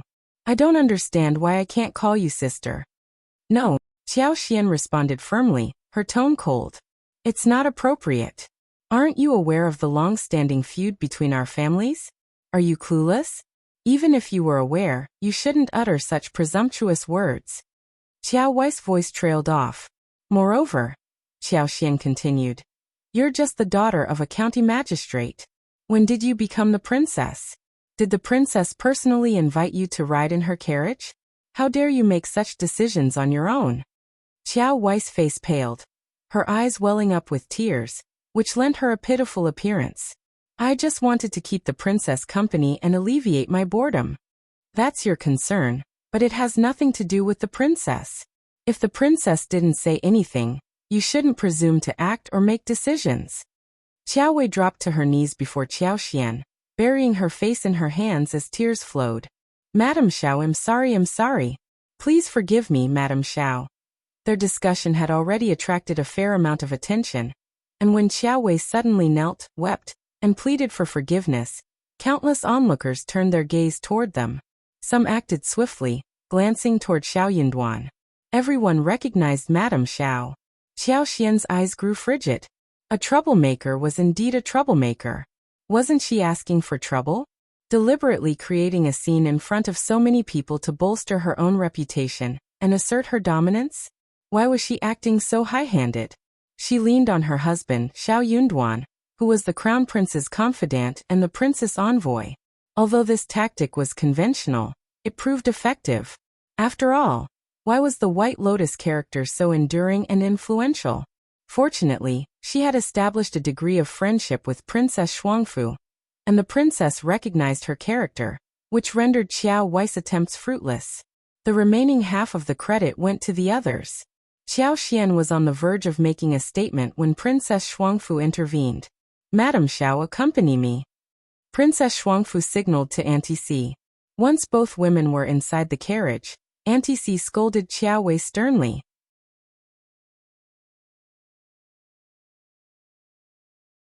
"How dare you?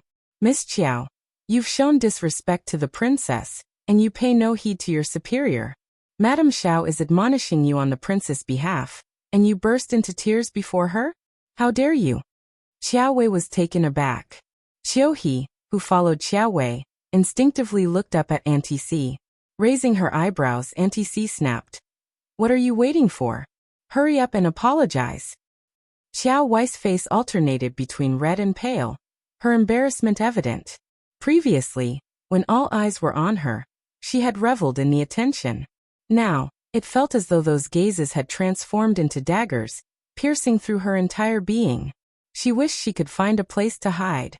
With gritted teeth, Qiao Wei had no alternative but to kneel before the carriage and plead, "Please forgive me, princess.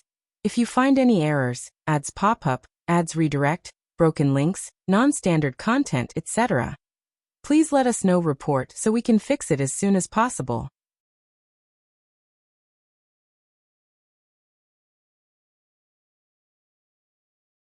Chapter 1439. Extremely embarrassed, Auntie C let out an audible snort and declared loudly, "If it weren't for the fact that we're about to embark, we wouldn't have let you off so easily. Return to your carriage and kneel for 4 hours before rising. Yes. And if you dare to pull a stunt like this again, it won't end as leniently." "Understood." Qiao Wei cast her eyes downward and departed, her demeanor reflecting her contrition. In the midst of the departing crowd, it seemed as if he could hear the whispers and mocking of the onlookers, intensifying his deep resentment toward Xiao Xian.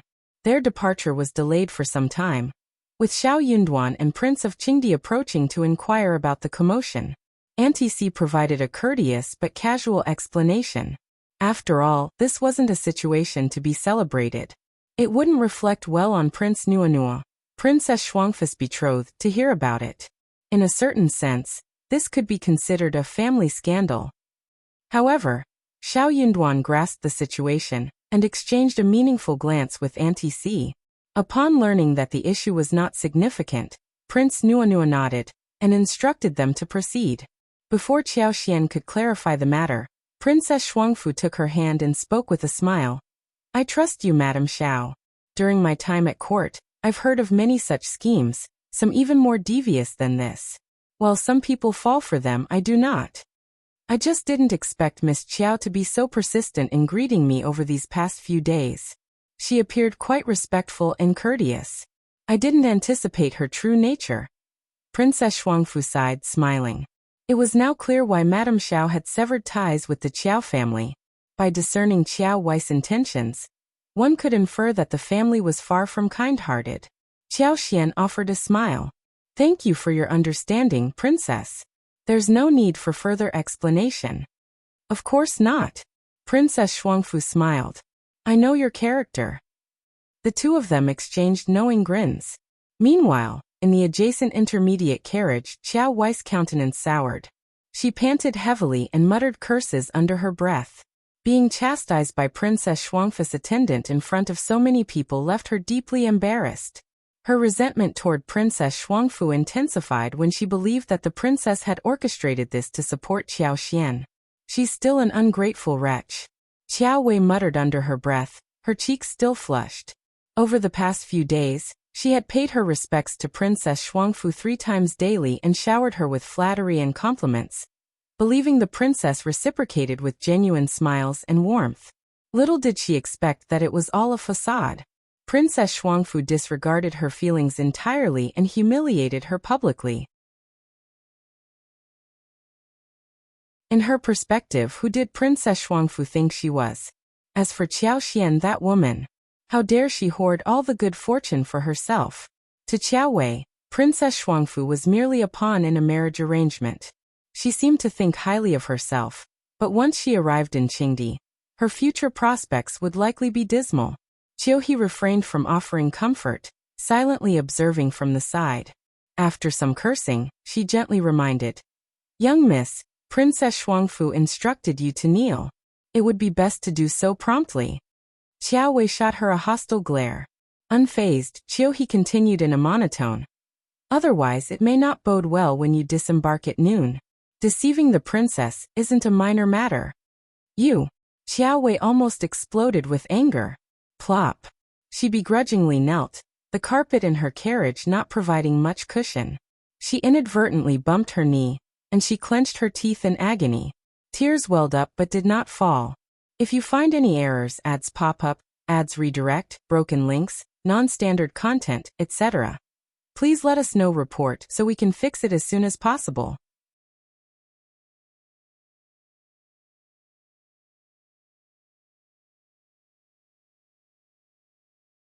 Chapter 1440. Apology. The anguish of the pain and injustice she had to endure brought tears to Qiao Wei's eyes, which streamed down her cheeks. Qiao He turned her head to the side, as if not wanting to acknowledge it. This afternoon, when the caravan stopped for lunch, Qiao Wei hobbled out of her carriage under Qiao He's watchful gaze to apologize to Princess Shuangfu. Upon noticing the extent of her injuries, Princess Shuangfu couldn't help but feel a twinge of pity. Yet, she quickly reminded herself that this person was devious and impure, causing her sympathy to wane.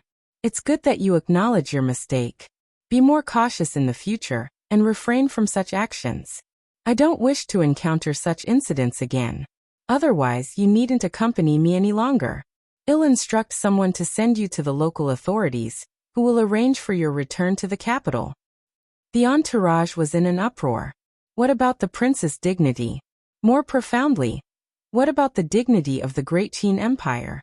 Did they not regard customs and decorum with importance? The great Qin Empire was, after all, a land of tradition. What would the people of Qingdi think of them and their princess?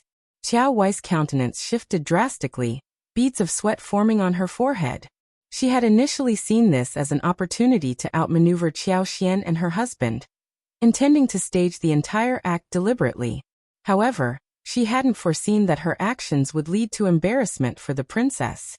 While conflicts and rivalries were natural within the honor guard, it was a private matter and shouldn't be aired publicly.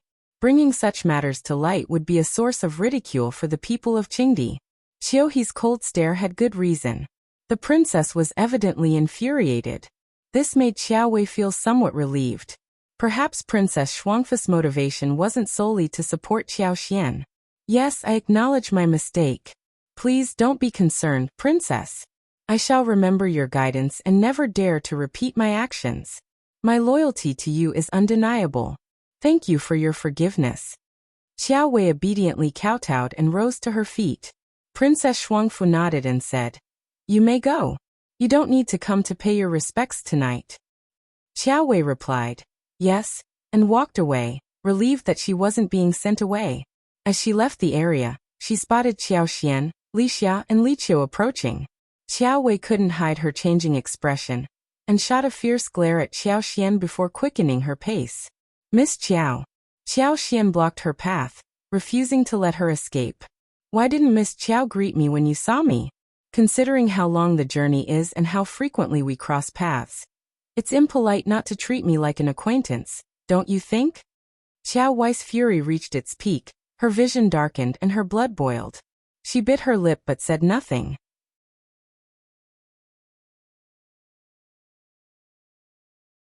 Qiao Xian approached her slowly, observing her reaction. Suddenly, she burst into laughter. Qiao Wei couldn't contain her anger any longer. "What's so funny?" Qiao Xian smirked. "Nothing. I just find it amusing when I come across something interesting. I never expected that we'd find ourselves in this situation. And you've never been this patient after I've given you a hard time. You must be struggling, aren't you?" Qiao Wei's breath quickened, and she wanted to scream, curse, grab Qiaoxian's hair, and slap her. She felt like she was on the verge of losing her mind. What a bitch. If you find any errors, ads pop up, ads redirect, broken links, non-standard content, etc., please let us know. Report so we can fix it as soon as possible.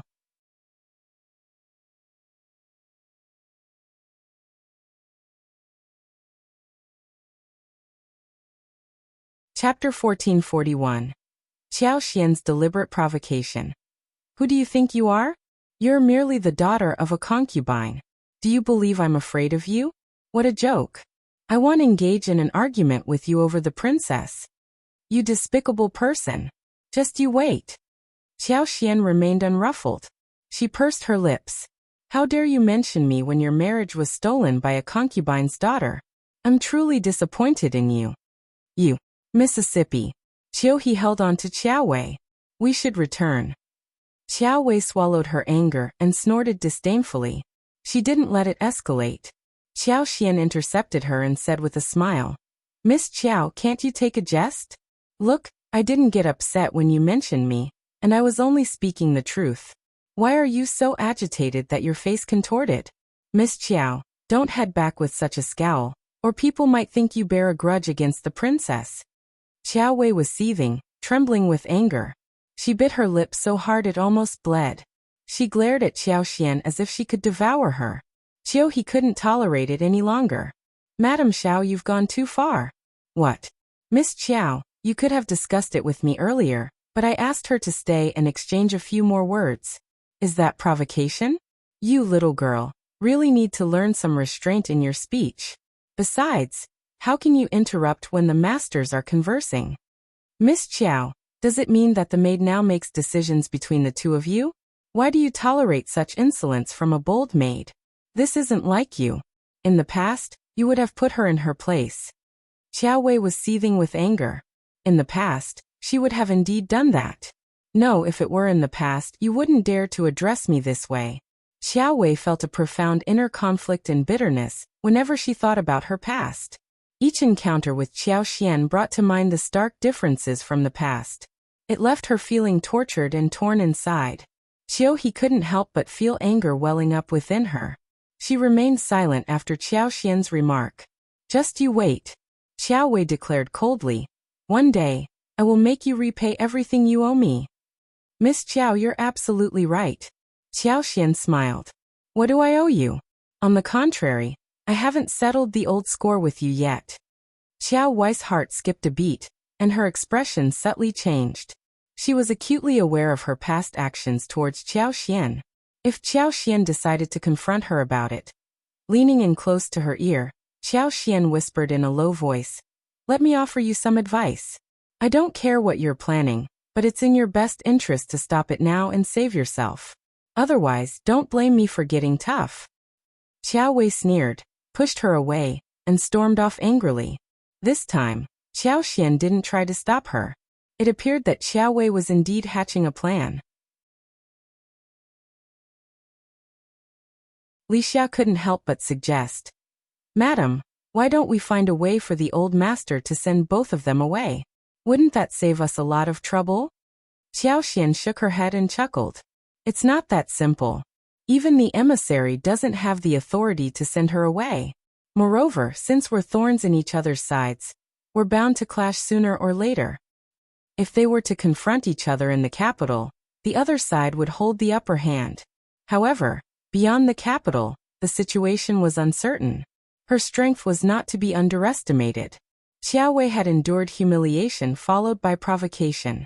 For several days, she was so drained that she couldn't eat. If she weren't afraid of being expelled from the group, she might have fallen ill by now. With her last ounce of strength, she managed to persevere. This illustrated the immense power of hatred. If you find any errors, ads pop up, ads redirect, broken links, non-standard content, etc., please let us know. Report so we can fix it as soon as possible.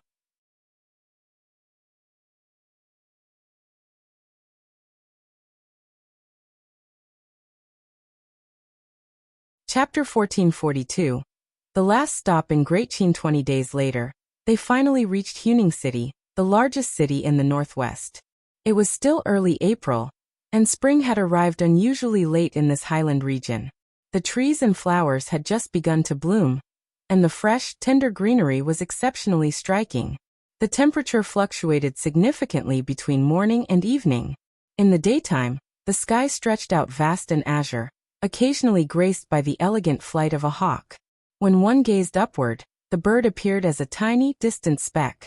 Xuan City boasted a substantial station, where welcoming personnel awaited their arrival to make arrangements. As Qiao Xian and her entourage approached, local officials emerged from the city to extend their greetings and escort them to the station.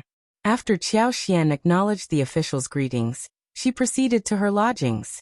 Princess Shuangfu suddenly wore a smile. "Madam Xiao, join me in the garden. The rest of you, please don't follow." "Yes, Princess." Auntie C and the others bowed and withdrew. The courtyard within the courier station occupied a significant expanse, but the scenery was unremarkable during this time of the year. It was impractical to cultivate delicate flowers here, given the harsh conditions, and there was a lack of time, energy, and resources to tend to it. Hence, most of the plants in this garden were hardy and adapted to withstand cold and drought. At present, fresh shoots were sprouting, and new leaves were unfurling, providing a somewhat pleasant sight, albeit a bit monotonous. Princess Shuangfu took slow, measured steps with her head lowered, and Qiao Xian followed in her wake. No words were exchanged between them. Upon their arrival in Xuan City, Princess Shuangfu, Auntie C, Biyun, and the other dowry attendants couldn't help but feel a noticeable sense of despondency. Such sentiments were to be expected. Xuan City marked the westernmost point of the Great Qin Empire. Beyond it, after departing the Western Pass, the land would cease to be part of the Great Qin Empire. Should they continue northward, it would likely take them another month and a half to reach the Qingdi royal court. The path beyond the pass was treacherous, causing inevitable delays in their daily journey. Unpredictable extreme weather conditions might necessitate midday stops for shelter and rest, further elongating their journey. They were on the brink of departing from their homeland. Despite any dissatisfaction she felt within the palace's confines, it remained a place of familiarity and comfort, a true hometown. As for Qingdi, what lay ahead was uncertain. How could her heart remain untroubled? In the presence of others, Princess Shuangfu maintained her composure, concealing any inappropriate emotions. She had already displayed remarkable self-control.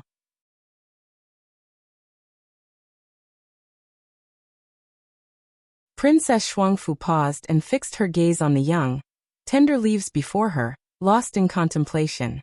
The trees at the northwest border differed from those in the capital. Their trunks bore rough, wrinkled bark, and their leaves were diminutive. With a soft sigh, Princess Shuangfu spoke with a self-deprecating smile.